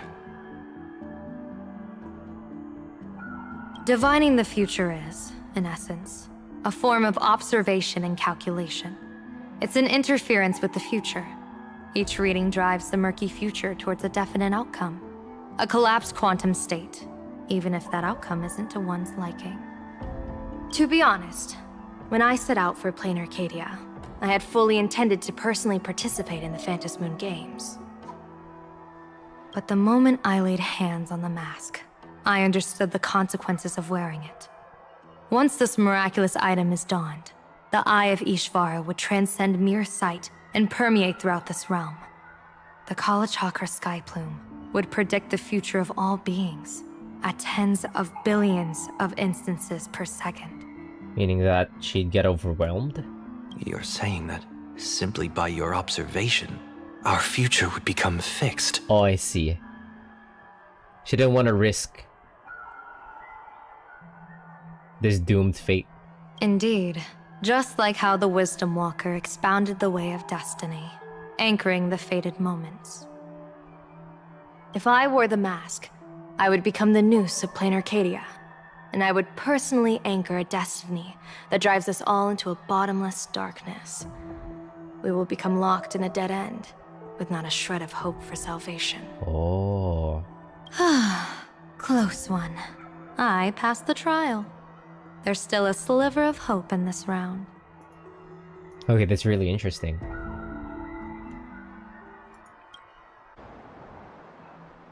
Now that makes me even more curious.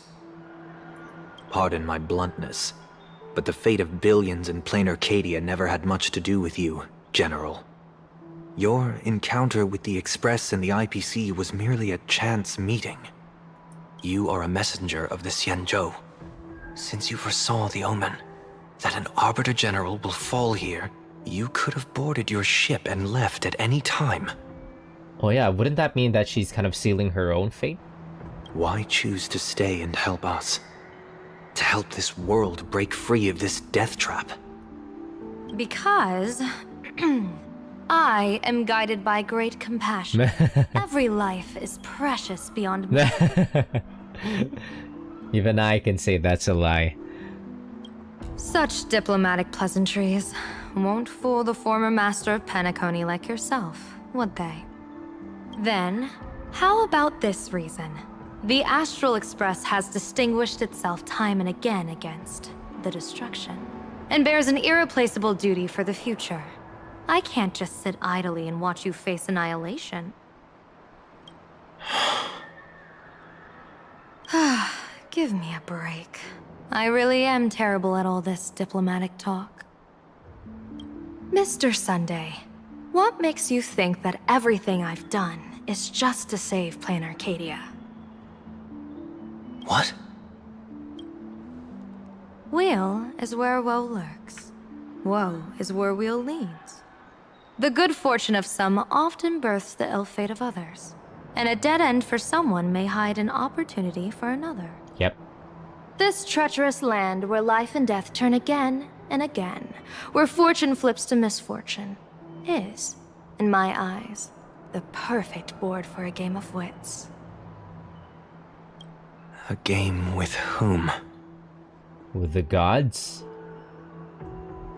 With Aha?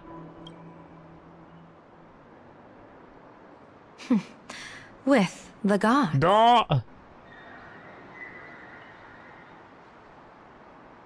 The more you meddle, the less flexible the future is, yeah. Like, the more she peers into the future, the more fixed it becomes. Mr. Sunday, have you heard of the Battle of the Fenghu 30 years ago? I've heard rumors of that war, but not the details. General, are you suggesting Plain Arcadia is now facing dangers just as perilous as the Xianzhou Fenghu was back then? You got that right. 30 years ago, the Abundance Axis broke our lines and invaded the Fenghu homeland. The abominations awakened a living demonic star, intending to sink the Xianzhou Fenghu. With no other options, the Alliance staked everything on my Junior Soar's plan. To operate the astronomical observation device, the Cloud Peer Telescope, to signal the rainbow for aid, using their Lux arrow to strike down the demon star.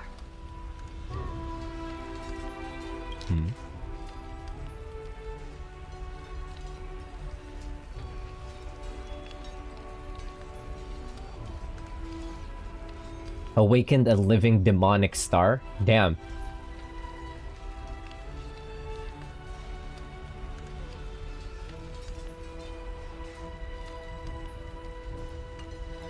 Whoever operated the Cloud Peer telescope would not return. It was to be a one-way trip. So, you're Junior Sora. You guessed wrong. The one who offered his life was my master, who taught me divination. It was Master Jingtian, then the Yuchue's Master Diviner, and the only high official authorized to operate that device. He accepted his fate and ventured to the Fonghu. Going with him into certain death were Yueyu, the previous Yaoqing general who guarded the Cloud Peer telescope, and the Verdant Knights under her command. I was responsible for assessing the entire plan's feasibility and mending its gaps. I activated the Decalite reflection barrier, calculating and casting lots again and again. I watched as the starlight, representing countless possibilities, flickered within the reflections, faint, wavering, until the vast shadow of a pondering god swallowed them whole.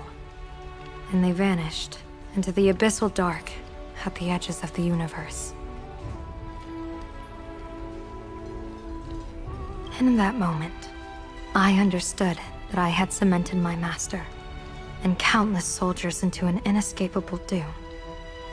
When the Lux arrow fell, they would perish along with the enemy and that demonic star. All reduced to ashes. You sacrificed so many comrades just to ensure the enemy's fall? To Penaconians, that must seem incredibly cruel, right? As someone born in an era of peace, I have no right to judge. Perhaps the founders of Penacony could understand the necessity. Cruel or not, it was my duty. And so I had to witness and remember their sacrifice. When I saw the Lux arrow descend, I realized the Xianzhou Alliance had actually directed an Eon's actions. This realization illuminated the mission of my remaining years. In this cold, merciless cosmos, when you're trapped in despair, an Eon's intervention is often the only hope. We are not ants, helpless beneath the celestial spheres as we simply watch the stars turn. Instead, their trails were forged by us, who offered up a portion of our insignificant destiny. Even beings as mighty as the Eons can be pulled by our will. Is this what you want to do in plain Arcadia? She wants to use the gods as tools. Indeed. I will seize those starlights of possibility I once buried with my own hands. Just like the Battle of the Fonghu 30 years ago. An Arbiter General will fall, and an Eon will descend. I will forge the destined death into wagers and game pieces, and invite the god who delights in meddling with destiny to sit at my table. This time, I will invite them into my calculations, to draw a great wheel for the cosmos' future. Oh, she's so fucking cool. Yao Guang, I kneel. Mr. Sunday, surely you can understand this mad idea of mine, having once reached the divine throne of order yourself.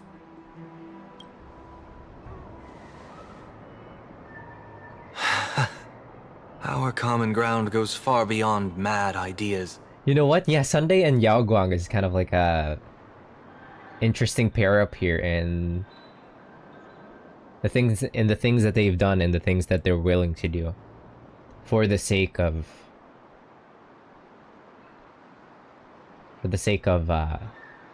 saving the universe from the destruction, or well,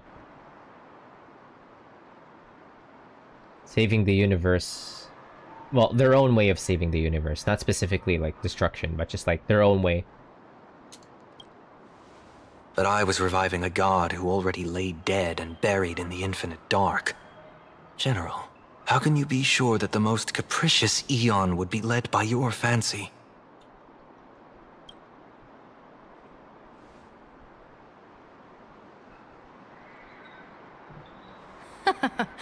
Have you heard this myth about the elation? They say Aha once climbed to the highest bough of the Tree of Existence. Gazing out, they saw stars turning coldly like machines, and the meaning of everything yielded to nihility.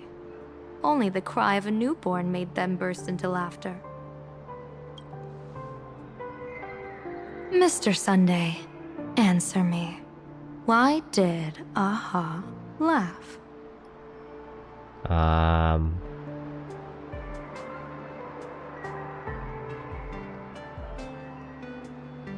Kind of want to answer myself, but we'll let Sunday answer.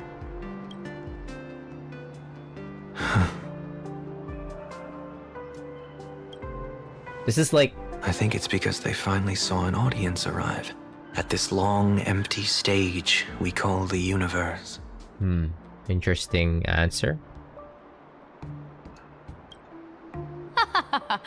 Oh, well said. You're way funnier than you look. As divination teaches, heaven creates 49 paths. Humans find the one unseen.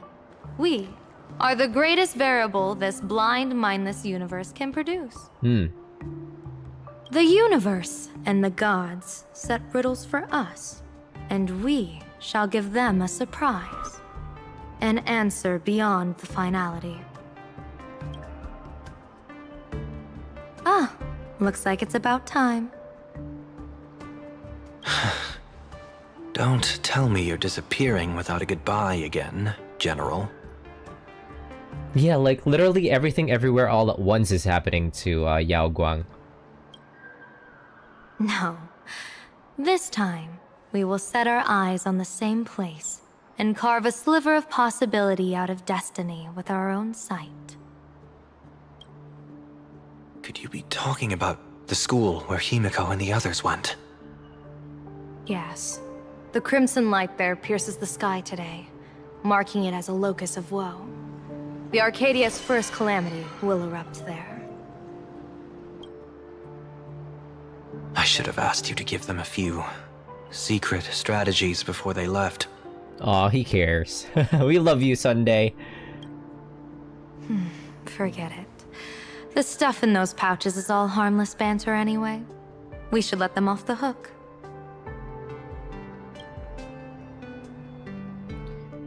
I love that Sunday. I love that Sunday keeps it real with Yao Guang. And you can see the old Sunday whenever he interacts with her. Everyone, welcome back to Full Wish TV's special news segment, Arcadian Morning Report.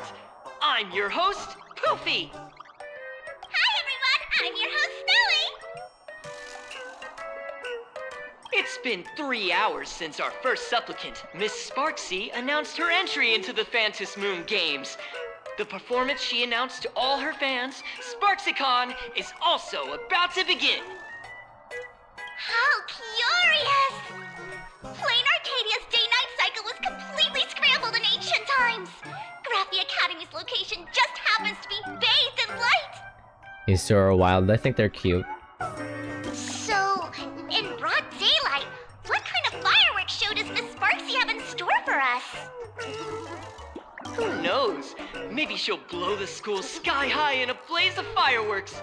After all, at the Phantom Moon Games 15 years ago, Graphia Academy also.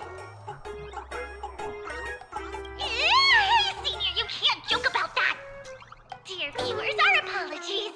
Let's move on to news about other supplicants. According to the Department of Aberration Defense's staff, during a routine inspection of the Phantom Moon courtyard, 2 additional mask shapes manifested on the altar. In other words, 2 more supplicants have appeared!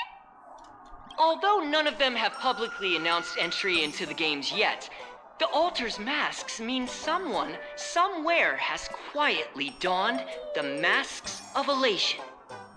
As for the two masks, Department of Aberration Defense staff describe one as a raccoon and the other as some kind of bird. Wait, how many are there? A raccoon mask, huh? Hard not to think of the Astro Express that just arrived in plain Arcadia. Will the Nameless from the Astro Express join the Phantom Moon Games? I hear they've even invited them to SparkSeek as special guests!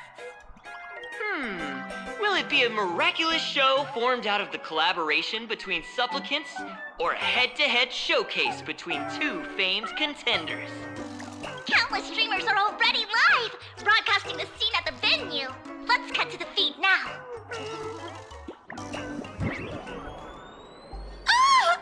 Look, it's the Nameless from the Astral Express! One girl, 1,000 faces. 1,000 faces, one girl. Welcome to the SparkSicon live broadcast.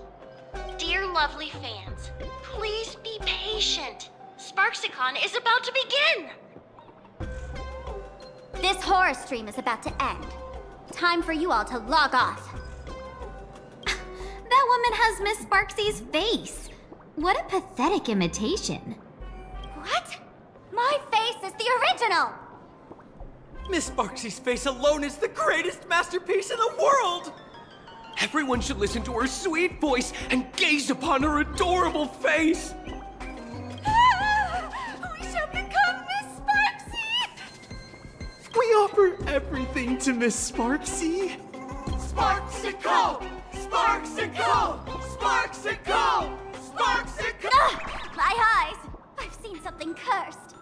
The mimetic virus spread among people is way worse than we imagined.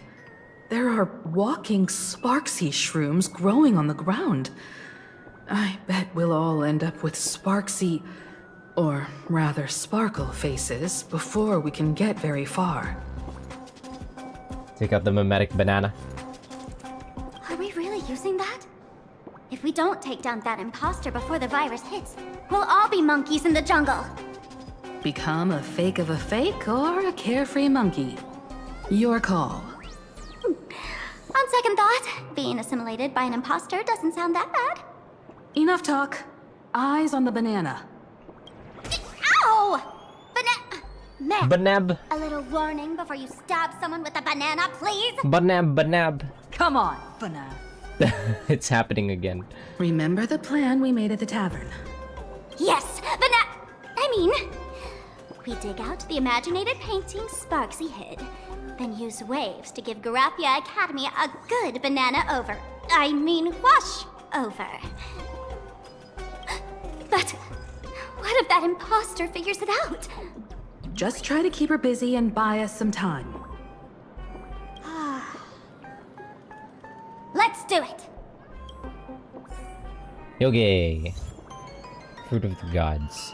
I'll be right back real quick.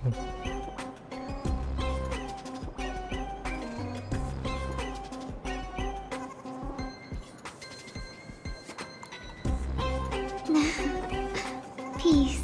Peace is above all things.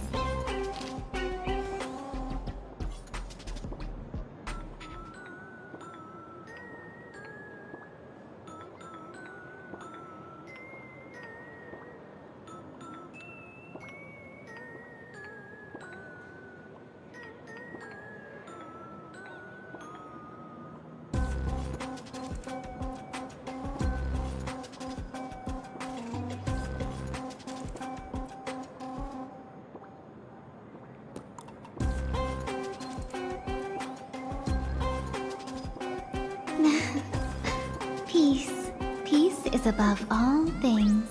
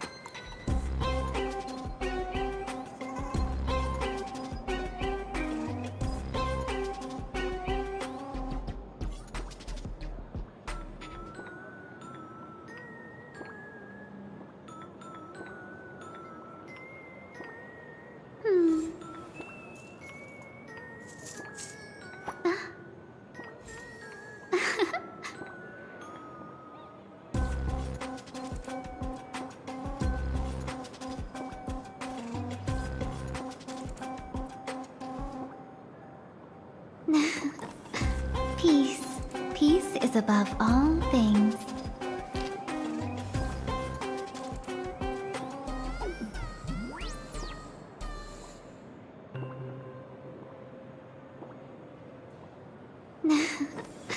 Peace. Peace is above all things.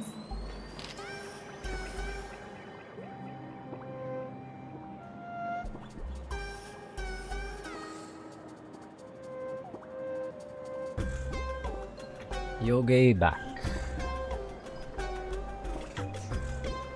Do do do do do do.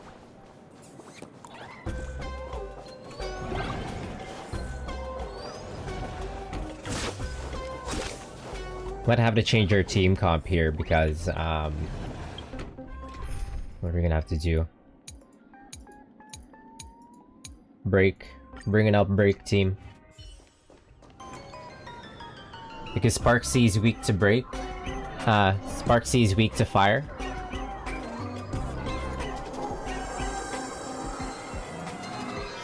Yoo-hoo! Welcome, dear guests. I've been waiting so long, my phone's about to die.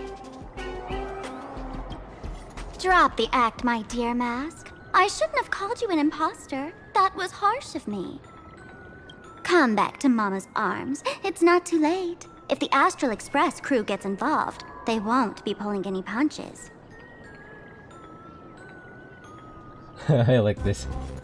I like this shot of him. It looks like Weedham boys.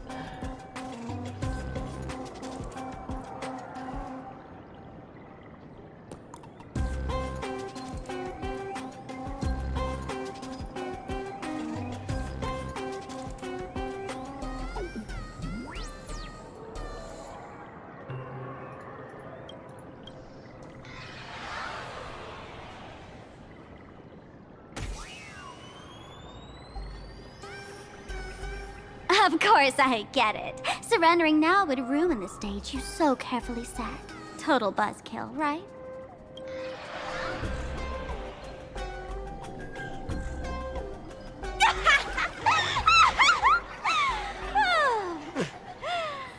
So you still don't get it?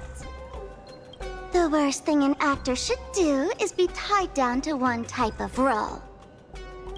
Standing before you, the loyal friend who's been by your side all along. The masked fool who never played any tricks. She is actually the old mask I have shed. Say what now?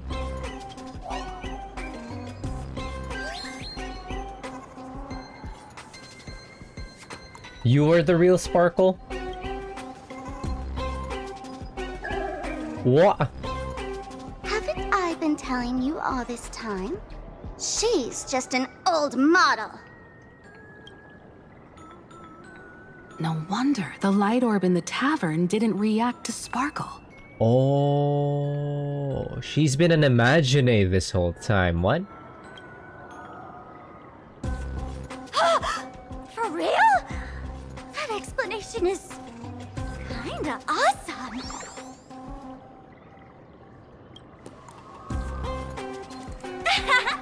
Look at those expressions on your faces. This is the best opening act for Sparksicon ever! I shed that old mask, and with it, the weak, timid, all too human me. This new me will break free from all shackles, gather my fans' wish power and stride onto the stage of the Phantom Moon Games. In return for the wish power offered by everyone in the Arcadia, every supplicant must show them what elation truly means. We will demonstrate the elation we desire!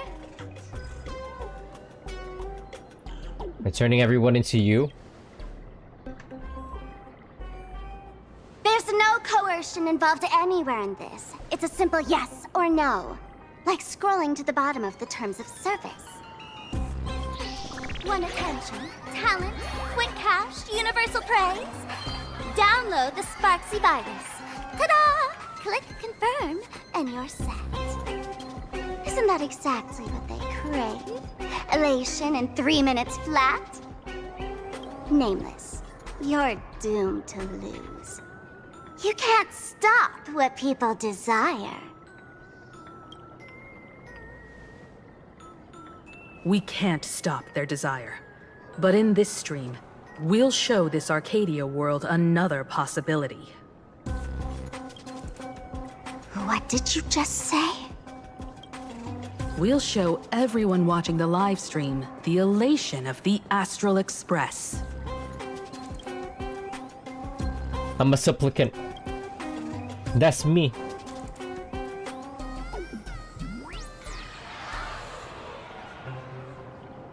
You got another mask? Before Sparksicon begins, the hero of the Express will defeat the villain who tried to spread the virus. And soon, the world will watch it happen live. In their hearts, they'll long for the Trailblaze too. You were never the only option for the audience, Sparksy.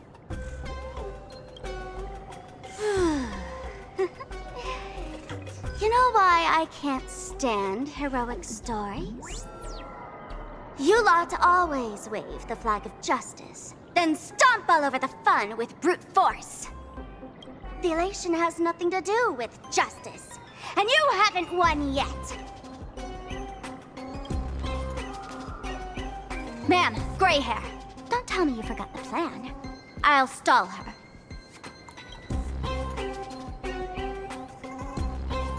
Always stealing the spotlight, huh? We don't have much time left, do we? I'm trying to give us better odds of winning here. There's one thing I've always wondered. Who's the real Sparkle, and who's just a mask? Shouldn't the last one standing decide that? Then let's settle it, right now! I'll make you the opening firework of Sparksicon! What do they do? Unbelievable! A girl who looks exactly like Miss Sparksy just rushed in and started throwing punches! Could she be Fucking Tom and Jerry, like, Cloud. Rival?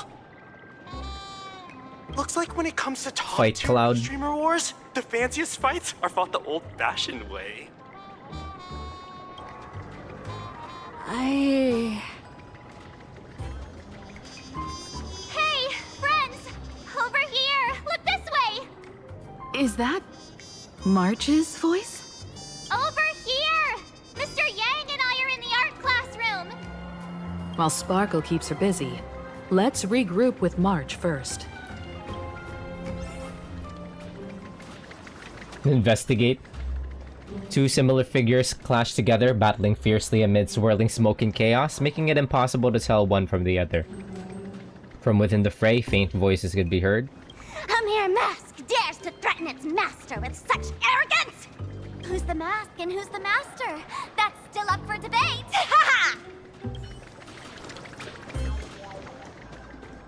Can I just teleport up there? I don't want to walk it there. Damn it, I have to walk it up there. Love the sparks! Guard the sparks! Never fear the dark!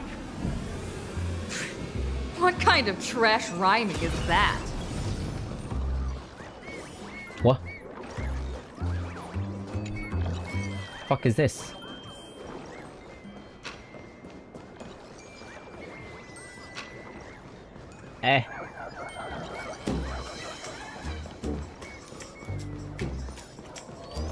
Not this way.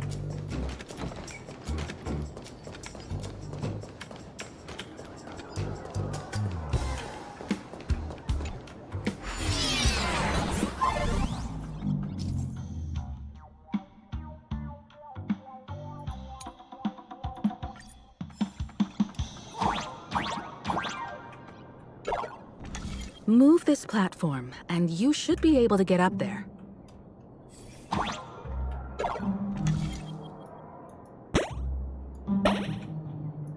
Interesting.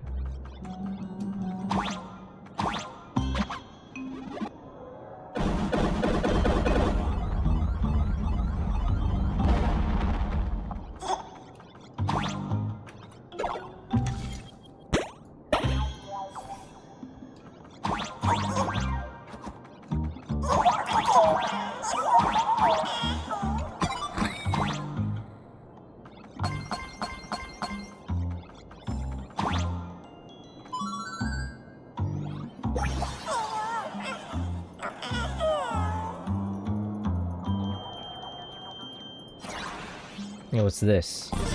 Whoa! No danger detected. But never let your guard down. This looks like a treasure chest. Nice.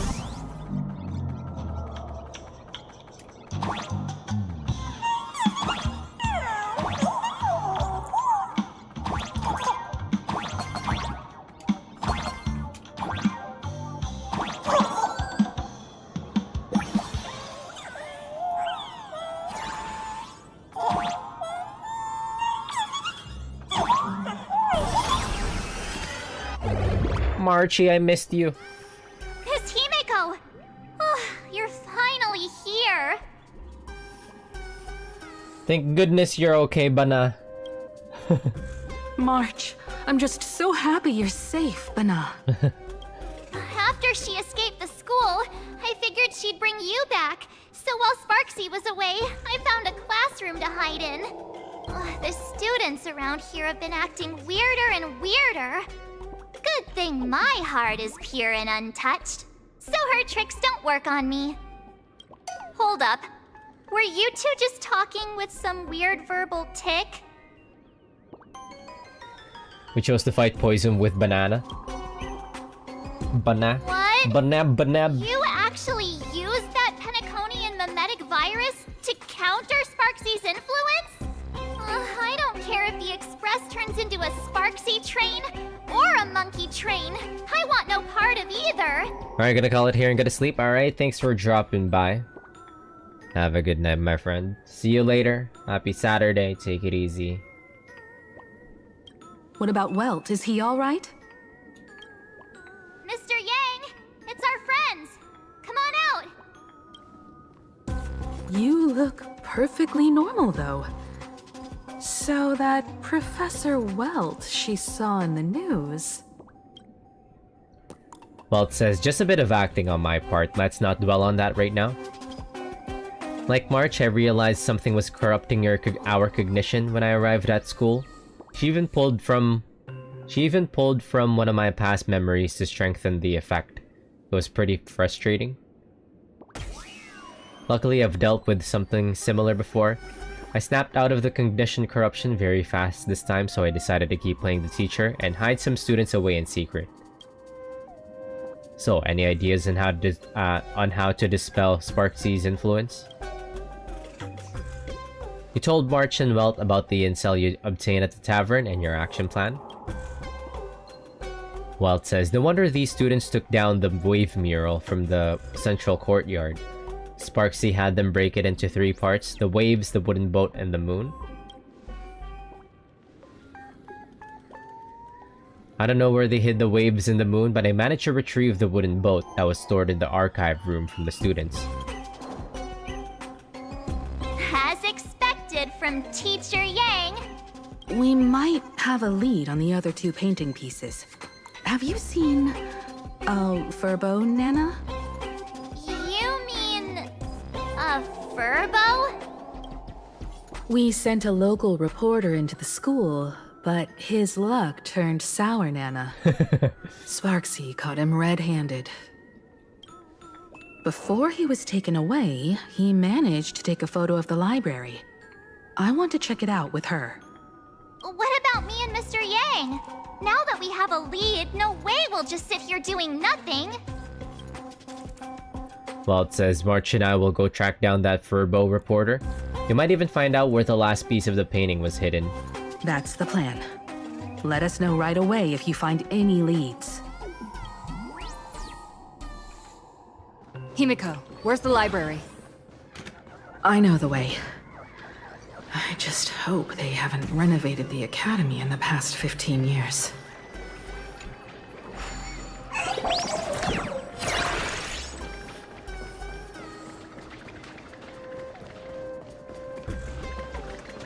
The hell? They're fighting here now?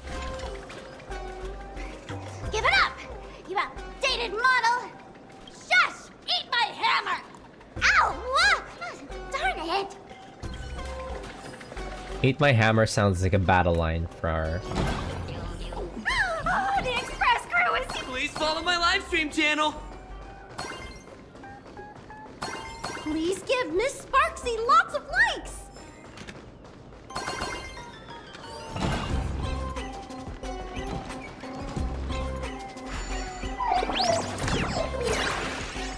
Let go! You're pulling my hair! That's the whole point! Surrender to Miss Sparkle like a good girl! The library's just up ahead. Finally, I can get away from all these livestream obsessed students. We're here, Bana. But I don't see any waves or moon. Where could it be? Like I'd ever tell you. Miss Sparksy herself ordered us to... Yeah. Get that stream running. Ugh, kids these days. They ignore their studies just to focus on the internet. As an alum of Graphia Academy, it's my duty, as tradition dictates, to give you all a proper extracurricular lesson. Hey, juniors, ready to roll? All will be swept away by the wind.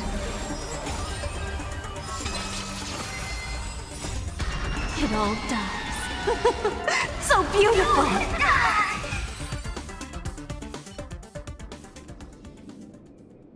Where could they be hiding the landscape painting? After all, it's an image-nanted thing. Once sealed in a scroll or something, it'll be a pain to retrieve, Bana. Oh, right. Let's check out that photo Nana the reporter left us. Maybe we can find some clues. Could it be that hidden near that bookshelf, Bana? Banab.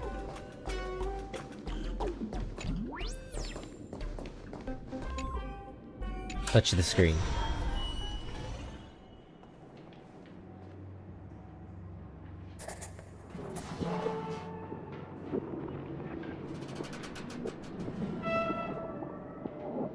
Where are we now?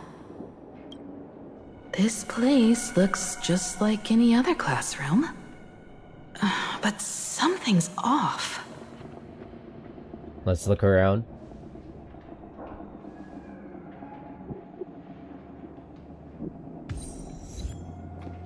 The trailblazer who leapt through time.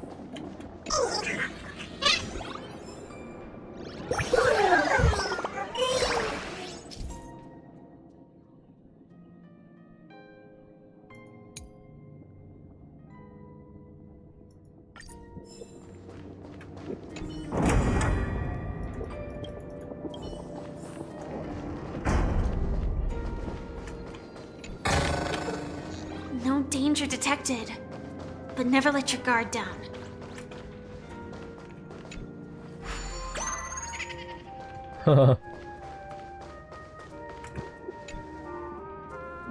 So this is where they stashed the wave.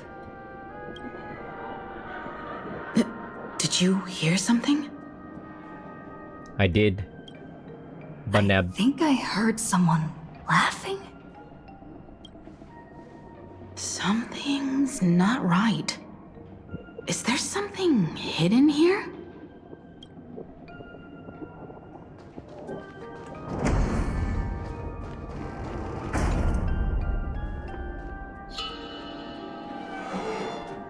Chalk mark gleamed fresh on one side of the blackboard as if it was just written today. Arcadian calendar, July 22, 1984. On duty, Bell, full wish. July 22nd, 1984? Belle? Could this classroom be... Did we just time travel? Senior? You're back!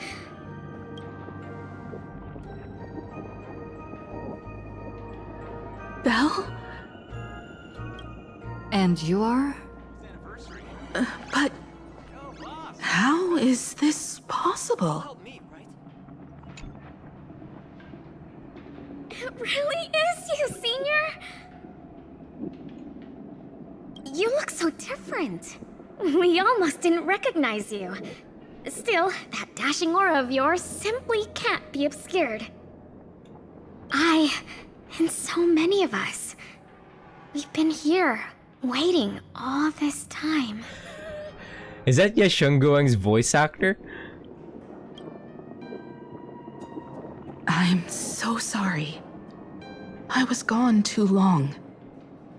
It's unforgivable that I never came back to visit you all. I think that's Ye Shunguang's voice actor, ironically voicing an NPC named Belle. You apologizing so seriously? That's not like you at all, Senior. I'm pretty sure. Yeah. After all this time, the least I can do is smile. But all of you are already dead.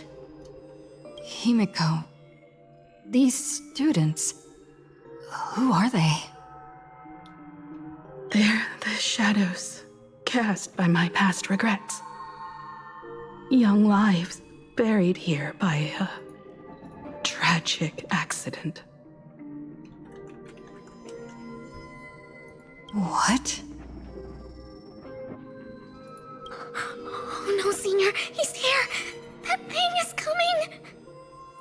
Wait, what did you just say? Everyone, hide! We mustn't let that monster find us! Run, Senior! The Herald of Death is back! No!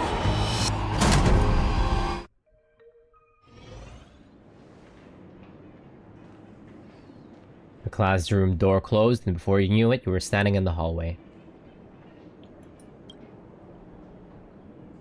Push the door with force. The classroom door won't budge an inch, no matter how much force you apply to it. Listen through the door crack. You hear what sounds like a light raindrops gently falling on the snow. Falling on the window.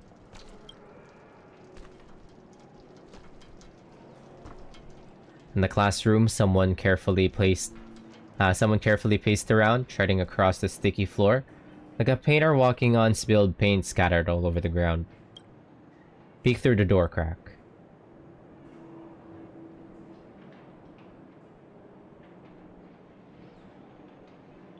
The gap in the door seems filled with an impenetrable darkness, and you can't see a thing. We've got the wave now. Time to regroup with Welt and the others. Aren't there still people trapped inside? You can't save them. They're already ghosts. It wasn't Sparksy who attacked them, but something far more cruel. What the hell happened here?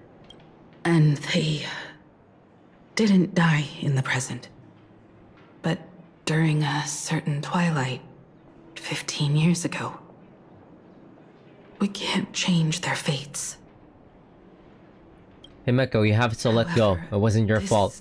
Definitely isn't some kind of time travel to the past.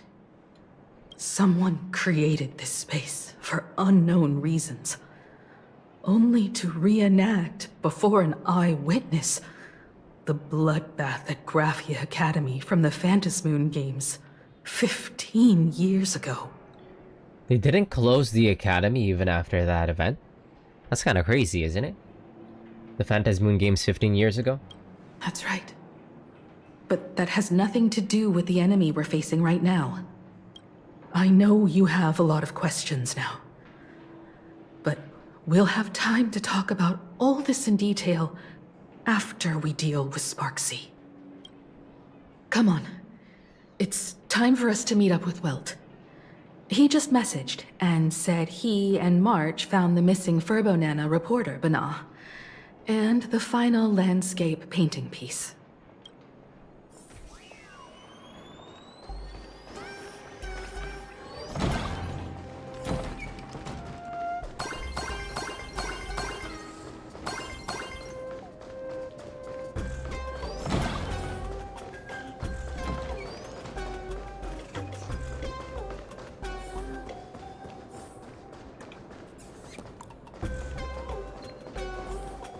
The hell? Where do you want me to go?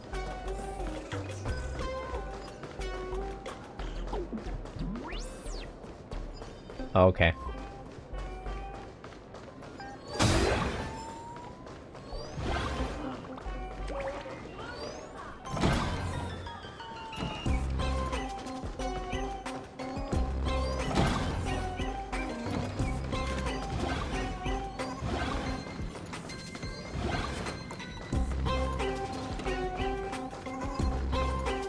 It's so fucking far, I should have just teleported there.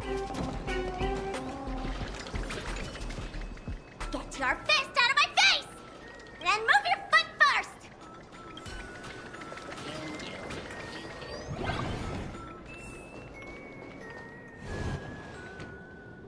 Walt says, "You okay, Mr. Furbo?" Good thing we got here in time, or you would have ended up as a target practice dummy! Holy Furboli, thanks for saving me. Beep boop. Never mind. Furbo nearly bit the dust. That was a different Furbo. President, you're here! You're gonna give this Furbo some hazard pay, right? You didn't even finish the job?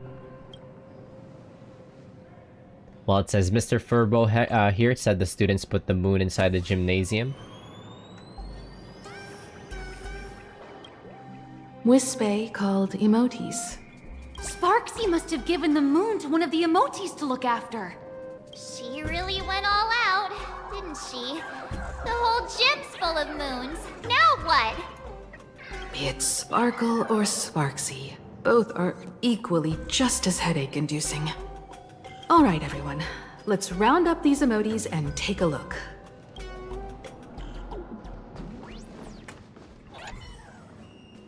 You, fess up! Did you stash the moon somewhere? I pried open its mouth to take a look. Seems this little guy didn't swallow the moon.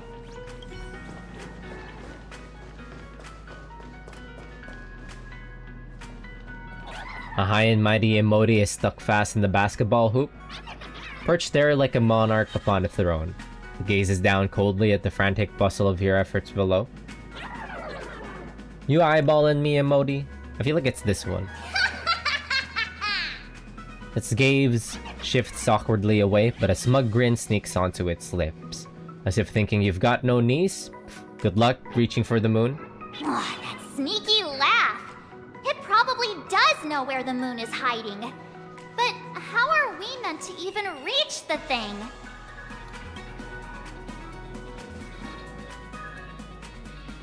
Start hooping.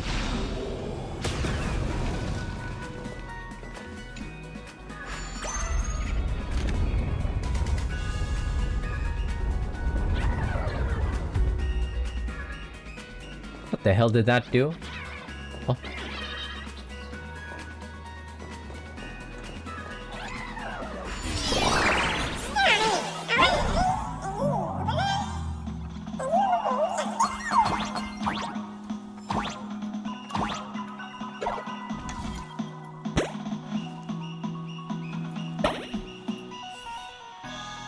The gym. I've missed this. There was a time when I really envied those classmates who could sprint across the field, giving it their all.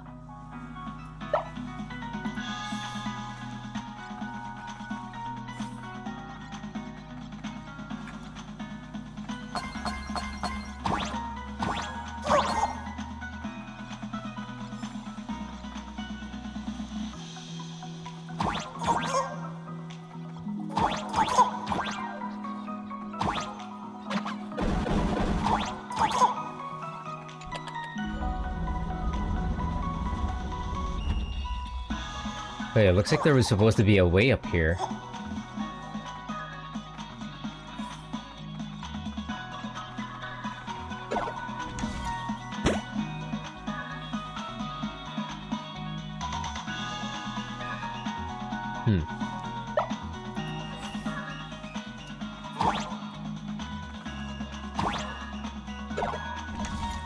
Is it back here?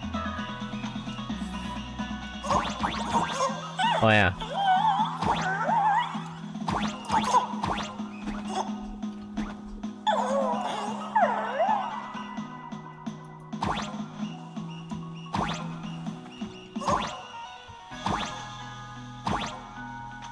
Yeah, it's impossible though.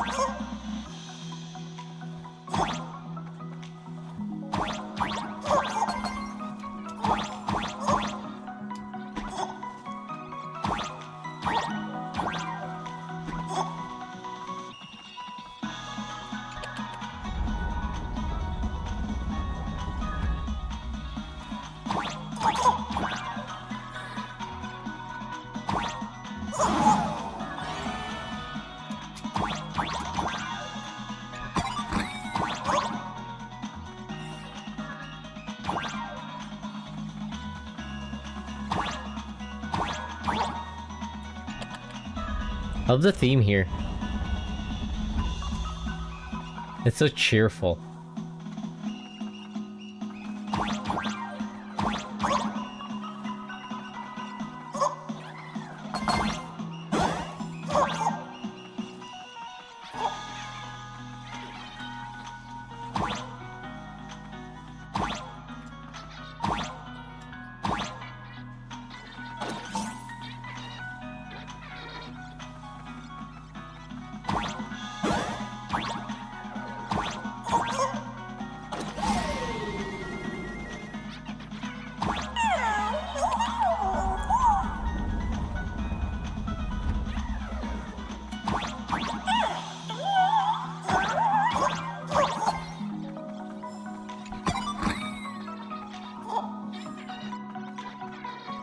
Huh?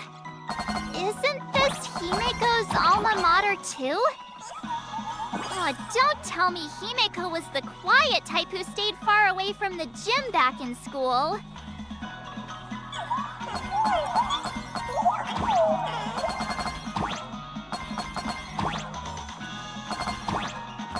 Not quite.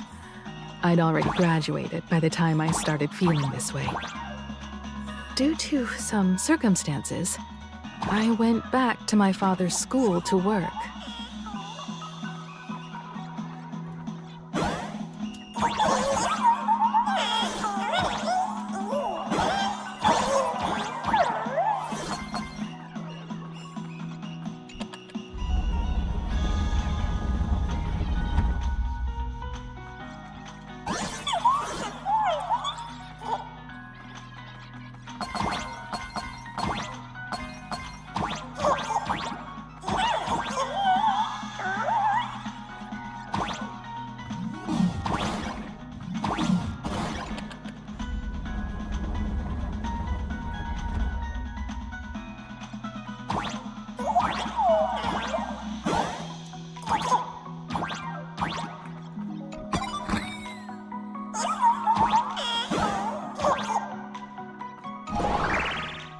one good jump, and we should be able to reach that emoji. I'm really digging the Super Mario mode of this game. Like, as a new, like, exploration aspect. You can't have it!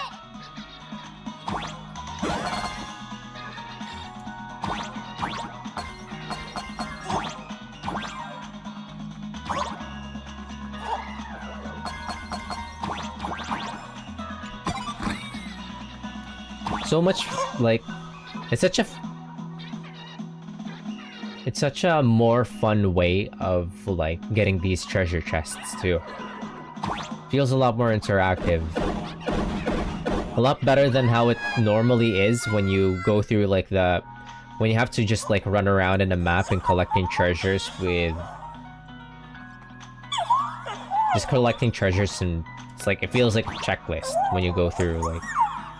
When you just try to gather all the treasure chests in an area. With the layout of this Super Mario mode, it feels a lot more, like, interactive.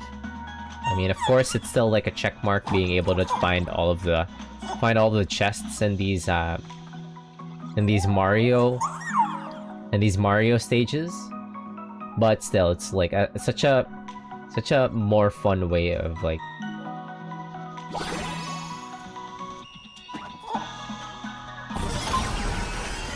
so much more fun than it usually is.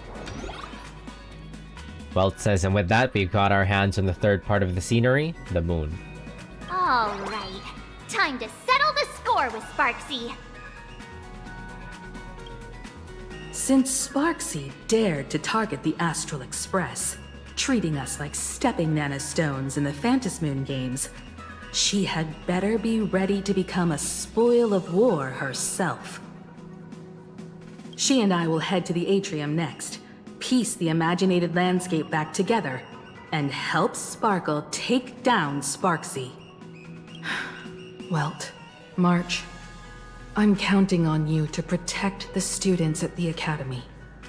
Dovebrook's waves should suppress the mimetic contamination they're experiencing, but they might panic and run into the combat area.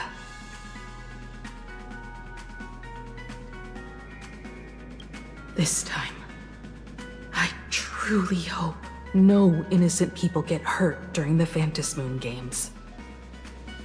Don't worry, Miss Himeko. Mr. Yang and I have got this. You better give that girl a taste of her own medicine for messing with us like some comedy act. Let's go. Hopefully we're coming up to the climax.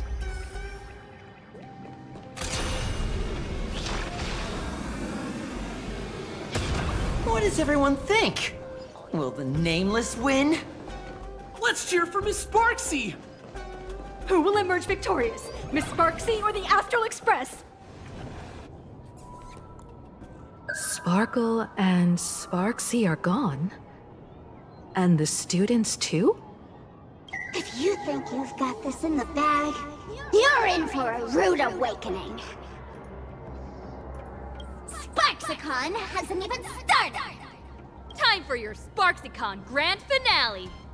Because I, the Nameless of the Astral Express, will challenge you as a fellow supplicant and crush your elation.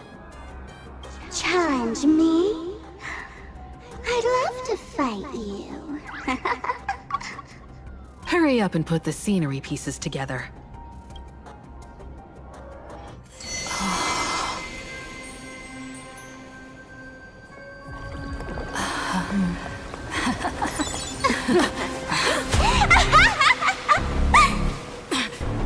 That annoying old model has already fallen asleep. Soon, there will only be one sparkle in the world. Or maybe everyone will be one.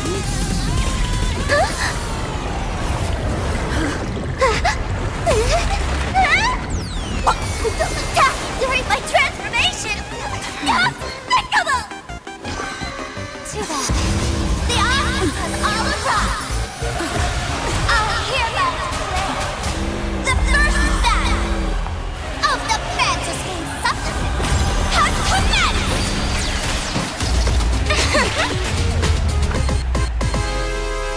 Wait, that intro is very cool. That versus screen?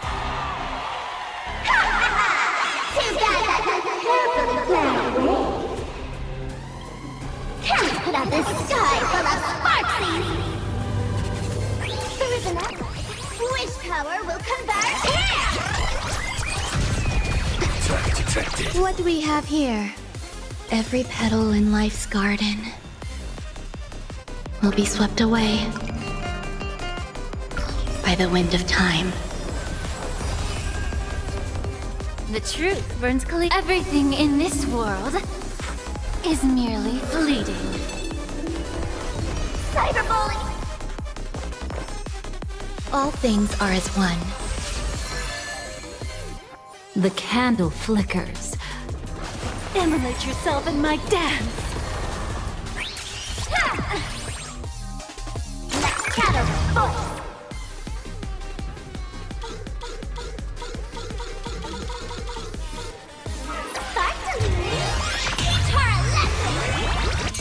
Where the heck did she drag me to? Time to cleanse the filth. Wouldn't you agree? Sam in position. Executing attack. Still hanging on? Did everyone really take good care of Sparksicle?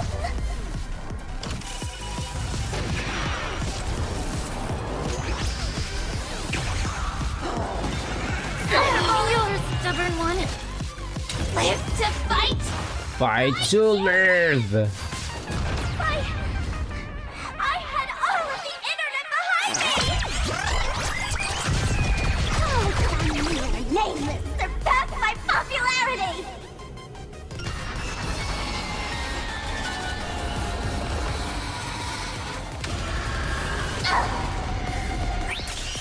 Enjoying yourself? I shall set the seas ablaze! So cool, Cyberbully! Live to fight! Fight to live! Oh, you're so cool!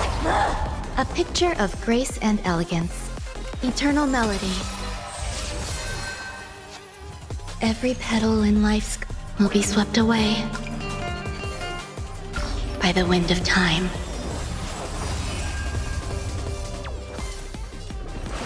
Etch me into your bones. Please allow me to. Both body and mind must be pure. I shall set the seas ablaze! You want to betray me? Hey, why are we doing penny damage? Immolate yourself in my dance. Cyberbully! You'll do. How about we dissipate that foul time to cleanse the filth? Wouldn't you agree? This live to fight! Fight to live! Cyberbully! Can't wait anymore. The truth burns. I'm trying to brute force it to 0, in this world but I feel like something is supposed to happen here. fleeting.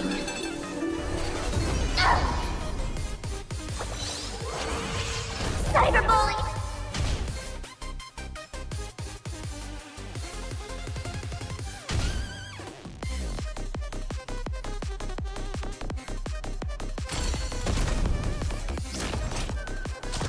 Prime, detonate! Like fireflies, I will fight for myself until everything burns to ashes! I shall set the seas ablaze! Okay, there, 1%. Everyone wants to be you. I'll show them my elation.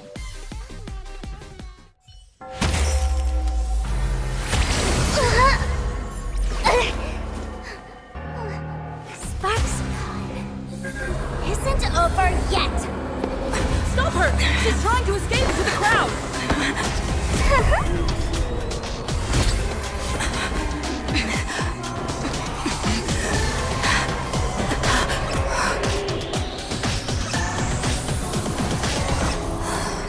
Sunday! To panic, you two.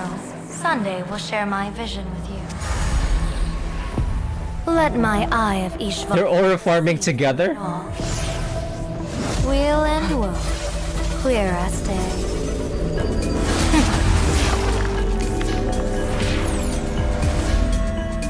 I see where the culprit is. Fought you.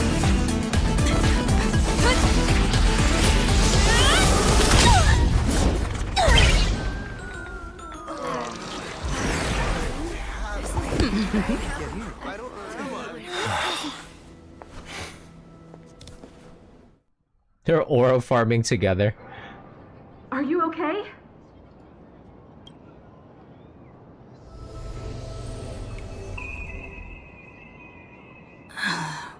Where did everyone go? Violence against Sparksy. Look over here. General Yao Guang? Am I seeing things? We're just attuned to each other, that's all. Oh, feeling dizzy?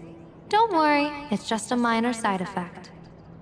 When I first opened my eyes, I couldn't even conduct basic self-care for nearly a month. Don't worry though. With my reinforcement, you'll be back to normal in a moment. Wait, her fortune turned fortuitous. Thank you, General. By the way, above your head... Can you see the sign above my head? What the hell? So, whether it brings weal or woe, whether it changes or not, please keep this secret safe from me. Don't let me know, and don't let anyone else, okay? What's in it for me? We asked. Hey, I went out of my way to help you here. Can't you give me a discount? Consider it good karma. She's so pretty. Her 2D art does not do her justice at all. She's so pretty. Can Sunday see your sign? I'm afraid not. As an observer, your gaze reaches far deeper than his. What are you afraid of? We ask. In that fleeting moment, your eyes gained insight into my destiny. For those who wish to defy their own destiny, the best approach is to avoid gazing too long into fate, especially not letting powerful observers do so. Now that you know the reason, surely you'll do me this small favor and keep this secret? Okay, I will keep it a secret. Thanks. And of course, be careful not to let it slip. Or else. I'll tell everyone all about your true identity. You're a former Stellaron hunter, aren't you? Oh, just imagine the chain reaction that would cause. I don't even want to think about it.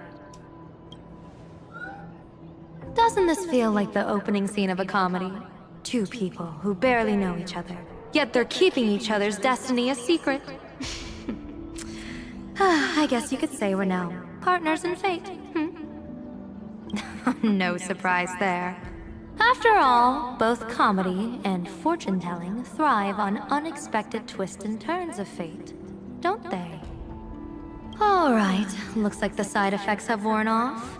Time for us to say goodbye. And you? Are you okay? What just happened? I was so confused. I couldn't see a thing. All I remember is Sparksy and the Nameless got into a fight. I saw everything. The Nameless from the Express smashed Sparksy right into the wall with one swing. That strength was unreal. That was such an epic fight, as expected from a cosmic hero. That was seriously awesome.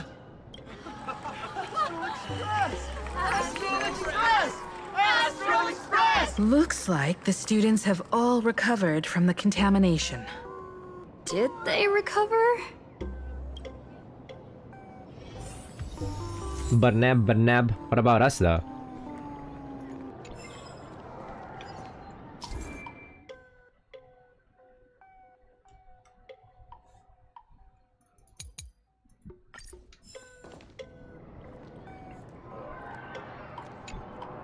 when she absorbed me. I thought it was all over. Thankfully, Grey Hair, you won this one. 1 point for the Trailblaze. Are you really just a mask? Who knows? But come on, doesn't that sound insanely cool? I'm totally adding this to Miss Sparkle's 132 origin stories. Maybe we're all just masks that someone else has shed. We say the tavern won't send assassins after me, right?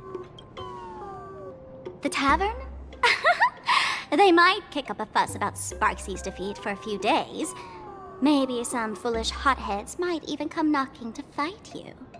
But trust me, give it a couple days and the tavern will act like none of it ever happened.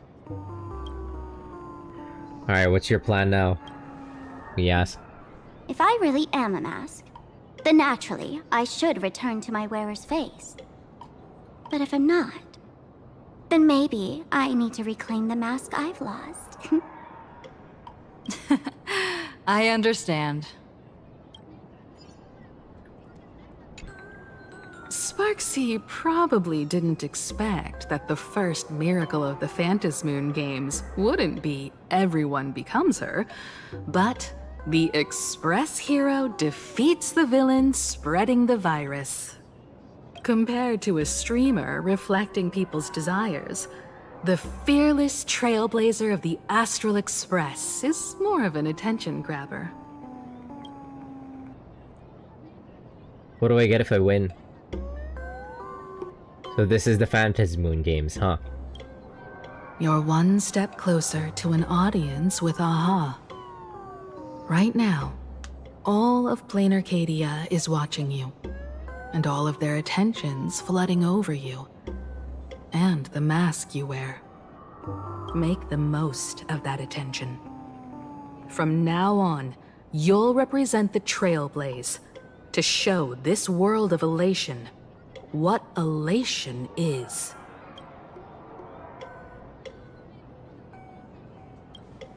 That's right. Sometimes the supplicants work together, sometimes they clash. It's like a coin toss. No telling which side will land until the moment it hits the ground. At least this time, I hope it doesn't end in bloodshed. Alright, what should we do with Sparksy? Show mercy. Or don't. No, I'm just kidding. Lower your bat. Violence. The audience in this Arcadia doesn't go easy on losers at the games. She'll lose her wish power soon enough, and the Sparksy virus will fizzle out. You can hand her over to the Department of Aberration Defense for imprisonment, or set her free. As a supplicant who's become the focus of all, I'm sure you've already made your decision, right? Decide what to do with Sparksy. Finish her! So, Victor, here to claim your prize? Very well. Sparksicle has no objections to that. So what'll it be? Gonna hand me off to the Department of Aberration Defense? Lock me up as a hardened criminal?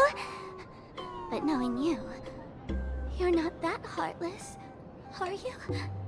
Or maybe you want to take away my streaming account as punishment. I'll livestream 24/7 and sing praises of your valor.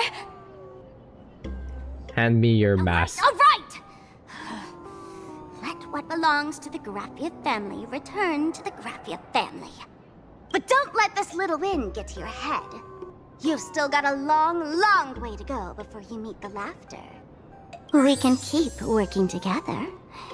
Better to have a friend at the Phantasmoon Games than another enemy, right? What? No parting words? I'm letting Sparkle decide your fate.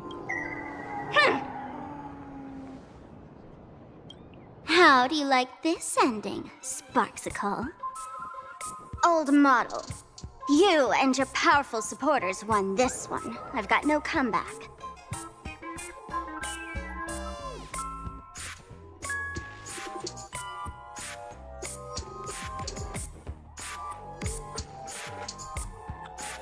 It's a mask. What do you plan to do with your original self? Who's the mask and who's the original? Shouldn't that be decided by the one left standing? Your plan is finished. Your relation has been eliminated. You're the one who should be called the old model. That elation isn't mine. It's the elation everyone chose. And besides, wasn't it your idea in the first place? What? You told me to leave you behind. You also told me to take the idea and its relevant memories and go chase my dream. That's totally something Miss Sparkle would do. How do you like this ending, Sparkle? How does that joke go again? Take the mask from a masked fool, and what's left but a fool? But take the fool out of a masked fool, and all that's left is the mask. Come on, Sparkle. Time to end this little charade. No show is complete without a curtain call. Shall we become one at last? Bang! Ladies and gentlemen, are you having fun? A friendly reminder from Miss Sparkle. Don't underestimate the Phantom Moon game. That's trippy. You won't get another opening act as spectacular as this Sparksicon, you know. That's trippy. The same voice actor doing like different iteration of their voice as Sparkle and Sparksy, overlapping each other. This is kind of trippy. After the toy gun went off, Sparkle and Sparksy were no longer there. Sparksy! No. Sparkle? Which one is which? Perhaps it was just a masked fool, playing a harmless trick under the watchful eyes of the gods. Or maybe she just wanted to remind us that the elation in plain Arcadia has become something even the gods no longer recognize. In any case, everything here has come to an end. Whoops. In any case, everything here has come to an end. We should move on and unravel the next plot.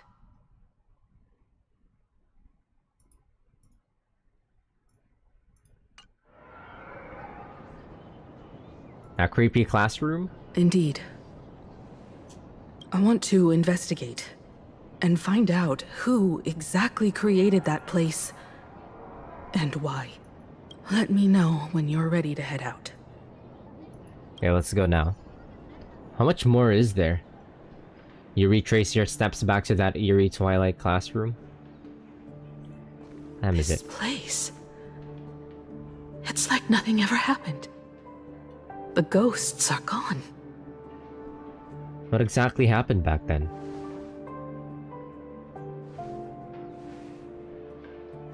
"15 years ago, during the last Phantom Moon Games, I participated as a supplicant.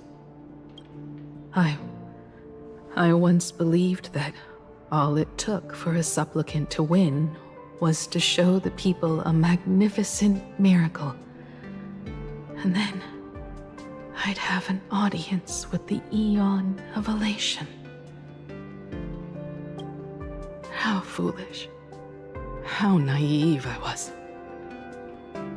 Not everyone wants to obtain everyone's wish power in a positive way.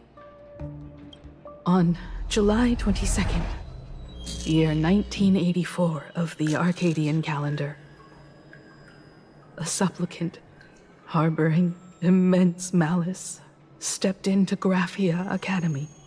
He slaughtered 22 students who had stayed behind after school. Then went on to Dovebrook District, where 146 innocent civilians were either killed or wounded. That killer moved like a deranged artist. living corpses, imprinting his signature mark. The Bloody Bloom. The media dubbed him the Herald of Death. It was a tragedy the world could not forget. The Phantom Moon Games of that year came to be remembered as the Blood-Stained Games. So many parents lost their children. So many people lost those dearest to them. One of the victims was my very own daughter. Upon my return, I stood before the grave where she was laid to rest. Her name was Himeko.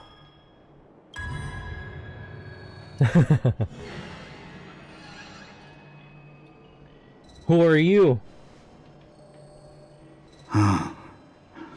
Forgive me. Allow me to introduce myself. I am Ryusuke, the current dean of Graphia Academy. Man, they couldn't even be fucking bothered to give him a better model. He gave him like an NPC model baseline. That's supposed to be Himeko's dad. How was it that they gave, what was her name again? Kochiba. That one investigator. Wait, the one lady from the Defense of Aberration, whatever the fuck you call it, office had like a unique model. Like a playable character model. Why did they give her a playable character model? And they didn't fucking bother with Himeko's dad.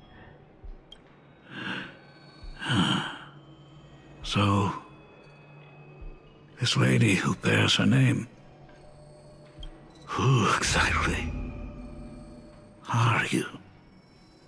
What the hell?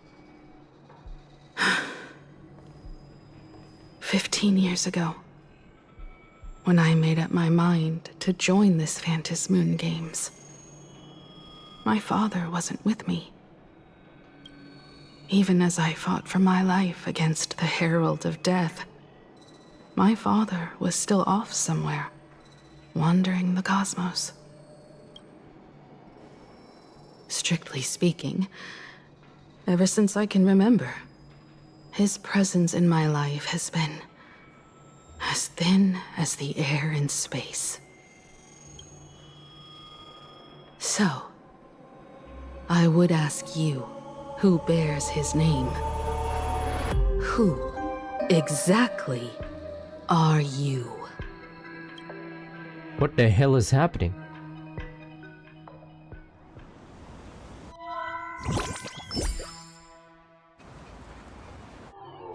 Welcome back to the Arcadian Morning Report Special Edition.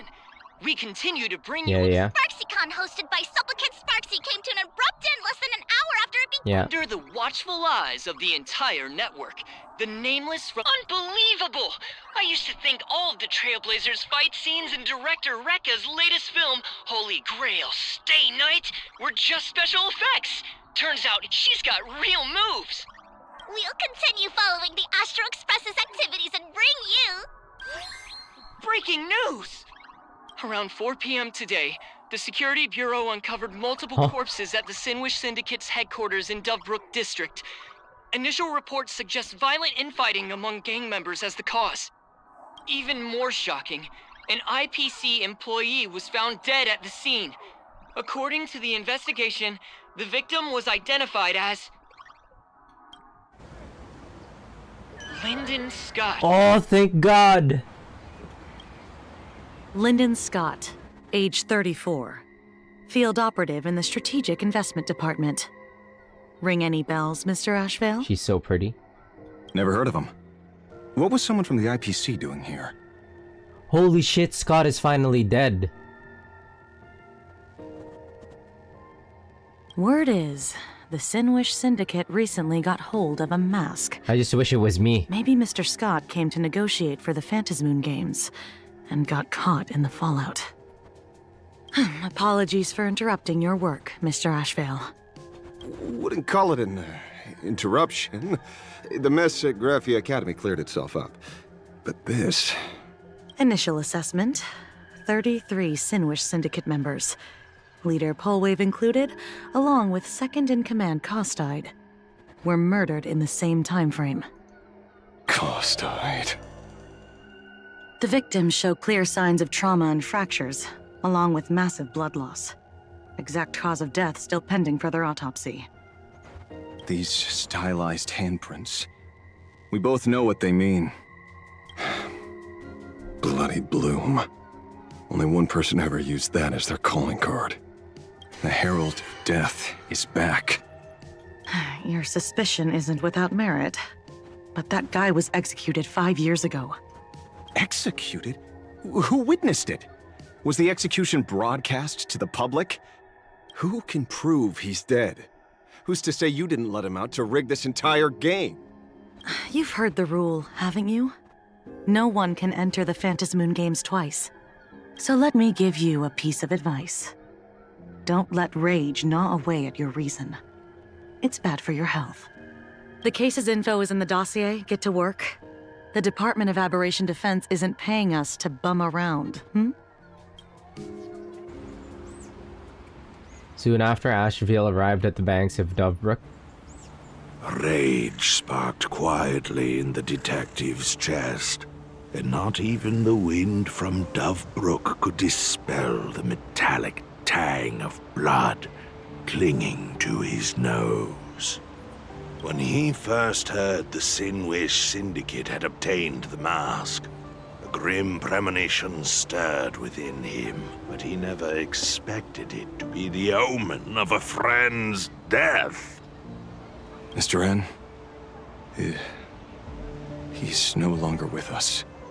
Now he's just a body, another nameless casualty buried beneath a headline.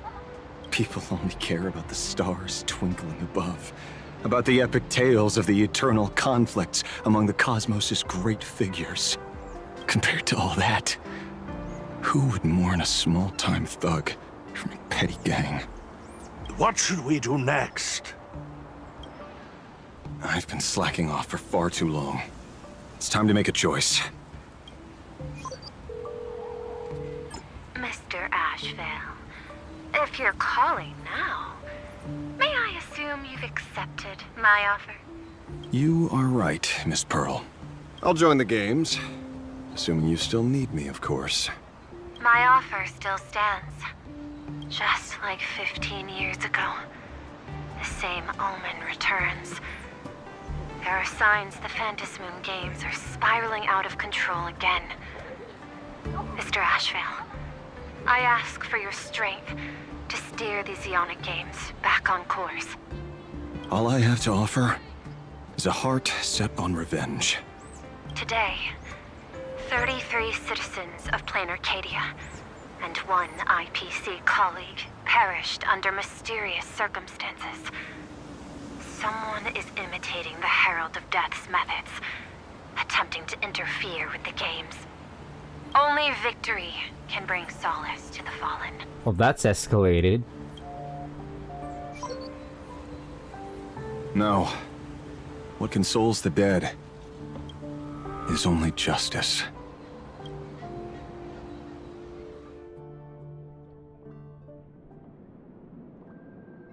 What's the matter? Found a better candidate? Don't I even make the short list? This is a game shaped by the most capricious, Eon. Surprises and twists are its very nature. It's only right I choose the strongest players. Even so, I have to ask, what makes you so sure that I'd hire a wanted criminal to fight in the Phantasmoon Games, instead of tossing you into an IPC cell? Throw me in prison?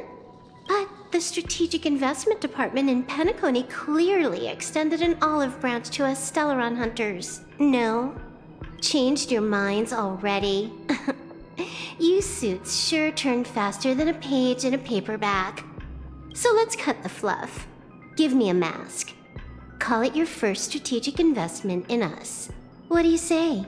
Understanding comes first, then the investment. Tell me, how do you plan to earn my trust? Apologies in advance.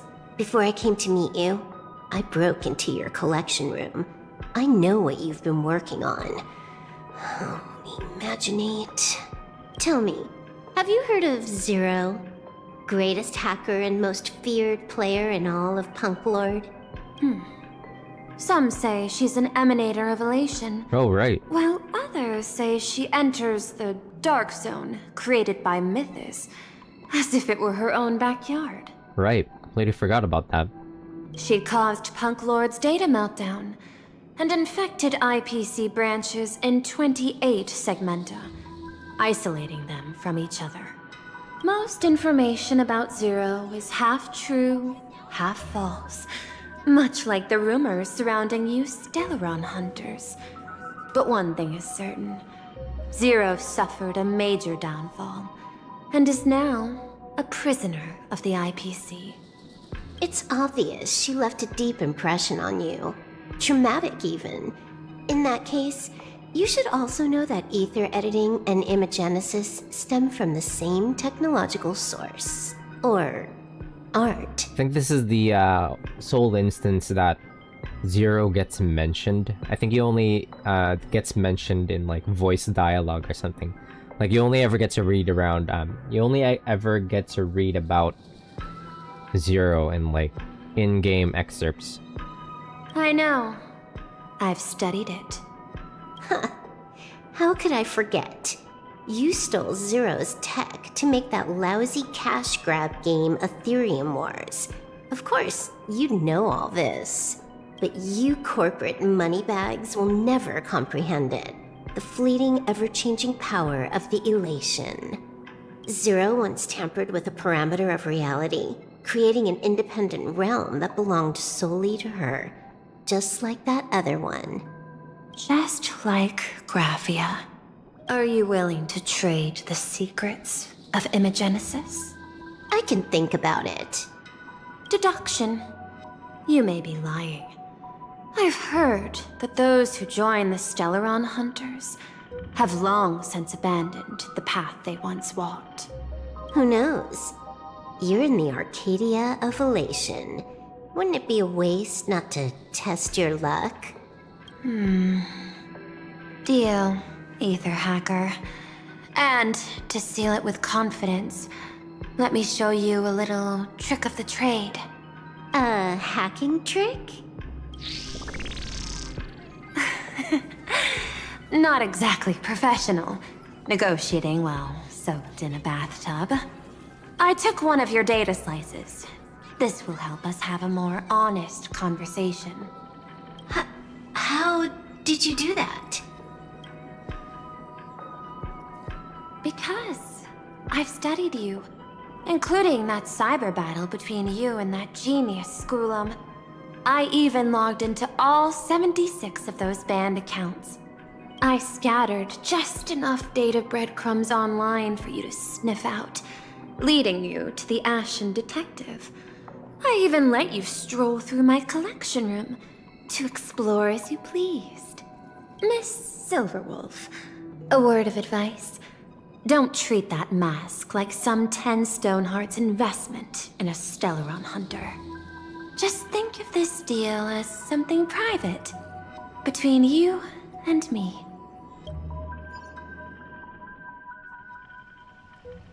Meanwhile, in the Phantasmoon courtyard.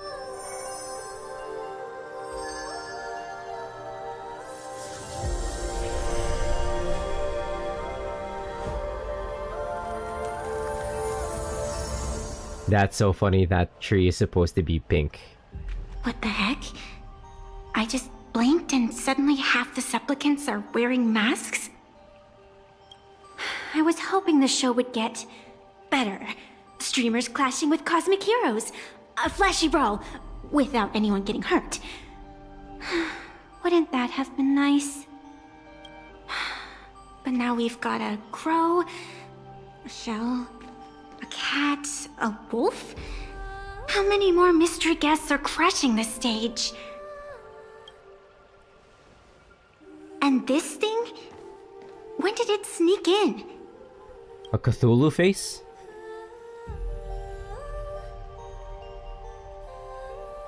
In the end, everything always spirals into the abyss. But you're the rare exception. Your first battle wasn't bad for a greenhorn protagonist.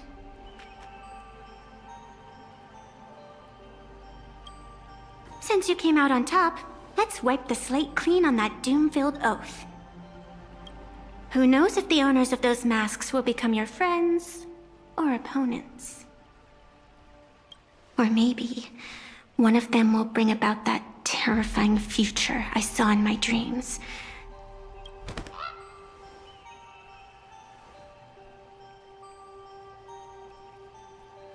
Little one, how'd you find your way here? Wait, Sunday can do that? The supplicants in this Phantasmoon Games really caught me by surprise. Good morning, gamers. How's it going? Oh, fucking finally. On the Go Home Club. Let GG's, we're caught up. I'm so sleepy.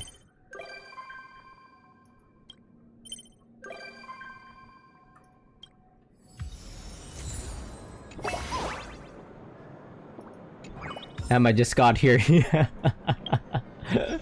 We're completely caught up now. What the? Ah, what is it? I'm not ready.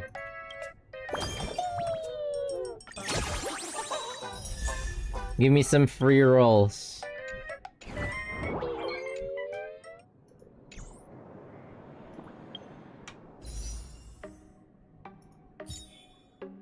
Oh, that's a bunch.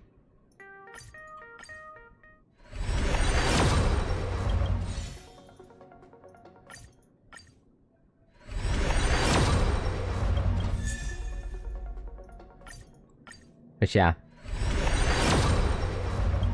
We're caught up.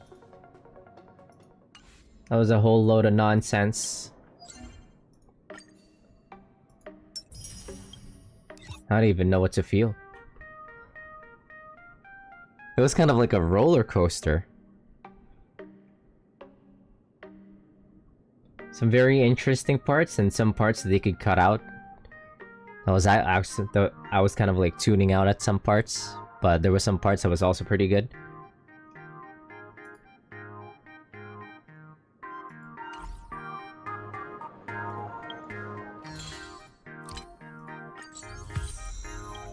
Oh, one more roll. One more roll.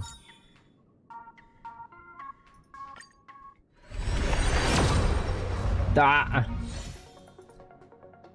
Alright, that's it. Yeah.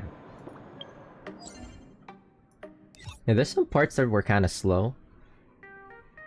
Trying to remember which parts. Like the beginning, when we first went to the school, that was kind of slow. And whenever Scott was involved. The introduction was pretty alright to play in Arcadia, and then what happened after that?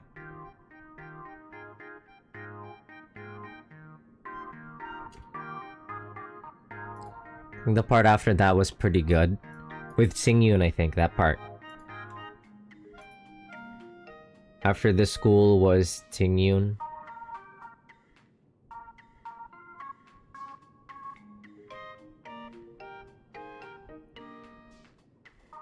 Actually, no. Before the school shenanigans, it was that little bit with Pearl. Well, I guess you could say that's still part of the introduction.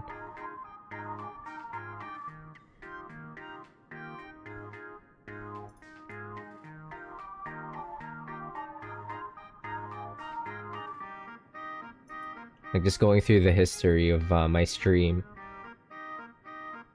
And this was pretty interesting. This part, just that, all of this is just introduction to playing Arcadia. I guess it went alright. We took in the sights.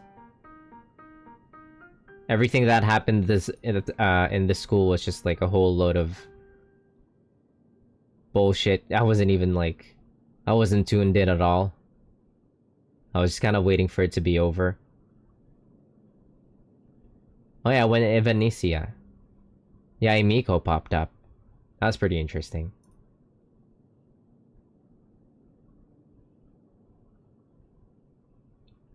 Oh, when Yao Guang showed up. And when Yao Guang showed up and Ting Yun, those are pretty good. The better parts of the better parts of 4.0.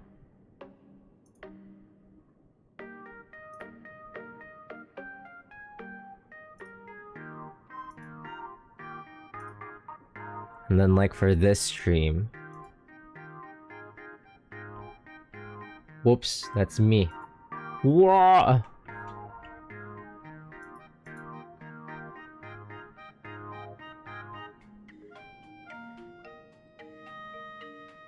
Yeah, Ting Yun and Yao Guang, things were ramping up, things were actually getting interesting.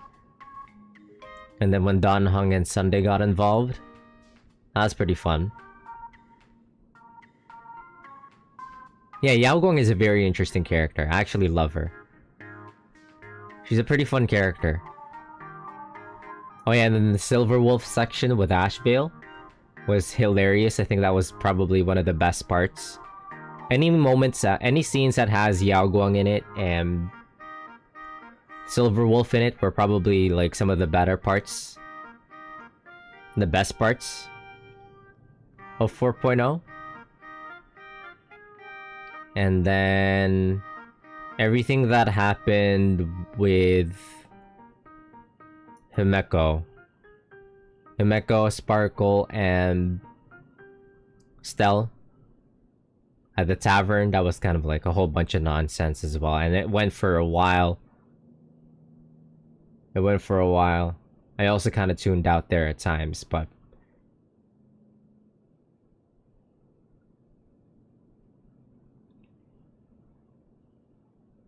Oh yeah, and then this peak. Peakium. Also one of the better parts of 4.0 when Sunday and Yao Guang were interacting with each other. She's so pretty, I want her.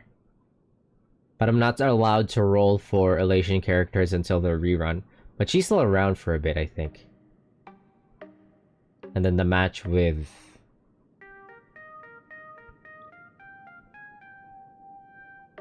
Sparksy. That was alright. I don't know what to feel about this, like... Himeko's past. But what happened here? That was kind of like out of place. That kind of felt like out of place. Not sure what to feel about that. I mean, that's just like introducing something new towards the end of the patch. Yeah, kind of a roller coaster. I'm not sure. Not sure what to feel about this. But I could say for sure that I like some parts.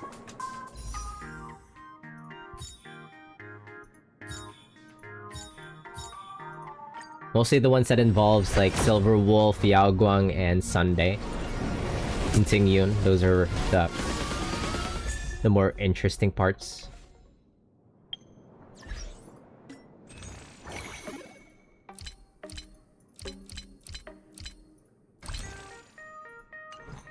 But anyways... Wait, I have one more roll.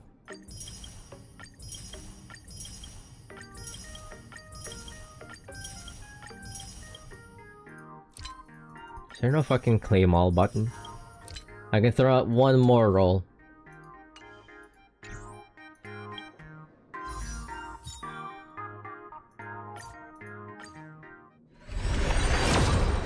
Alright, GG's. That'll be it for me for tonight. For all the friends that dropped by, have a great evening. Thank you very much and have a great evening. Peace, peace.